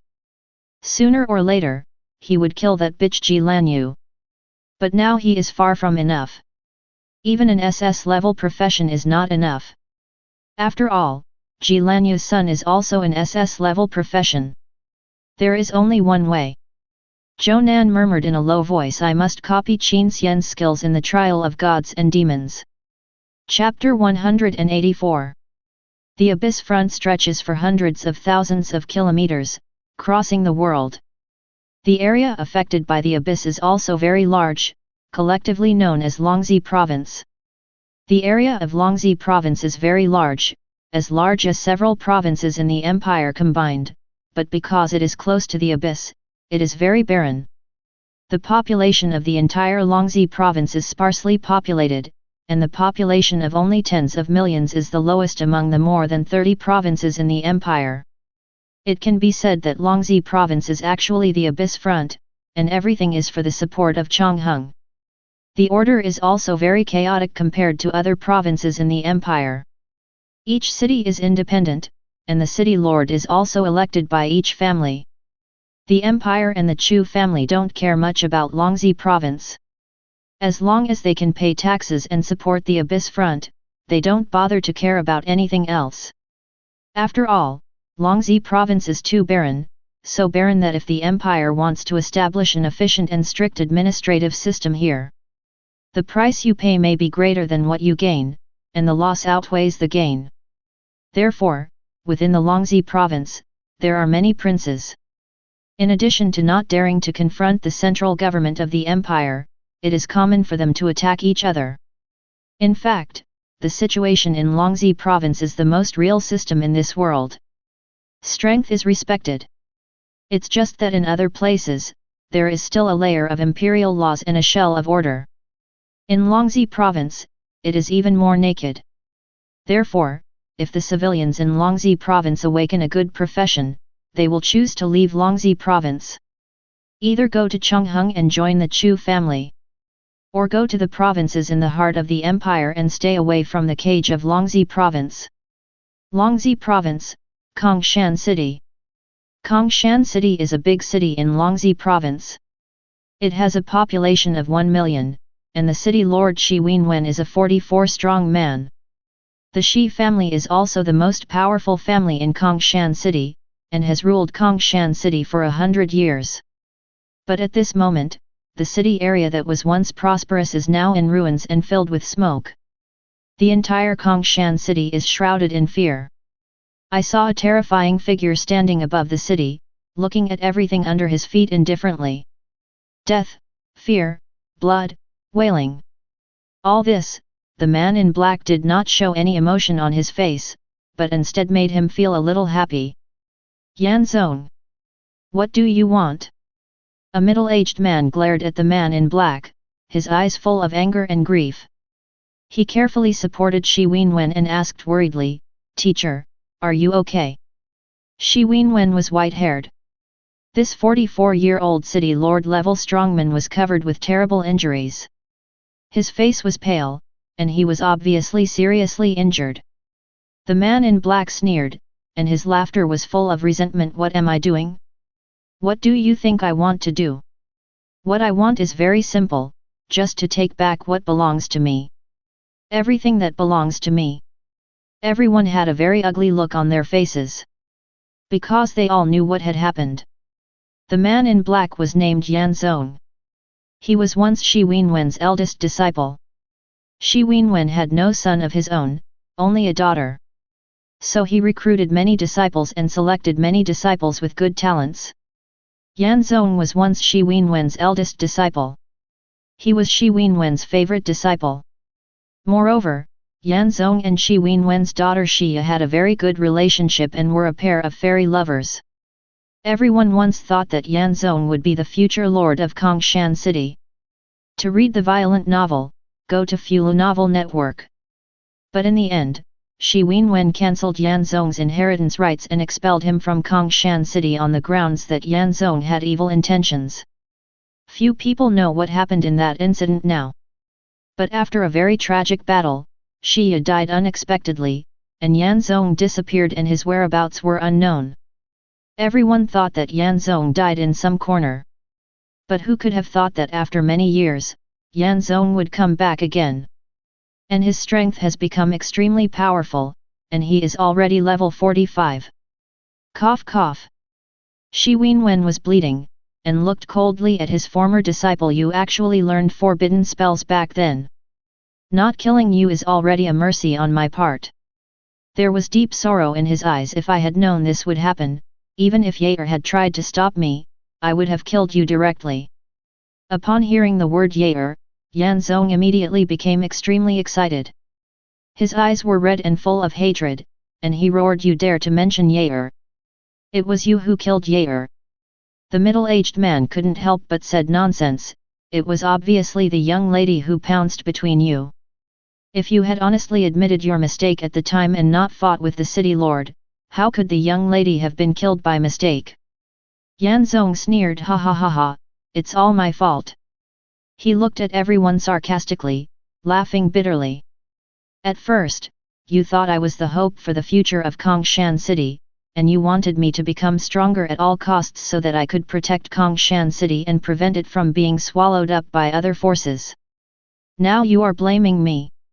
Do you know how I have been living these years? I have been in pain all the time. Now, I have finally gained enough strength." Yan Zong looked at everyone indifferently, his eyes full of madness. "I will give you back all my pain, and let you experience the pain I have experienced." The next moment, a strong energy wave emerged from Yan Zong's body.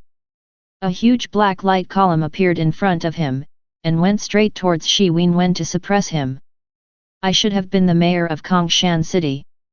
Everything here should have been mine." But at this time, a young but very determined voice sounded. "Stop!" Chapter 185. Yun Tianlu's eyes were full of moving willpower. In fact, his strength was far inferior to Yan Zong. But he knew one thing. Now his teacher Shi Wenwen was seriously injured, and other strong men in Qin Xian city were dead or injured. The only one who could stop Yan Zong was him. So he must not retreat, and he must not give up.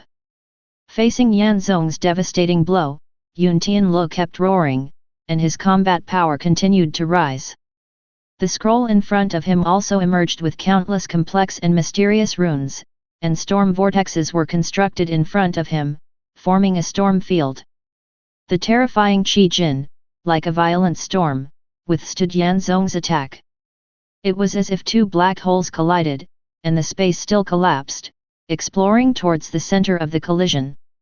The power in the center was enough to destroy the entire Qin Xian city. But Yun Tianlu was still retreating step by step, feeling extreme pressure.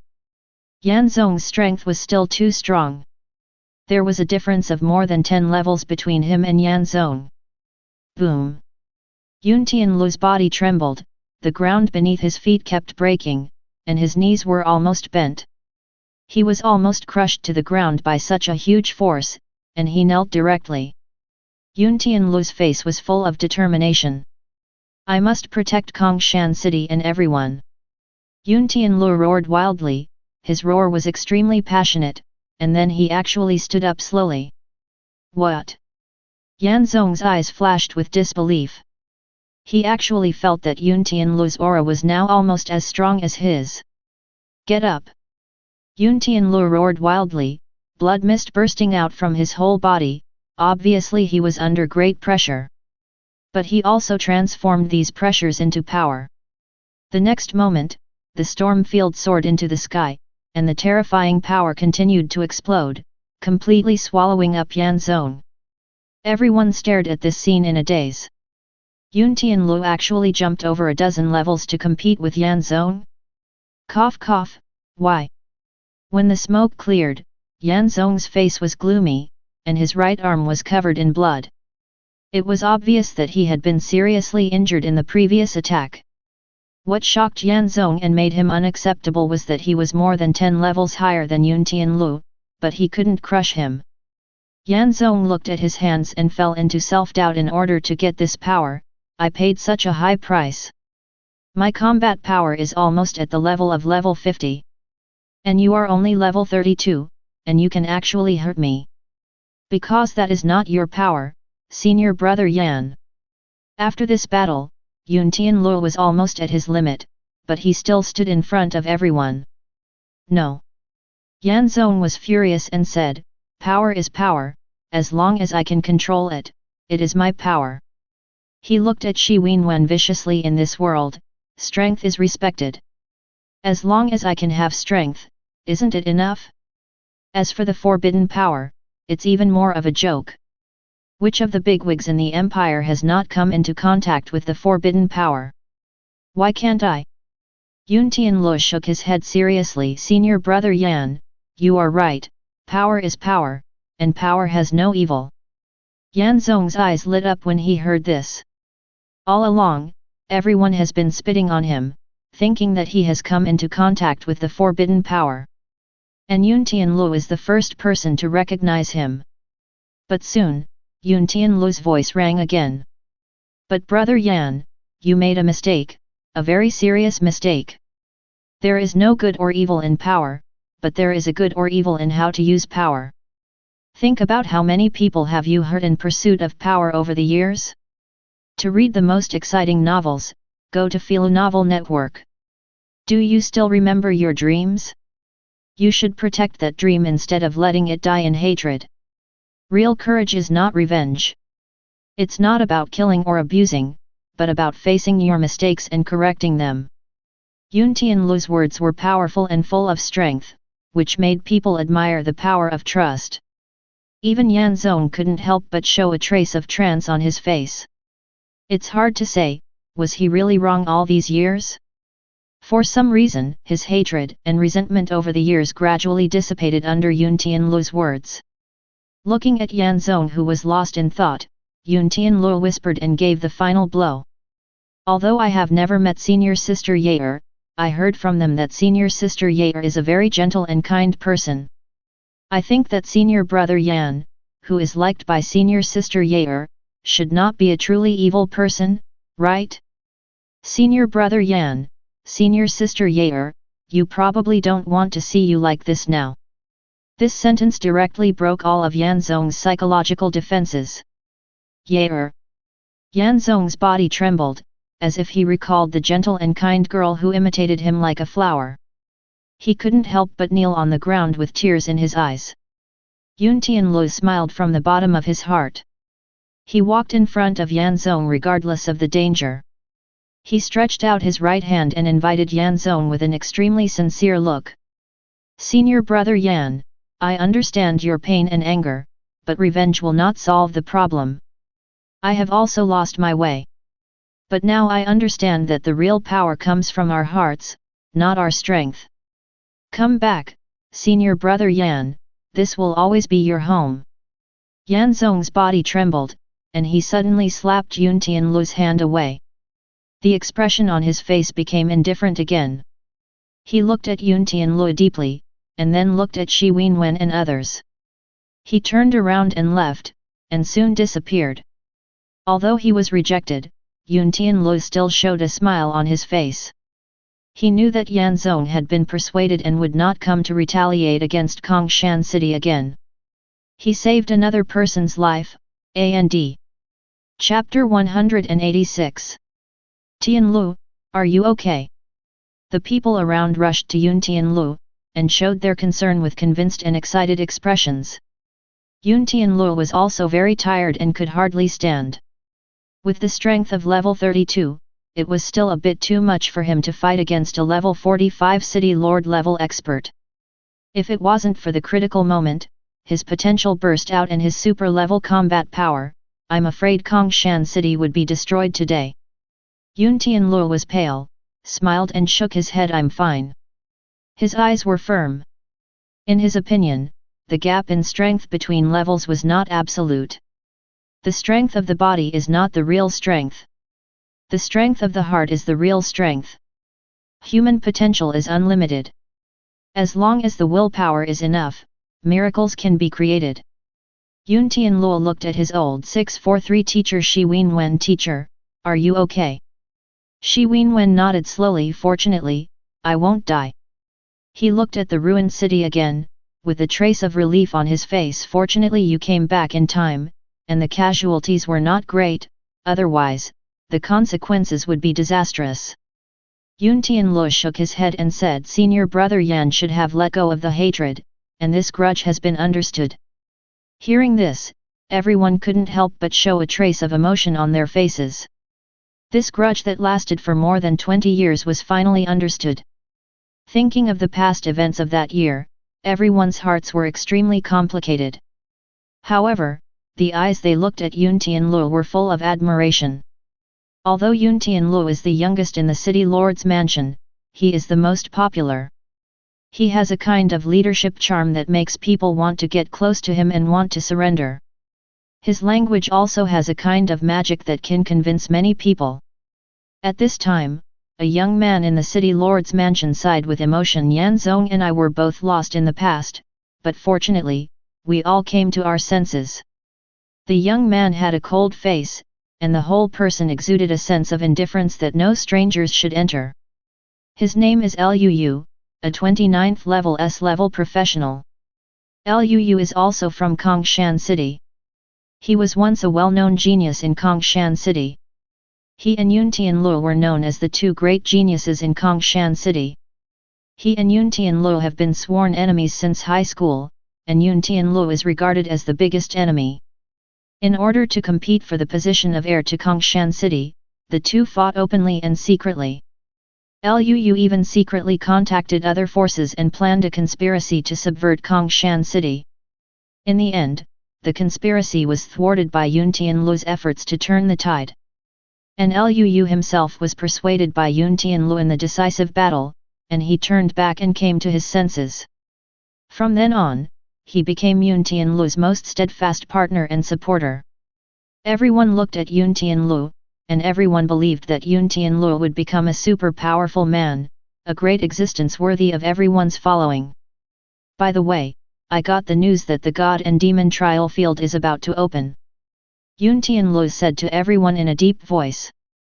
God and Demon trial. Everyone's face condensed. As the natives of Longxi province, they naturally knew what the God and Demon trial was. It is no exaggeration to say that every time the God and Demon trial is opened, at least the situation in Longxi province will undergo earth-shaking changes. The rewards obtained by the geniuses who get a good ranking in the God and Demon trial can directly change the foundation of their forces. This God and Demon trial is crucial to Qin Xian city. Because there are already several forces that are eyeing Qin Xian city. If the geniuses of those forces get a good ranking in the God and Demon trial and get the blessing of the Apocalypse Center, then they can use these rewarded God-level equipment to annex Qin Xian city. This is not good news for everyone in Qin Xian city. It's actually so early, this is different from our estimate. Shi Wenwen looked solemn. He looked at the injuries on Yun Tianlu's body and said, the healing props in the city lord's mansion, you should treat them well. Yun Tianlu nodded, his face full of determination. To read the exciting novels, go to Philo Novel Network. Don't worry, I will definitely get a good ranking in the God and Demon trial this time. We can't take it lightly. Luu suddenly said in a deep voice, this time, Yin Yingzhen from Zhaijun city will definitely participate in the God and Demon trial. When everyone heard this name, their expressions became a little serious. Zhaijun city is the largest city in Longxi province, and it is even larger and more prosperous than the provincial capital Longxi city. The Yin family of Zhaijun is the largest family in Longxi province, 0. In history, there were 3 governors of Longxi province who were born in the Yin family of Zhaijun. Although the Yin family of Zhejiang is not in its heyday in history, it is still the largest family in Longxi province. In the entire vicinity of the Abyss, its strength and foundation are second only to the behemoth Chu family. The Yin family of Zhejiang has always been eyeing Qin Xian city and wants to annex Qin Xian city. The other forces that Liu colluded with before were the Yin family of Zhejiang. The reason why the Yin family of Zhejiang has not taken action is because the imperial military once issued a decree requiring Longxi province to maintain peace in order to support the Abyss front. Due to this decree, the Yin family of Zhejiang has been patient. But I heard that recently, the head of the Yin family of Zhejiang has somehow established contact with the Qin family and won the favor of a senior member of the Qin family. Although Qin Xian city is located in a remote area, it also knows what the Qin family represents. Now that it has embraced the Qin family, the Zhejiang Yin family has begun to stir again. Yin Yingzhen is the eldest daughter of the Zhejiang Yin family, and also the first genius of Longxi province, a top-level secret professional puppeteer. She is cruel and ruthless. In order to make puppets, she once killed many people to choose the body. If Yin Yingzhen gets a good ranking in the God and Demon trial, gets the golden equipment reward, plus 4.5 to get on the Qin family line, she can ignore the imperial decree. Then Qin Xian city may really be annexed by the Zhejiang Yin family. Yun Tianluo looked solemn and said in a deep voice, "Don't worry, I will definitely protect Qin Xian city. This time, I must win the God and Demon trial." If other people said these words, everyone might just take them as a slogan to encourage. But when Yun Tianluo said it, it was so reassuring. Only Liu frowned slightly, looking a little worried. In fact, he and Yun Tianluo both knew that it was not easy to win. Yin Yingzhen alone is so terrifying. But the God and Demon trial will attract geniuses from all over the world, and the top geniuses in the imperial capital will also appear. I am afraid that Yin Yingzhen will not be able to get a good result in front of those real top geniuses. Chapter 187. Longxi Province, Zhejiang City. As the largest city in Longxi Province, Zhejiang City is far superior to the capital Longxi City in terms of scale and prosperity. If it weren't for the Daxi Academy and the Governor's Office and other departments in Longxi City, I'm afraid that the resources and talents of the entire Longxi province would be siphoned away by Zhejiang City. The mayor of Zhejiang City is the head of the Yin family, Yin Qian. In other words, the mayor of Zhejiang City in each generation is the head of the Yin family. The political ecology in Longxi province is completely different from that in the interior of the empire. Although the aristocratic families in the interior of the empire are also deeply rooted in the local area, the empire will not let these aristocratic families hold a position for generations. At least, there is still a fig leaf. But it's different in Longxi province. There is no fig leaf here, only naked power. The city is the fiefdom and private property of these families. Even ordinary people are accustomed to it.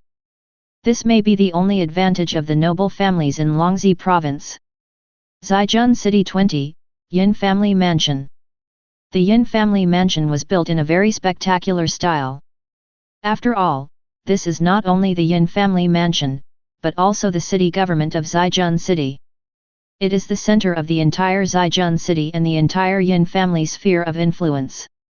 Deep in the Yin Family Mansion, in a luxurious conference hall, the top leaders of the Yin family gathered together. Where is Yingzhen? In the conference hall, a middle-aged man with a dignified appearance and a terrifying aura sat in the first seat and spoke in a low voice. This man was the head of the Yin family, Yin Qian. He was a level 65 strongman, and in the entire Longxi province, his strength was second only to the head of the Daxi Academy. This strength, looking at the entire empire, is also considered a top strongman. The young lady has returned, and has just made another level 4 puppet. Yin Qian smiled when he heard this. His daughter Yin Yingzhen's profession is an SS-level puppeteer, who can make puppets to fight for him. A level 4 puppet is comparable to the combat power of a level 40 professional. A puppet with the combat power of a city lord is considered to be a considerable combat power even in the Yin family. Not to mention that Yin Yingzhen is only level 33 now. When Yin Yingzhen grows up, her future achievements will be limitless. In history, there have been several great puppeteers. Except for one who died accidentally in the middle of the journey, the others have almost become legendary masters. One person forms an army, with a group of extremely powerful puppets under his command. One person is comparable to a country. When the others heard this, they smiled and complimented, "The young lady's strength is getting stronger and stronger. This time, she will definitely be among the best in the God and Demon trial. When we go to the Apocalypse Center to get blessings, our Zhaijun Yin family will be able to dominate Longzi." Ha ha ha. Yin Qiancheng also showed satisfaction on his face, and was obviously very proud of his daughter. Of course, he also knew that Yin Yingzhen killed strong human beings to make puppets, but he didn't care at all. In this world, the strong are respected. This, in the eyes of the aristocratic family, is not even a stain. One more thing, I got the news that Master Qin Xian will also go to participate in this God and Demon trial, and he has already set out from the imperial capital. When these words came out, everyone's faces became solemn and serious. This is the highlight of their meeting. Although these noble families in Longzi province are independent and almost princes. To read the violent novels, go to Philo Novel Network. The mayors of each city are their own family's own things, and they don't need to be appointed by the empire. But the Yin family understands that at this time, the empire is unwilling to spend too much energy and cost in the barren Longzi province. But if the empire really takes action, these princes of Longzi will have no room to react. The Yin family has coveted Qin Xian city and several other cities, and with the strength of the Yin family, they can also annex them. But because of the decree of the military, the Yin family has to lie dormant until now and has not taken action. Therefore, their Yin family had previously spent a huge price to obtain a treasure on the front line of the abyss and gave it to a big shot of the Qin family. Qin Wei, the director of the Empire Development Administration, is also a senior member of the Qin family. In fact, Qin Wei is also the cousin of Qin Xian.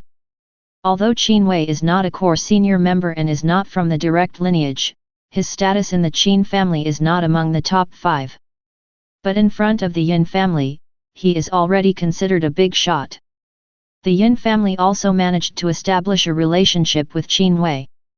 When the Yin family learned that Qin Xian would also come to participate in the God and Demon trial, they immediately started to think about it.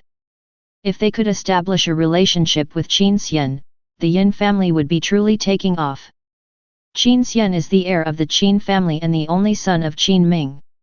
In terms of status, he is several levels higher than Qin Wei. Young Master Qin will definitely pass through Longzi province when he goes to the God and Demon trial.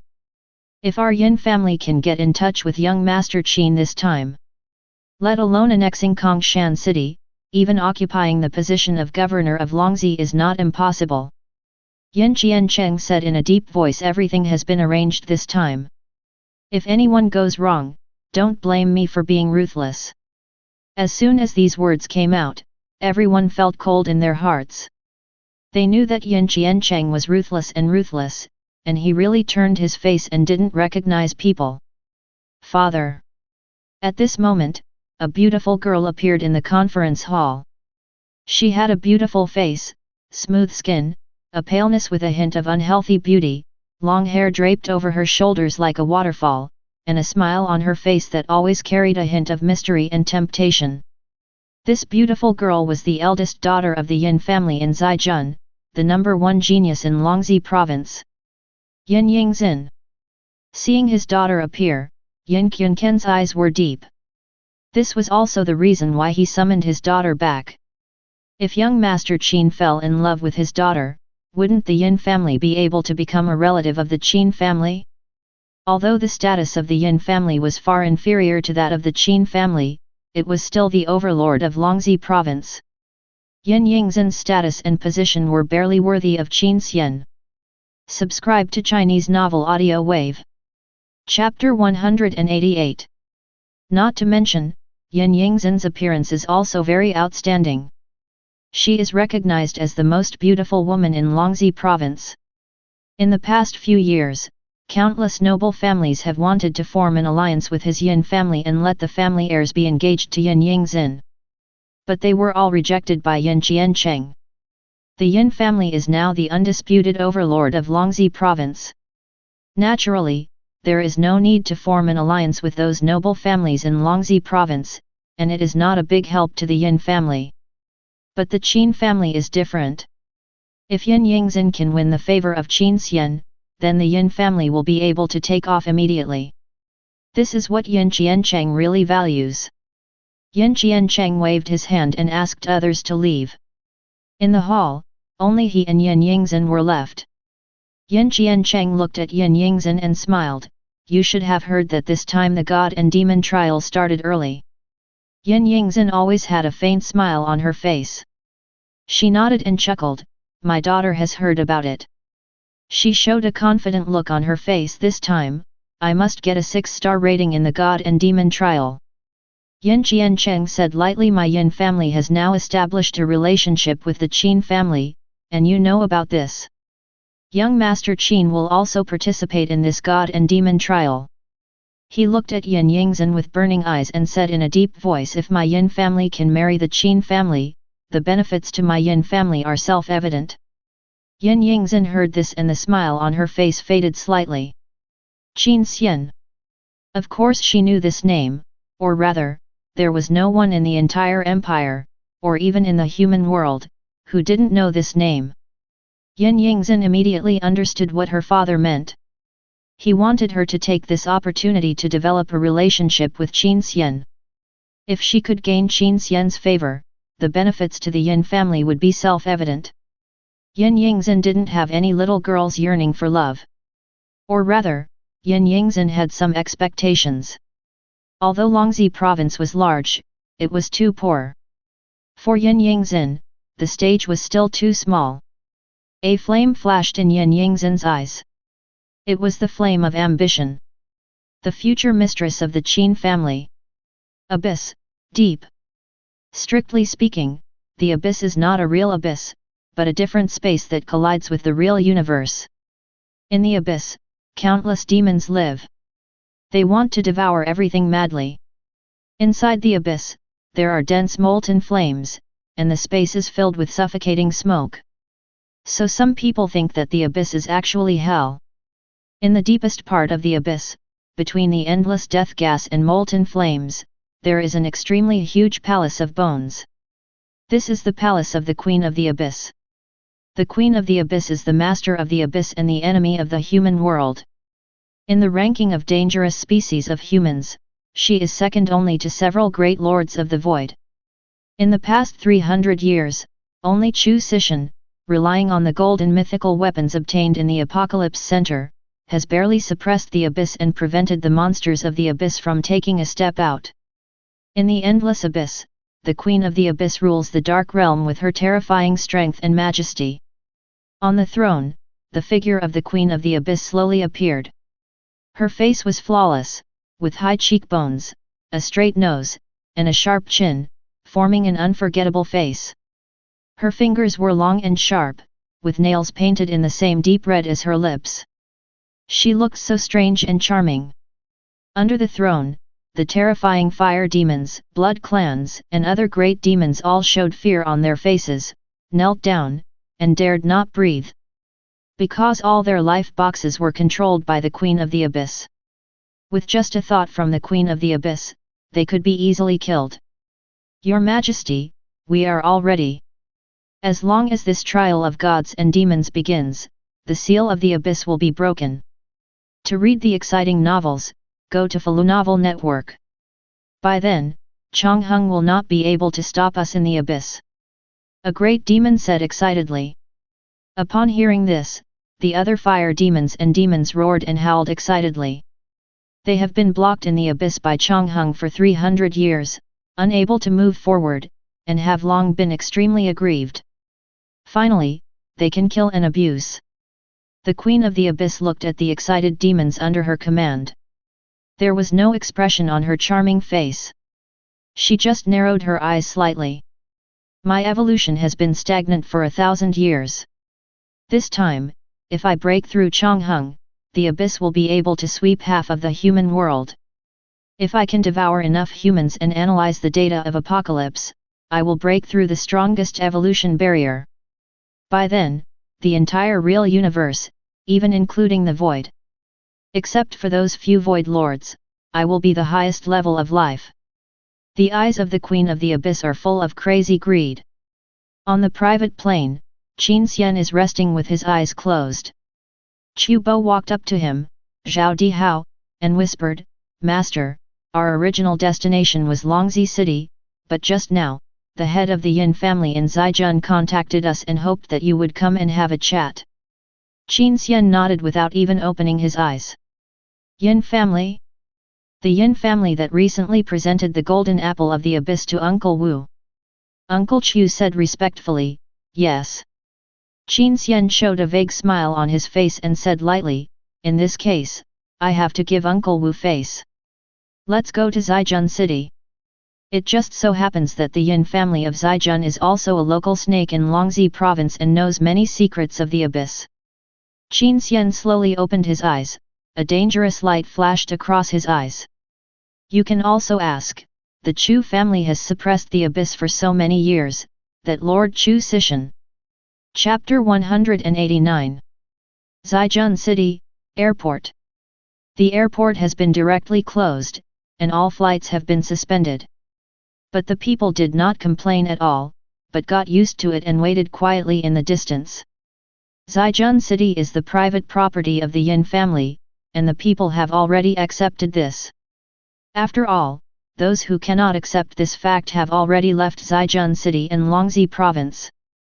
A group of high-level officials of the Yin family appeared on the runway of the airport.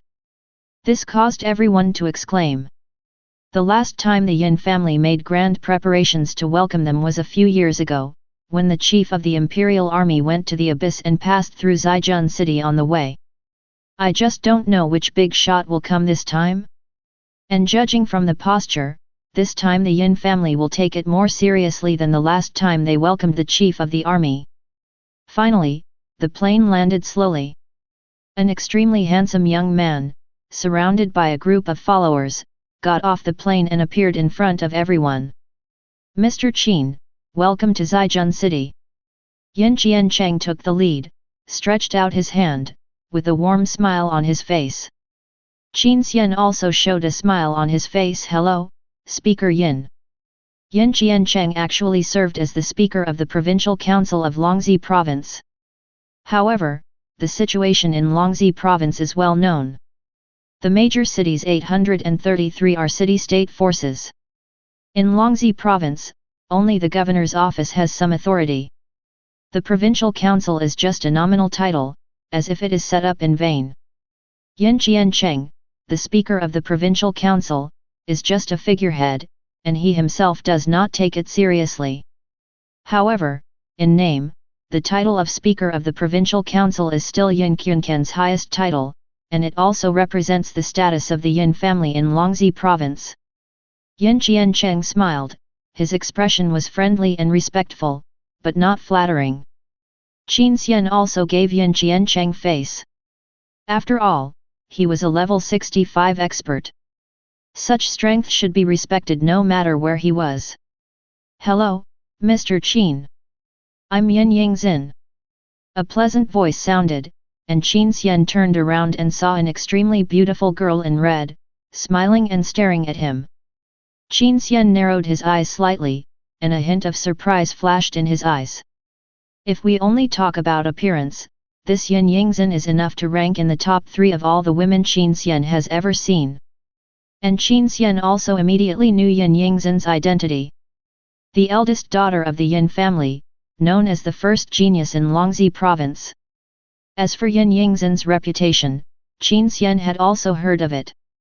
She was cruel and merciless. In order to make puppets, she did not hesitate to hunt down geniuses from other forces. She was called a femme fatale. If it were in other novels, she would be a female villain. But Qin Xian didn't care about these. Speaking of villains, who else could be more villainous than him?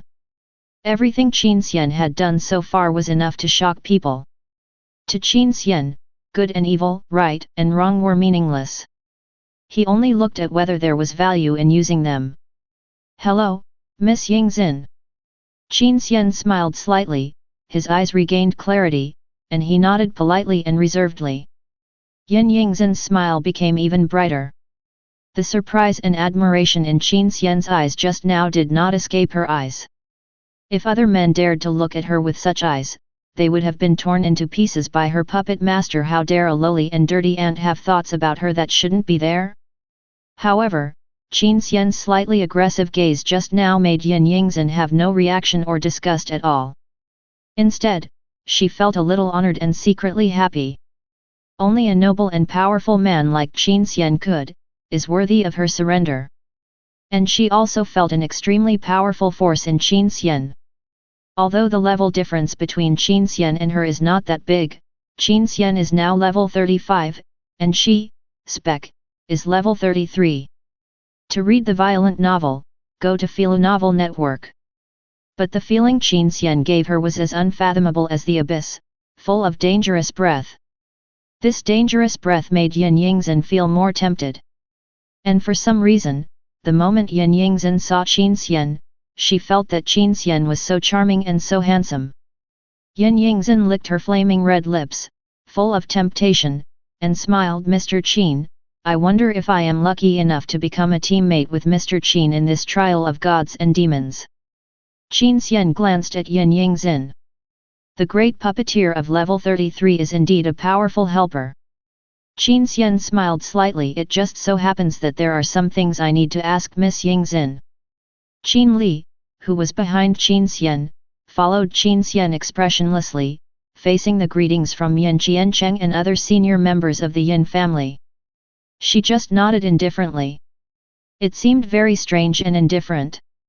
However, Yin Qiancheng and others did not mind at all, nor did they dare to mind. They all knew how much Qin Xian loved this sister. Qin Li glanced at Yin Yingzhen, and a hint of hostility flashed in her eyes. In fact, Qin Xian had many women, including those female stars he had played with before, including So Keqing behind. But Qin Li did not feel anything. She knew that those women were just her brother's playthings and could not enter the Qin family's gate. But Yin Yingzhen was different. The Yin family's attitude today was very clear. They wanted to curry favor with Qin Xian, or even to bring Yin Yingzhen and Qin Xian together. This made Qin Li somewhat hostile, but it is really possible to enter the Qin family's gate. After a brief exchange of greetings, everyone got on the car prepared by the Yin family and left the airport.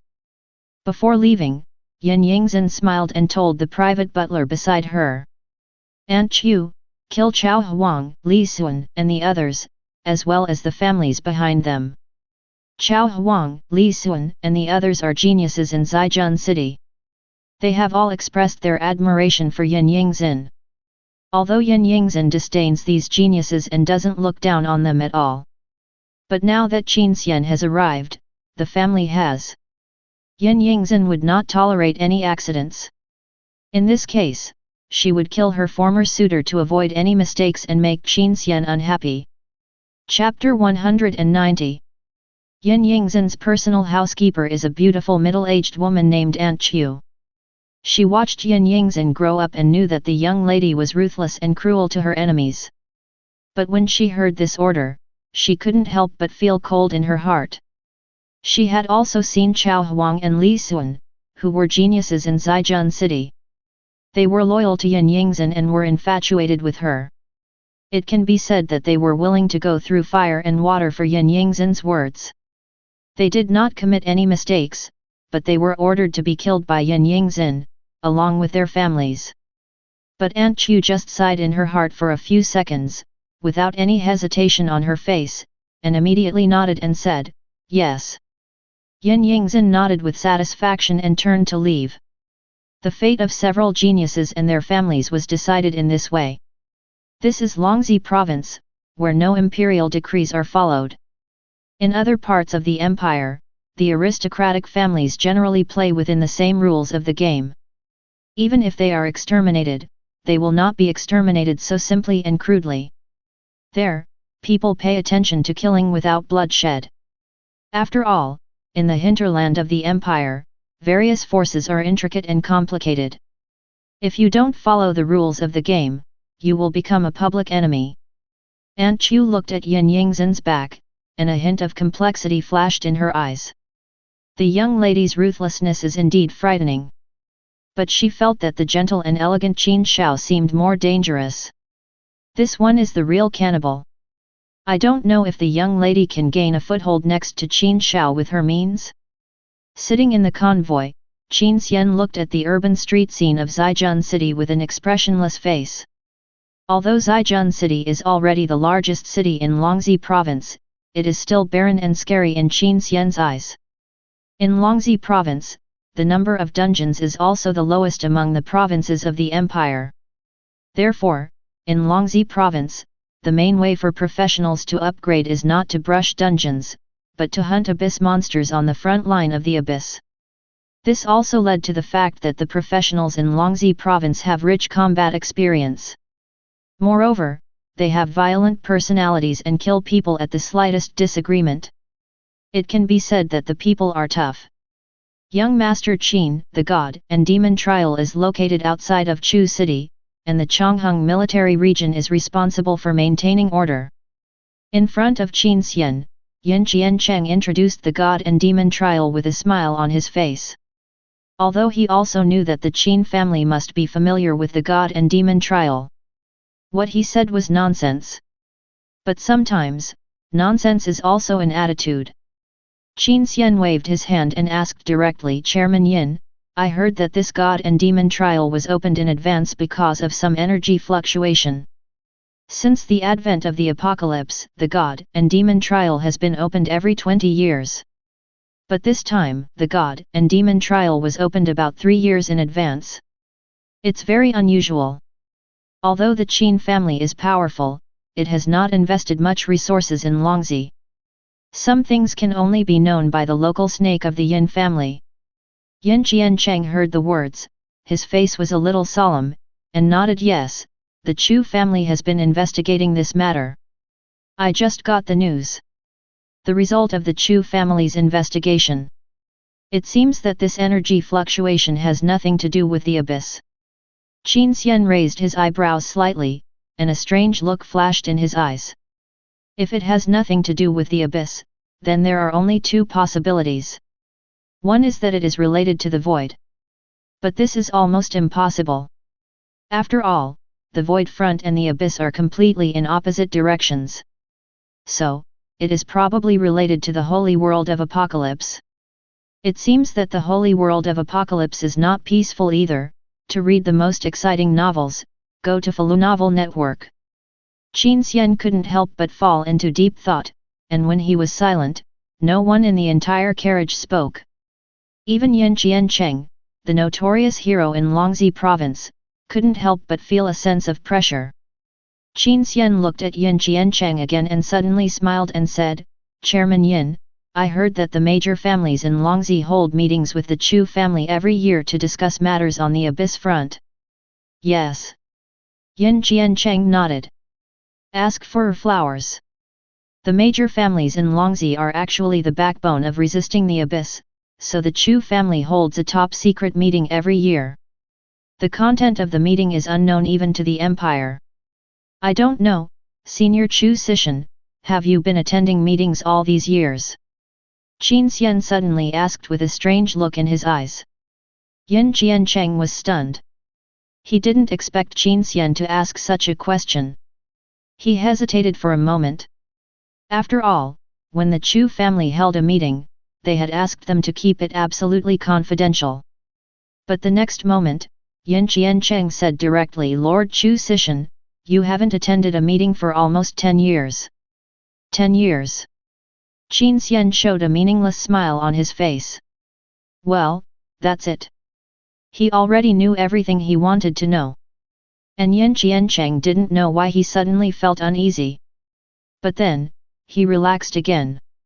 No matter what, he has now climbed up the thigh of the Qin family. With the Qin family as a backing, no matter how strong the Chu family is, they can't do anything to his Yin family. From now on, this Longzi province will be named Yin.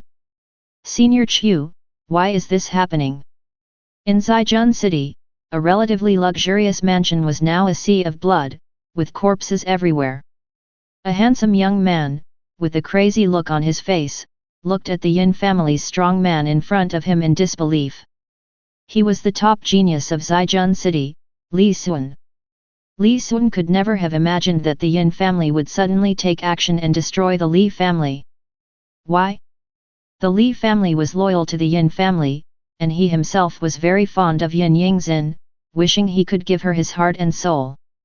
As a result, today, the Yin family actually directly destroyed the Li family. Looking at the crazy Li Sun, Aunt Chu had no expression on her face and said lightly, because you shouldn't fall in love with the young lady. After that, she took action and suppressed Li Sun. Li Sun's face remained unbelievable until the moment of his death. Is liking someone also a capital crime? Chapter 191. Two families in Zhaijun City, the Li family and the Chao family, were destroyed almost at the same time. Chao Huang and Li Sun, two geniuses who were in the limelight, were also killed. This news caused quite a stir in Zhaijun City.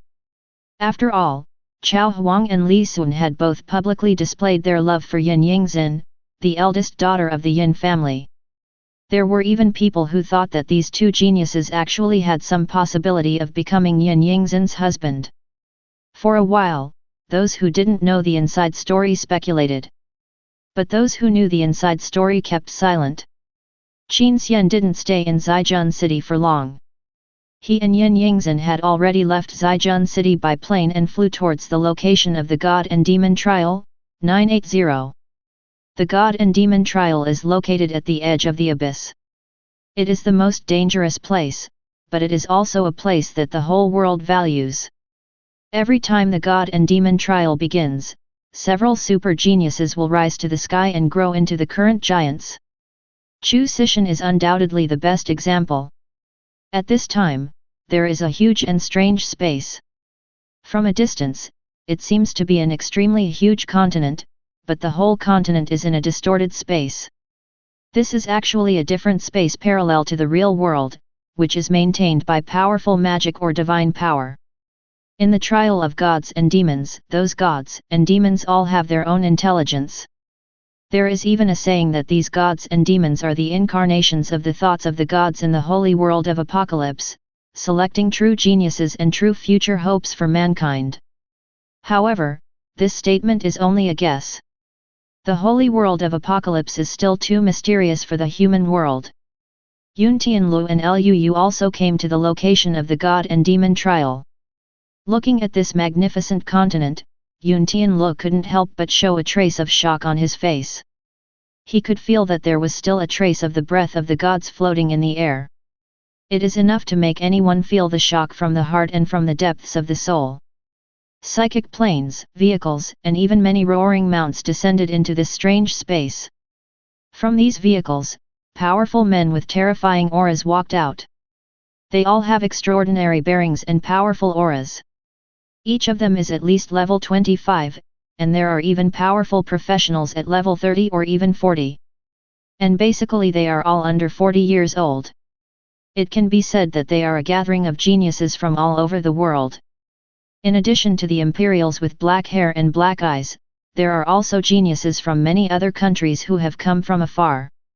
The trial of gods and demons can be said to be the fairest trial in the human world.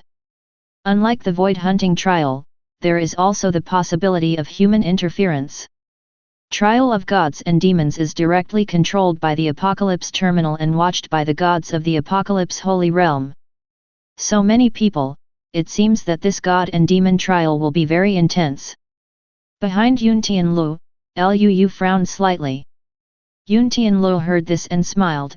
Don't worry, as long as we go all out, no matter what place we get, we will have no regrets. Tian Jiao next to him couldn't help showing a bit of sarcasm on his face when he heard this. What the hell? Since they chose to participate in this extremely dangerous god and demon trial, they are naturally arrogant top talents. There is only one goal, that is to win. He was about to say something, but suddenly saw Yun Tianlu's extremely sincere eyes, his heart choked, and he nodded for some reason. Suddenly he felt that what Yun Tianlu said made a lot of sense. Yun Tianlu looked at the huge, magnificent gate of God and demon trial with a determined look. Over the years, the situation in Longzi province has become increasingly chaotic. If it weren't for the military's decree, I'm afraid Qian City would have been annexed by the Yin family of Zhaijun.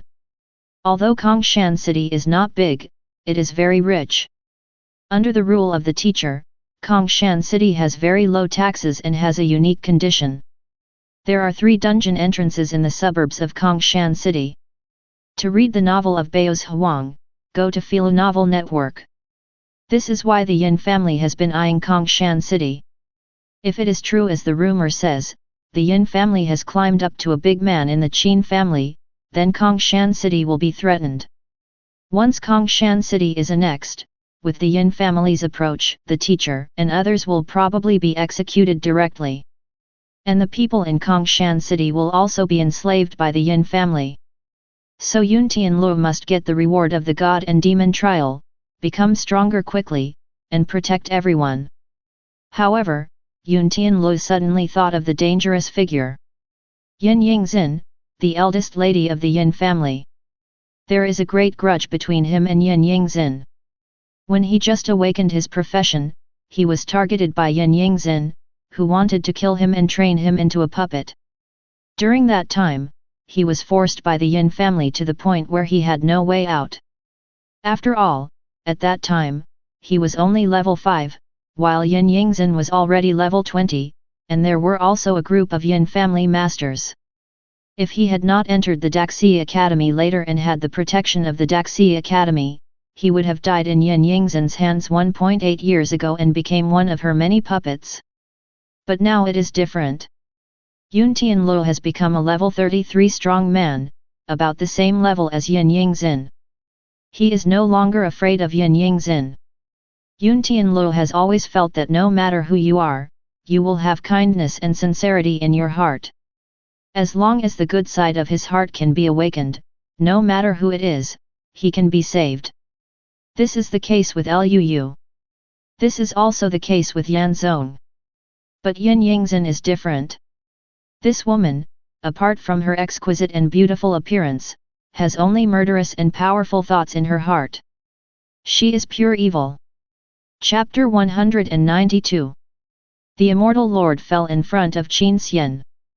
The ground around him had already broken, obviously having experienced an extremely tragic battle. Qin Xian was panting. The trial of gods and demons was a trial of gods and demons after all.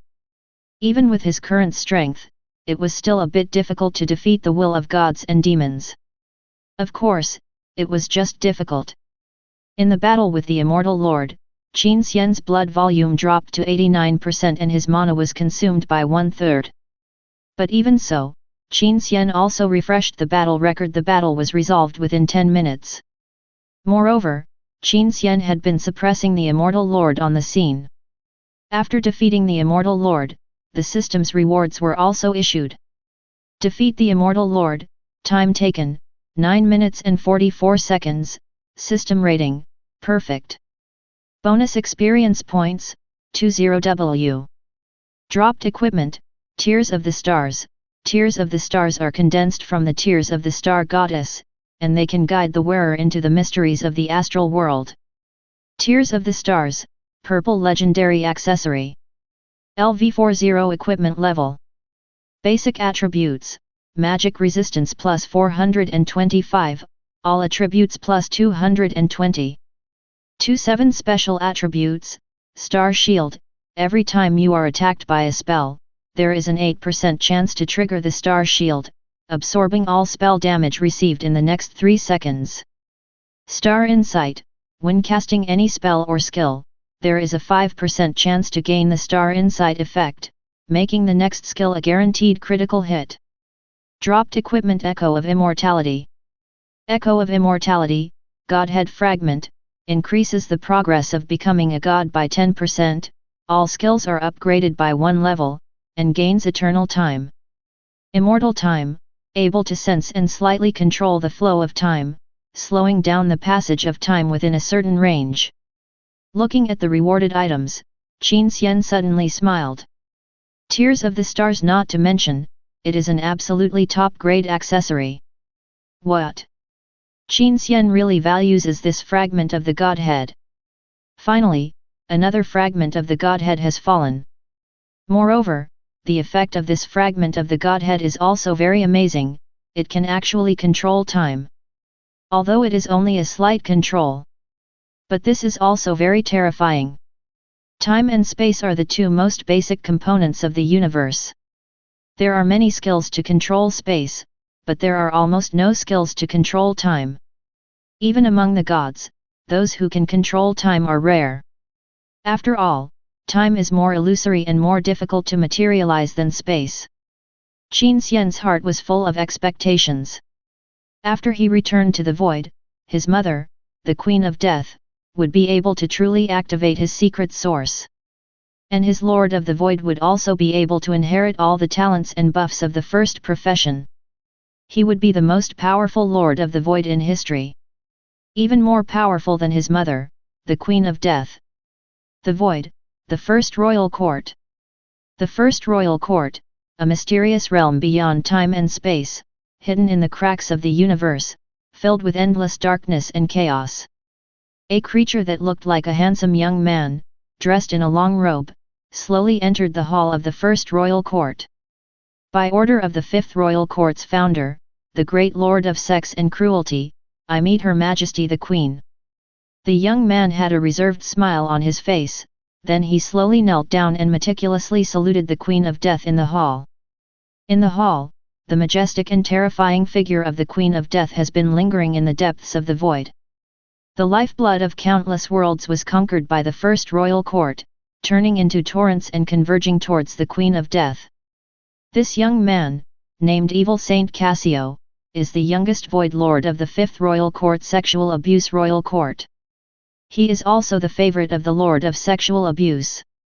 To be precise, he has been a favorite for the past 200 years. The ancestor of the Fifth Royal Court, the Lord of Sexual Abuse, is the most bewitching and controlling existence in the void. To read violent novels, go to Fly Novel Network.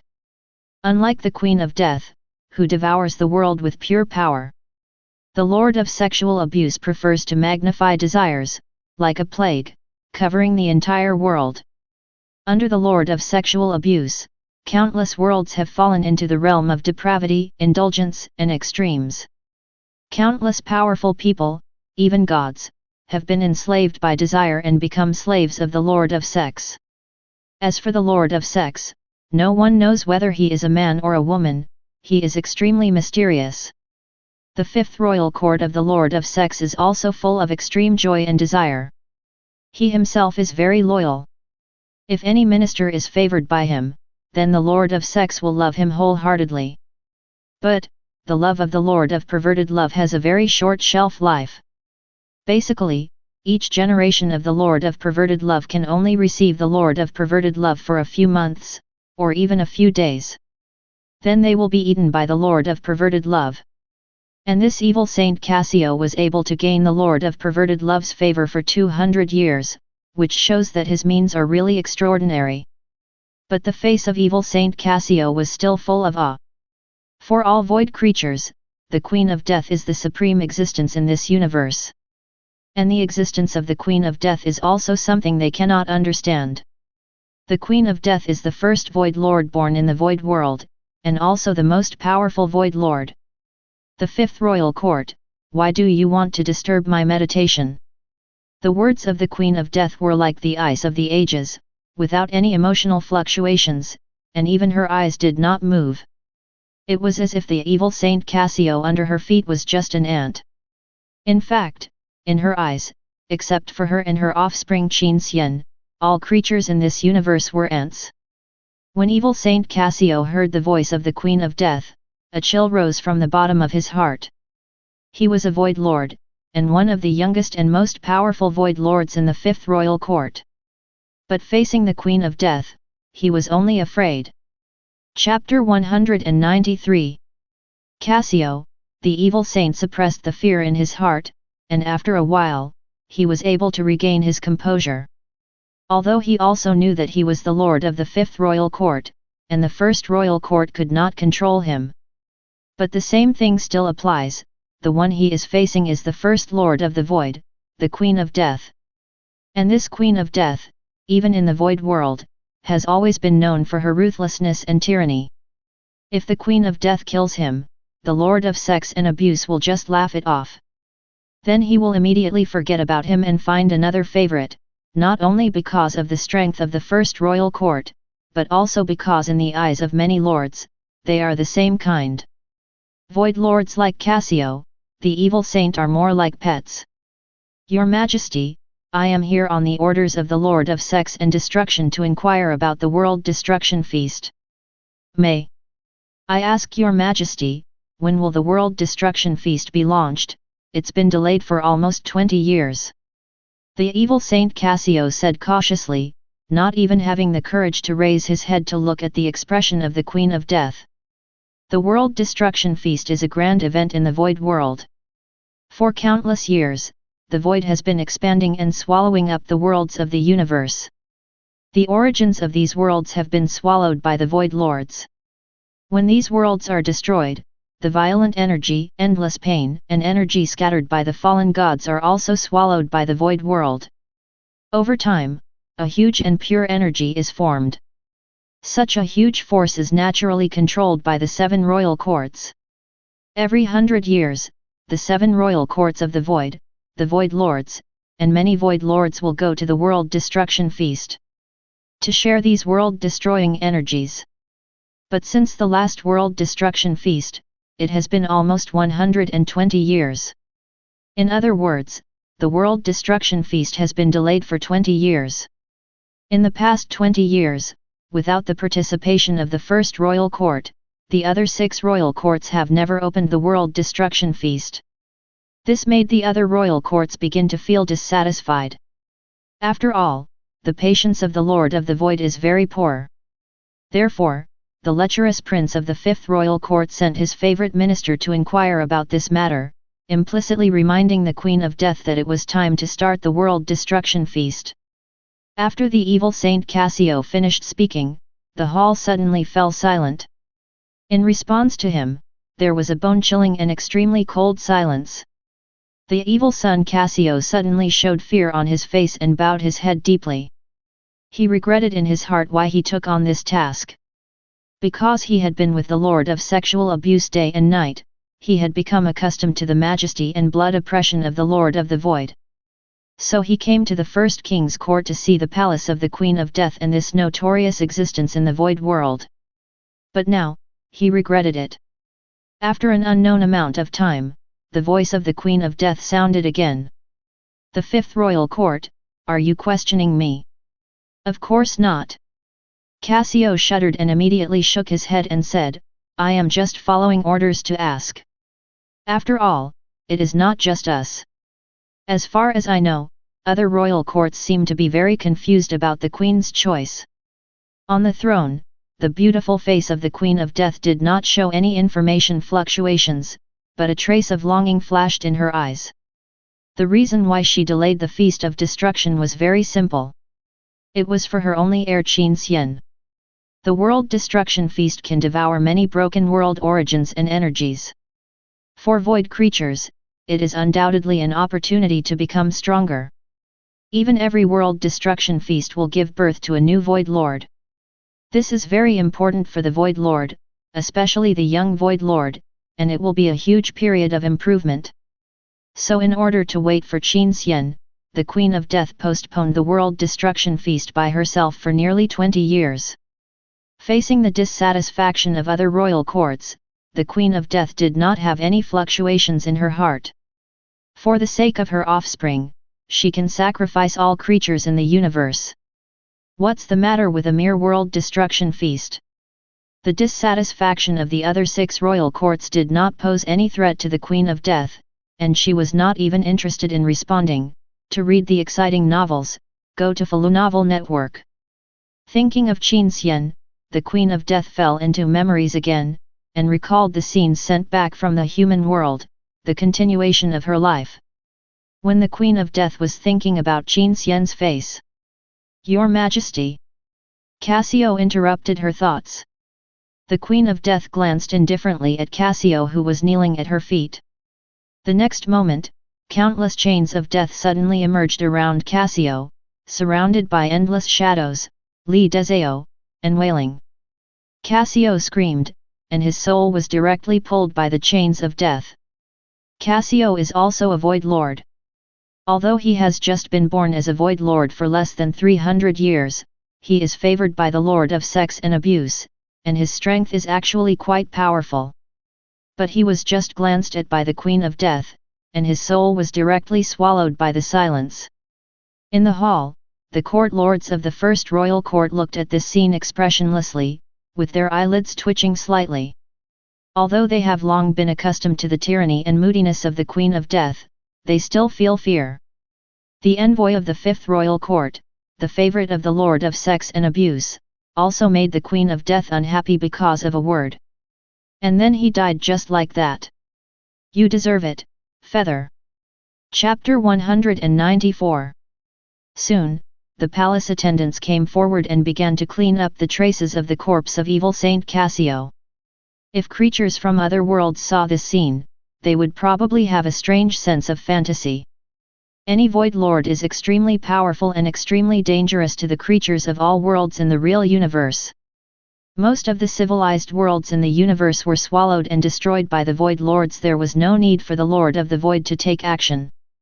But the Void Lord, who was extremely powerful to all creatures, he died so simply. This is the Void World, where there is no order, only the law of the jungle. Inside the hall, many Void Lords under the command of the First Royal Court looked at this scene expressionlessly. The cruelty and moodiness of the Queen of Death made them full of fear. As for the death of the messenger of the Fifth Royal Court, they didn't feel anything. Although each of the 7 royal courts of the Void is very powerful, from the First Royal Court to the 7th Royal Court, there is no strict distinction between strong and weak. But the First Royal Court still occupies a very special position in the Void world. The Lord of Sex and Abuse would not turn against the First Royal Court for a Void Lord, unless someone touched the Lord of Sex and Abuse's reverse scale. The Queen of Death frowned slightly on her flawless face after her thoughts were interrupted. The temperature of the entire palace seemed to be a little colder. At this moment, a female void creature suddenly appeared in the hall. Her face was flawless, but she had an unsettling indifference. Her long hair swayed gently in the void, exuding an ominous aura, as if it was a foreshadowing of countless disasters. The Witch of Disaster Arwen, a Void Lord born in the First Royal Court, is also a close confidant of the Queen of Death. Her ability is to foretell disasters, and countless worlds have been destroyed by the disasters she brought. My lord. She knelt down and glanced at the place where evil Saint Cassio had just been, her eyes deep. The favorites and close ministers of the Void Court are honorable, but also worthless. Speaking of honorable, as the confidant of the Queen of Death, although Arwen the Witch of Disaster is still inexperienced among the many Void Lords, her status is very transcendent. In the territory of the First Court and those colonized worlds swallowed by the First Court, Arwen the Witch of Disaster has a very transcendent status. But to say they are worthless is really not worth much. Because their status is completely dependent on the preferences of the Queen of Death. For example, fallen Saint Heloise, the former Queen of Death, has conquered many worlds for the Queen of Death over the years. He has made great contributions. But he was killed directly at the thought of the Queen of Death. With the death of fallen Saint Heloise, her faction was also purged and became the dust of history.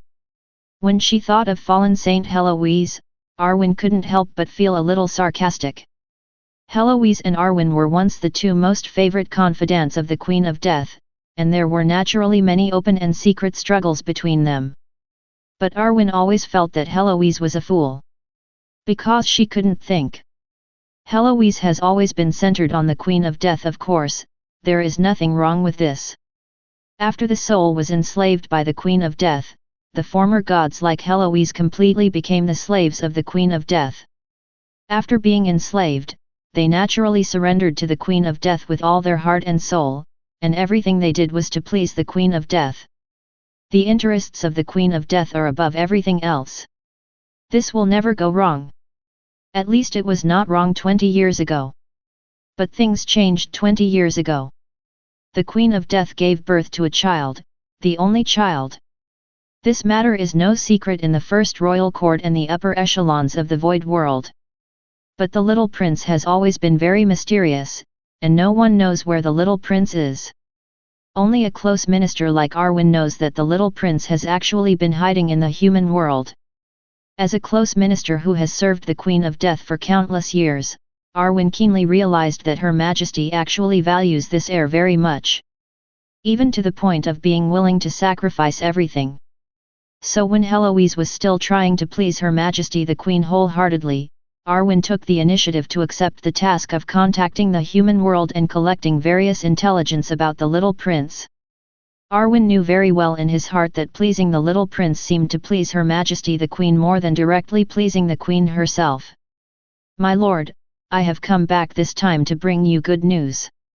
Arwen bowed his head respectfully and humbly. "Arwen."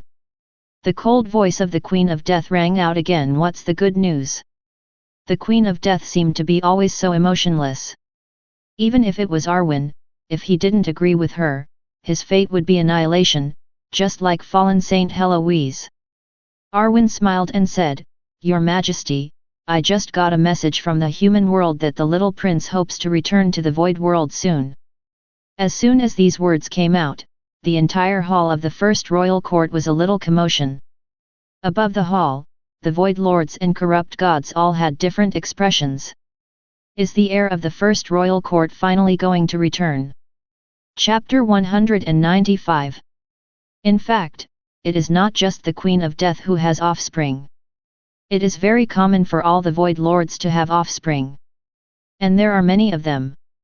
For example, the Lord of Nurgle in the Second Royal Court, who was born almost at the same time as the Queen of Death, has hundreds of thousands of offspring. After all, this lord's personality is it is philanthropic. It can mate with any creature of any race or appearance, and then give birth to offspring. Countless years have passed, and there are already hundreds of thousands of princes in the Nurgle court. Of course, most of these hundreds of thousands of princes are void monsters without intelligence. But the first court is different. For countless epochs, the Queen of Death has only had this one offspring. And they are all high-ranking officials of the first court, and they all know how much the Queen loves her only offspring, even doting. For this mysterious little prince, she even tore up 1/10 of the origin of the void world to build a nutrient pool. For this reason, the other 6 royal courts almost exploded with the first royal court. The return of this little prince will probably cause a big stir in the void world. On the throne, after hearing the news, the eyes of the Queen of Death, which had originally shown no emotion, suddenly flashed with excitement. Is her son finally coming back? Since Qin Xian was born, he has been brought to the human world to grow up and learn under the system of apocalypse. Although 20 years is just a blink of an eye in her eyes with endless lifespan, it is not even enough time for a contemplation. Before giving birth to Qin Xian, time had no meaning in front of the Queen of Death. Hundreds of years, thousands of years, and tens of thousands of years are all just passing clouds. But after the birth of Qin Xian, time became something that can be visualized. Every moment, the Queen of Death is missing Qin Xian and her offspring, as if the days are passing by like years. More than once, the Queen of Death has been a little impulsive, directly ignoring apocalypse, leading the army of the First Royal Court, tearing through the barriers of apocalypse, invading the human world, and bringing back her offspring. But she still suppressed the impulse. Because Qin Xian can learn more in the human world than in the void world. The Queen of Death smiled slightly, causing the gods and demons of the first royal court to be stunned and shocked. Their queen actually smiled. The Queen of Death said calmly, notify the other 6 royal courts that the World Destruction Feast will be launched soon after my offspring returns. Arwen said respectfully, Your Majesty, can I go to welcome His Royal Highness the Prince? The Queen of Death glanced at Arwen, and a hint of coldness suddenly flashed in her eyes. Arwen, this is the first time my offspring has returned to the void world. You want to replace me and let him see you first. At this moment, the temperature of the hall suddenly solidified, and the atmosphere was extremely depressing. Even the expressions on the faces of other void lords and corrupted gods changed. They could feel that Her Majesty the Queen was really angry. The Queen of Death was not angry when she killed evil son Cassio before. She just killed him casually because she was in a bad mood. This time, the Queen was really angry. Arwen's body was stiff, and she was trembling all over. Under the Queen's anger, she seemed to feel that she was being watched by the great terror of the void, and the black hole of this universe annihilated everything. It's over. Arwen's heart was full of despair and regret. She still made the same mistake as fallen Saint Heloise. The fallen Saint Heloise only paid attention to Her Majesty the Queen herself and ignored Qin Xian. And she only paid attention to Qin Xian and ignored Her Majesty the Queen. Arwen just considered that Her Majesty the Queen doted on His Royal Highness Prince Qin Xian, so she wanted to please His Royal Highness Qin Xian. In this way, if she could get the favor of Prince Qin Xian, her position in the first royal court would be more stable. Her Majesty the Queen would also trust and value her more because of His Royal Highness the Prince. Even if His Royal Highness the Little Prince, she was favored by the Little Prince, and she had the honor of becoming the Little Prince's maid. She was pregnant with the Little Prince's blood, and she, the Lord of the Void, could become stronger again. But she made a fatal mistake. That was to ignore the feelings of the Queen of Death for the Little Prince. This was the first time the Little Prince returned to the Void World, and it was a very important moment. At such a moment, of course, the Little Prince should see the Queen of Death at first sight, not her Arwen the Witch of Disaster. The suggestion she just made violated the Queen's reverse scale, and even, this caused the Queen's jealousy. Arwen's face was filled with despair. Under the wrath of the Queen of Death, no one in the entire universe could remain calm. Arwen knelt down directly, and even lay on the ground under the strong pressure. He said in fear, It is my fault for not considering it carefully. Your Majesty, please forgive me. The strong pressure almost embedded Arwen's body into the floor. Countless cracks appeared on Arwen's body, almost breaking it into pieces. But in such severe pain, Arwen didn't even dare to scream, but just prayed for a miracle to happen. Finally, the terrifying pressure slowly disappeared. Arwen, you should die. The Queen of Death stared at the dying Arwen with eyes devoid of any emotion, and finally spoke softly. But because my offspring is coming back soon, I am in a good mood, too. Chapter 196. The terrifying pressure disappeared without a trace, and Arwen took a long breath and recovered from the brink of death.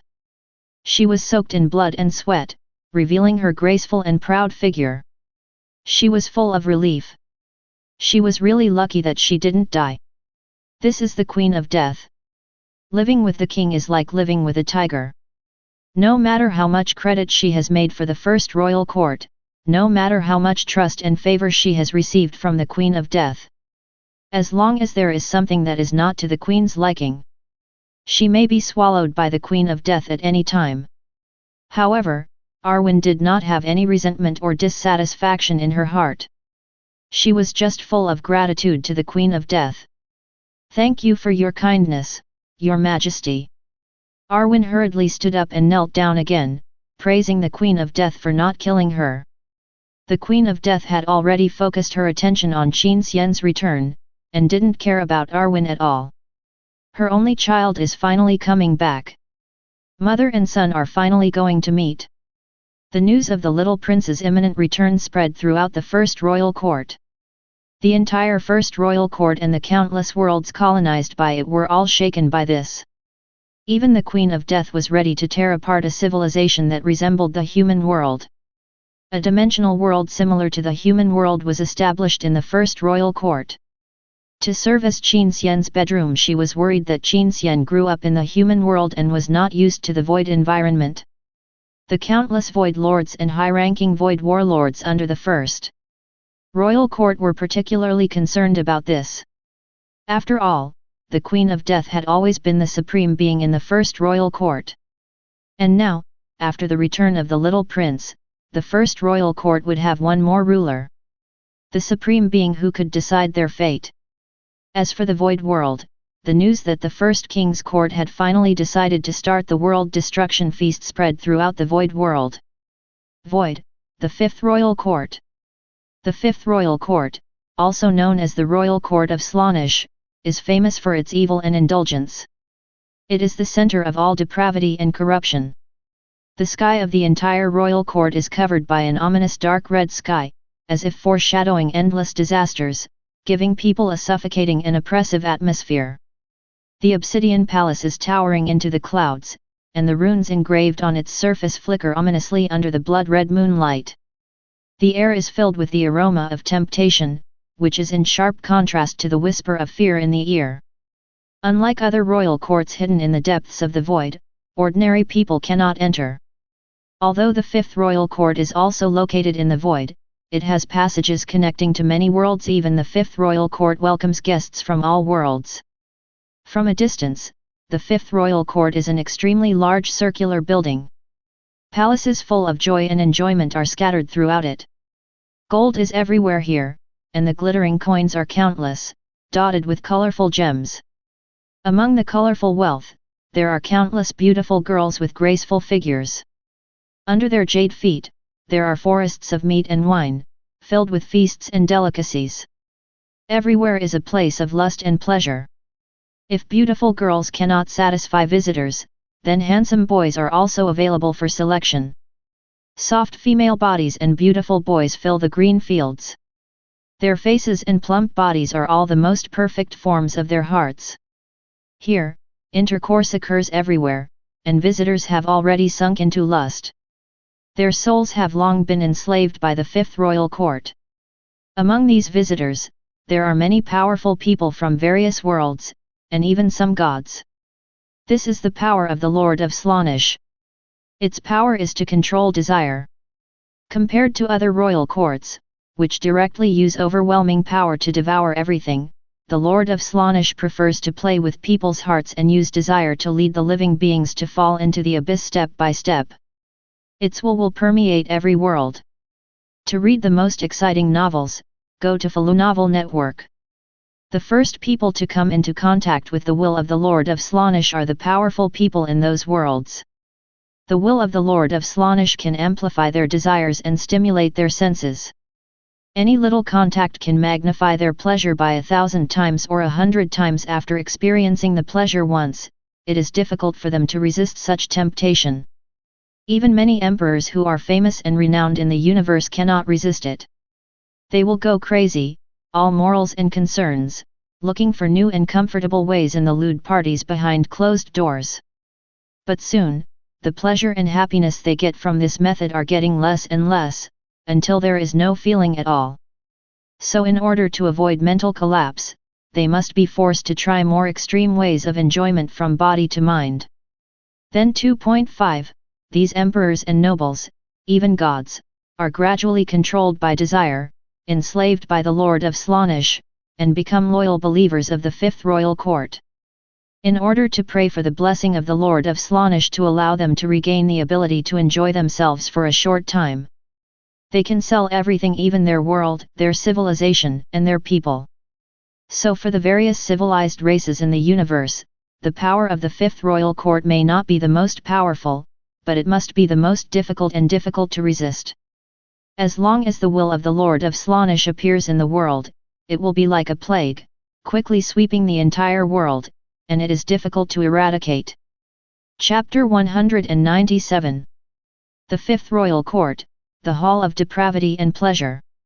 This is the deepest part of the fifth royal court, and also the bedroom of Lord Slaanesh. The space inside the hall is very large, and you can't see the end at a glance. It is magnificent, with gemstones inlaid on the screens and murals depicting mythological stories on the ceiling. Light and shadow interweave in the hall, sometimes bright, sometimes dim, adding a sense of mystery to this space. Deep in the hall of depravity and pleasure, on a huge bed, an extremely beautiful, the void creature, half lying lazily on the bed, smiling at everything in front of it. Its appearance is almost flawless, and its beauty is shocking. It is even impossible to tell its gender, whether it is male or female. But under its stunning beauty, the distinction between genders has become meaningless. Some people call it the Queen of Slaanesh, but more people still call it the Lord of Slaanesh. It is solemn and charming, long limbs, elegant, and has the kind of unforgettable beauty that is both male and female, but that perfection hides an infinite depravity and corruption. Every movement of it is full of temptation, which makes people involuntarily attracted. In other words, its existence itself is a temptation.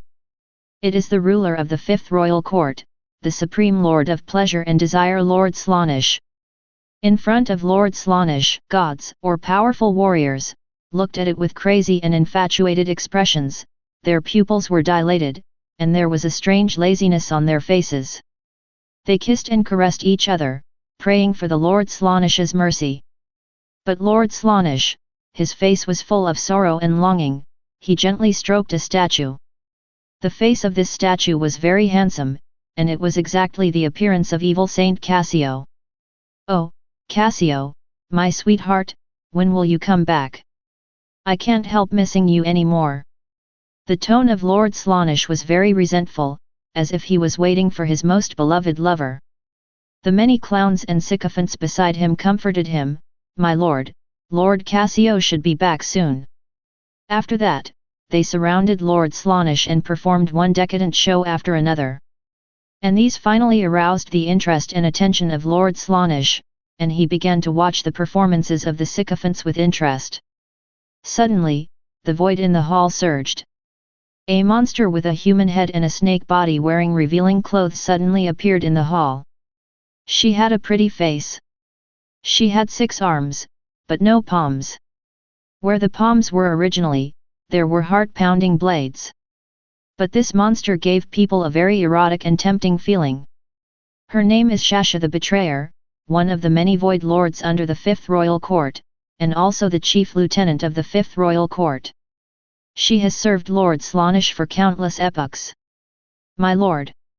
Sasha the Betrayer looked at Lord Slaanesh with fascination and awe, and whispered, "Lord Cassio is dead." Lord Slaanesh was still watching the performance in front of him with great interest.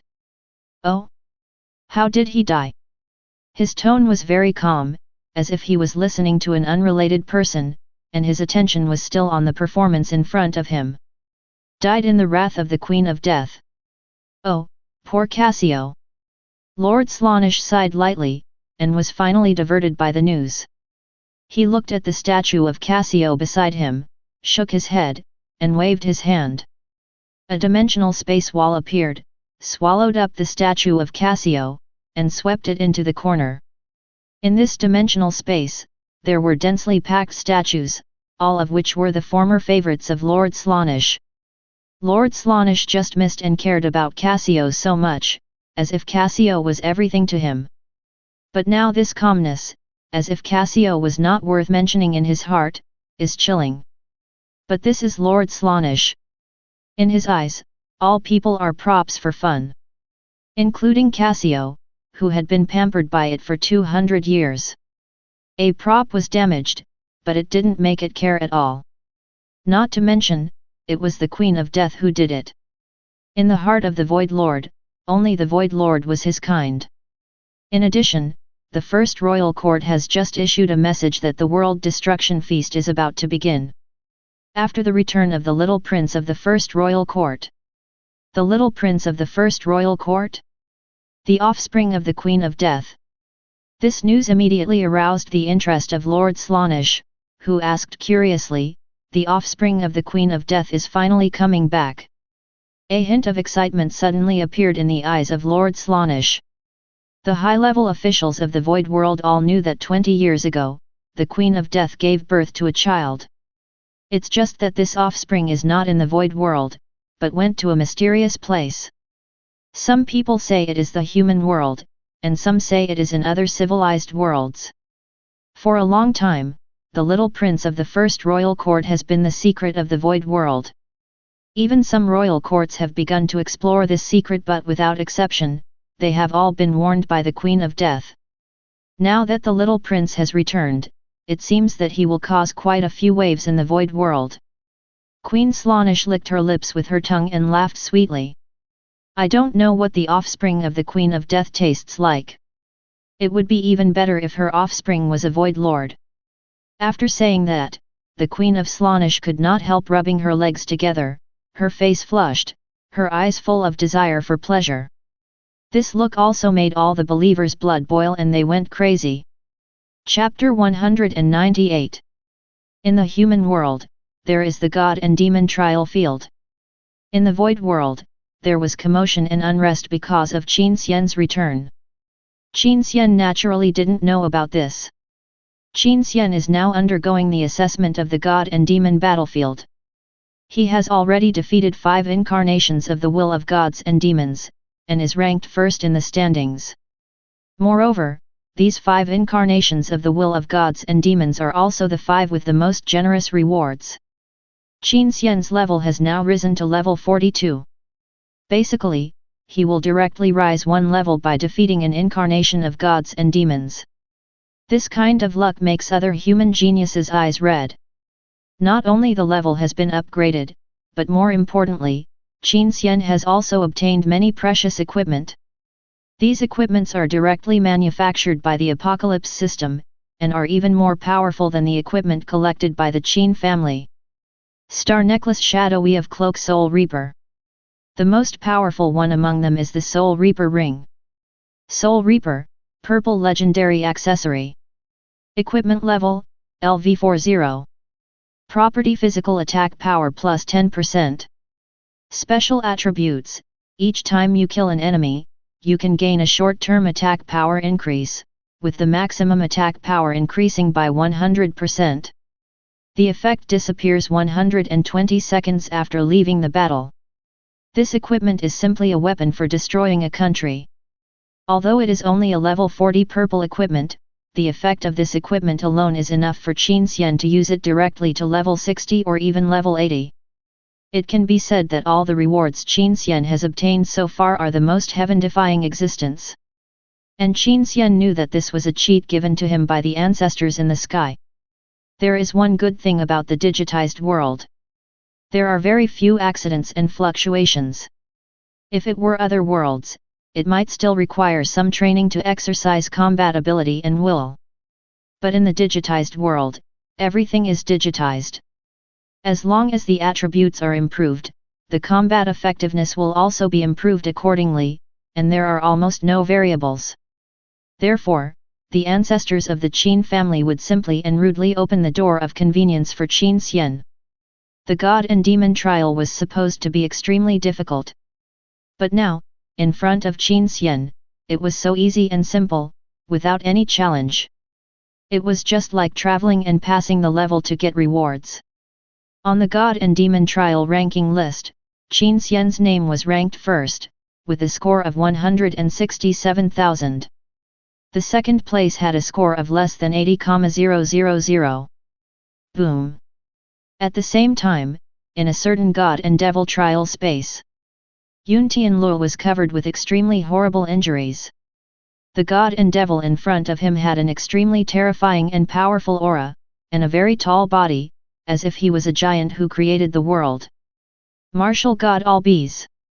Yun Tianluo showed a trace of bitterness on his face. His luck was too bad. The first God and Devil will he encountered was Martial God Albiz. Martial God Albiz is the most difficult incarnation of gods and demons.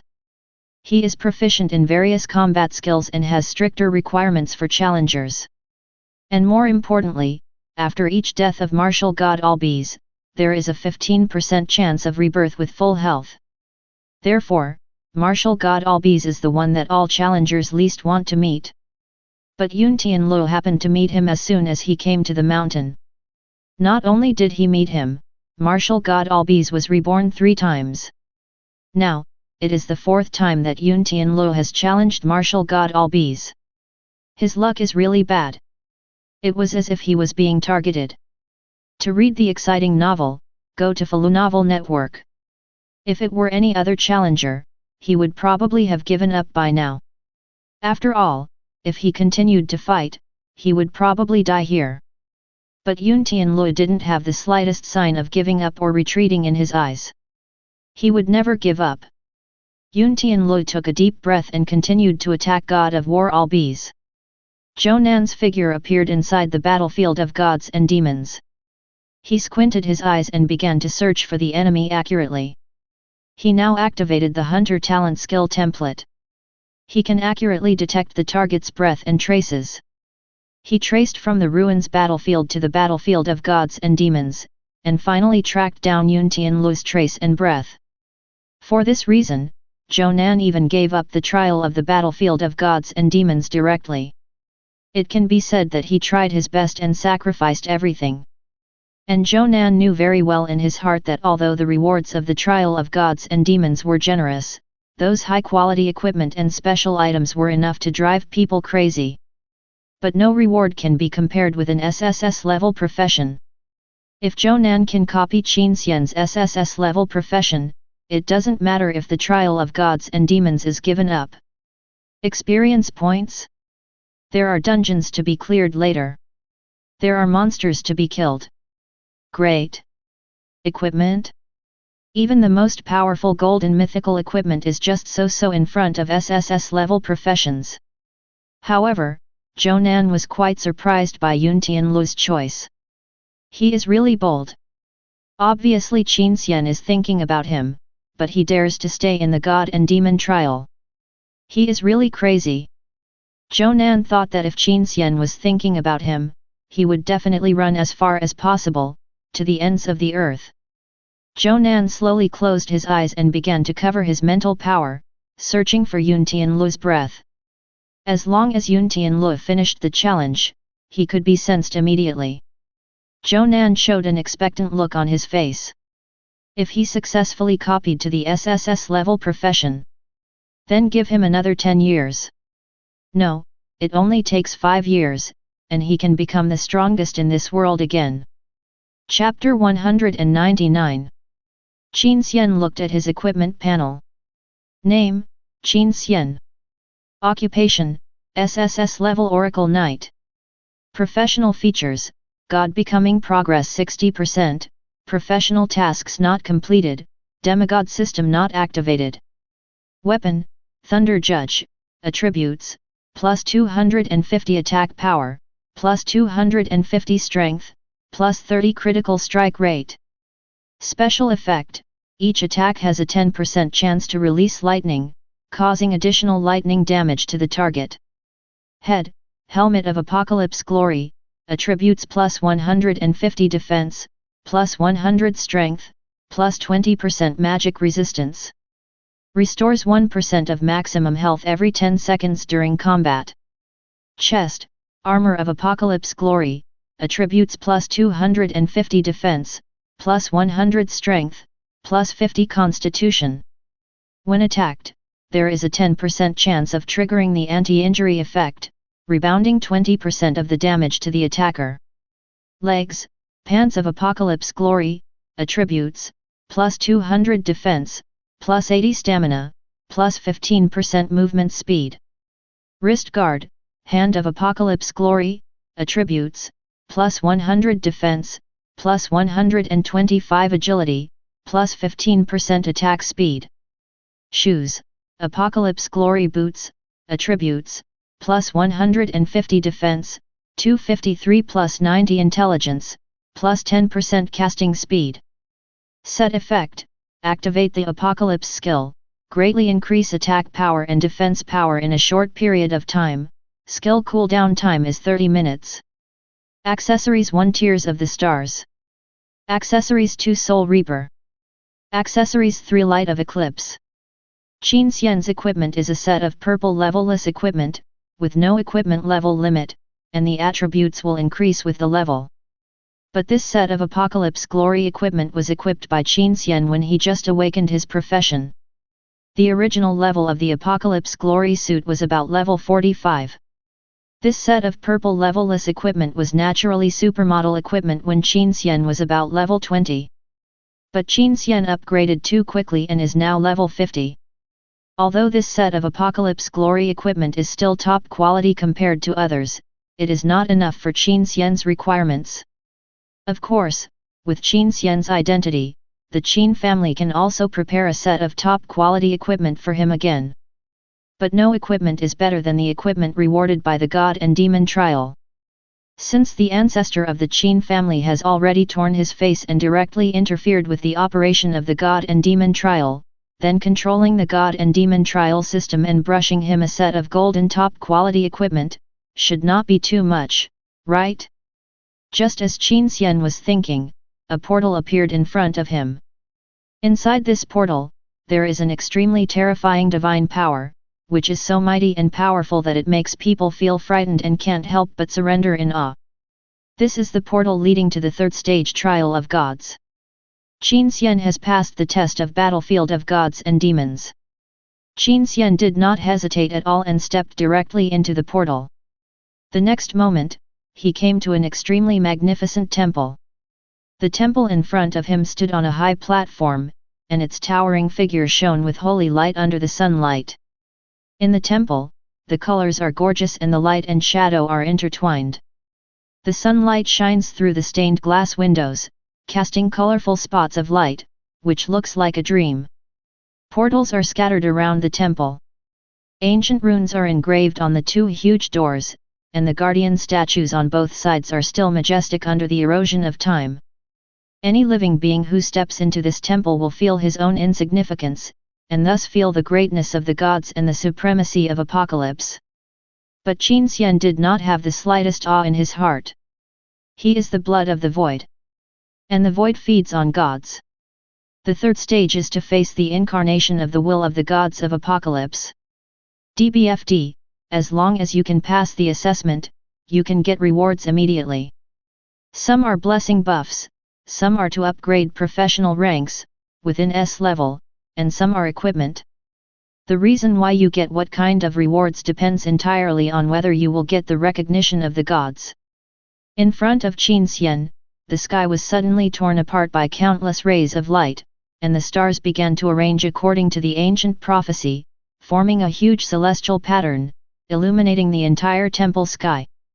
Beams of dazzling light fell, forming a huge column of light, and a majestic figure could be vaguely seen in the column of light slowly descending.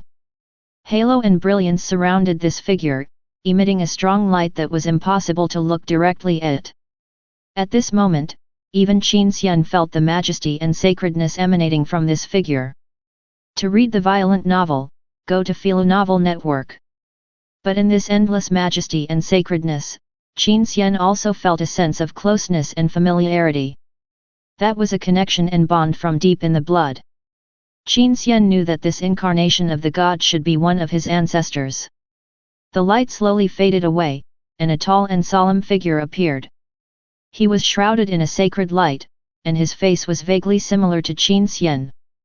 With a satisfied and intimate smile on his face, he was looking at Qin Xian gently. "You are Qin Xian, the blood descendant of the Qin family." A deep voice slowly sounded, and the god began to introduce himself. "I am Qin Long. In terms of seniority, you should call me your third uncle." Qin Long. Qin Xian was slightly shocked when he heard this. This name is well known in the empire. He was once the pillar of the empire, a super strong man of level 105. He once destroyed more than 20 void lords in his hands. Until now, his statue still stands in the central square of the imperial capital. He is one of the 12 apocalyptic gods of the empire. Third uncle. Qin Xian bowed his head deeply. Although he was the descendant of the Queen of Death, he also had the blood of the Qin family flowing in his veins. Facing his ancestor, he naturally had to show respect. Qin Long nodded with satisfaction and said directly, "You have passed my test." "Qin Xian, what reward do you want?" "Whatever you want, I can control the authority of Apocalypse and grant it to you." If other people heard this, they would probably be jealous and crazy. Damn it! Rematch. Chapter 200. Although the third stage of the God trial is not as dangerous as the God and Demon trial, it is more difficult. However, the incarnations of the gods generally do not kill. After all, those who can enter the third stage of the trial are basically the top geniuses of mankind and the hope of mankind's future. There are also many geniuses who passed the second stage of the God and Demon battlefield, but were eliminated in the third stage. After all, the incarnation of the will of the gods of Apocalypse is more powerful than the will of gods and demons terrifying. But when it came to Qin Xian, he just recognized it without saying a few words. This recognition is too easy, isn't it? And he actually let Qin Xian choose the reward himself. It was thanks to Qin Xian that he was the first to enter the third stage, and there was no one else. If there were other people, I am afraid that these people would doubt the fairness of the God and Demon trial and even the entire Apocalypse system. This is a naked shady deal. Qin Xian heard this and a smile appeared on his face. He thought for a moment and still chose the equipment. After all, his current blessing buff is already the top one. The only thing that can significantly improve combat power is equipment. Although equipment is an external object, it is something that can be relied upon in the Apocalypse system, and can even change many things. Back then, Qu Sishan obtained a golden mythical weapon in the God and Demon trial, which opened up the Chu family's 300-year foundation. The current regent Lug also obtained a golden mythical weapon in the Apocalypse auction Sword of Terra to suppress the major families in the empire. Qin Xian nodded and said, "In that case, I will choose the equipment."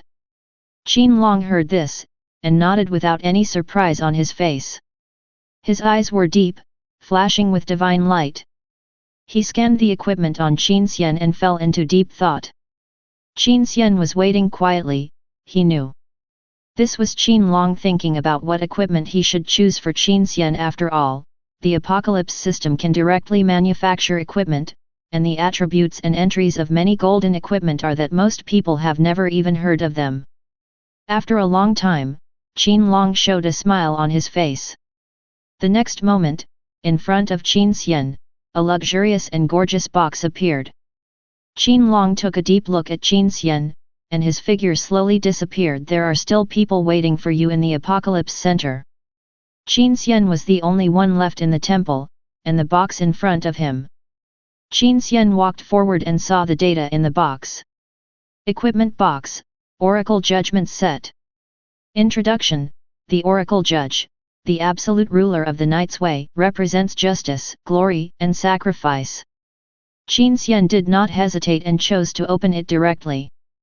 Suddenly, the equipment box emerged with an extremely dazzling brilliance, shining with golden light, filled with a sacred and majestic brilliance.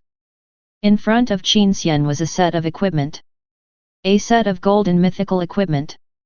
The golden brilliance and attribute entries made Qin Xian's heart beat faster. After all, the apocalypse has come for 1,000 years, and I am afraid that the total number of golden mythical equipment in the entire human world is no more than 30. Every piece of golden equipment is enough to change the world pattern. And now, Qin Xian himself has a set. And it's a suit. Helmet of the Oracle Judge, growth-oriented golden mythical equipment. Property plus 450 defense, plus 500 intelligence, plus 220 perception. Special effect, provides a field of view bonus, allowing the wearer to see through illusions and invisible units. This helmet can directly make all stealth-based and illusion-based professions useless in front of Qin Xian. Oracle Judge Breastplate, growth level golden mythical equipment. Property plus 900 defense, plus 600 strength, plus 450 constitution. To read the exciting novels, go to Falu Novel Network. Special effect, when receiving a critical hit, there is a chance to trigger the Oracle Shield, transferring the critical damage suffered as healing to yourself, and rebounding 500% of the true damage to the enemy. Oracle Judge Gauntlets, Growth Level Gold and Mythical Equipment. Property plus 300 attack power, plus 480 agility, plus 25% critical strike rate. Special effect, all skills, when facing the dead, void, and demon enemies, will have 500% of the original skill's true damage, and will also have Judgment, 0. Oracle Judge Leggings, Growth Level Gold and Mythical Equipment. Property plus 300 all attributes, plus 30% damage reduction. Attribute, immune to all types of control. Boots of the Oracle Judge, Growth-oriented gold and mythical equipment. Attributes, plus 450 defense, plus 600 agility, plus 40% movement speed. Attribute, gain the ability to travel through space, can perform a space jump and teleport to any target space, cooling time, 24 hours. Set effect, after collecting the Oracle Judge set, activate Power of Oracle Judge. Power of Oracle Judge, transform into an Oracle, temporarily increase your own level by 30 levels, and gain 80% level up attribute, which lasts for 2 hours, with a cooldown of 24 hours. Even Qin Xian was completely shocked. This set of Oracle Judge suit can no longer be simply described as heaven-defying. This is no longer mortal equipment, but equipment of gods. As expected of golden equipment, the attribute points alone are equivalent to all the attributes of other people. And it is growth equipment. This is completely different from level-free equipment, 10,000. Subscribe to Chinese Novel Audio Wave. Thank you.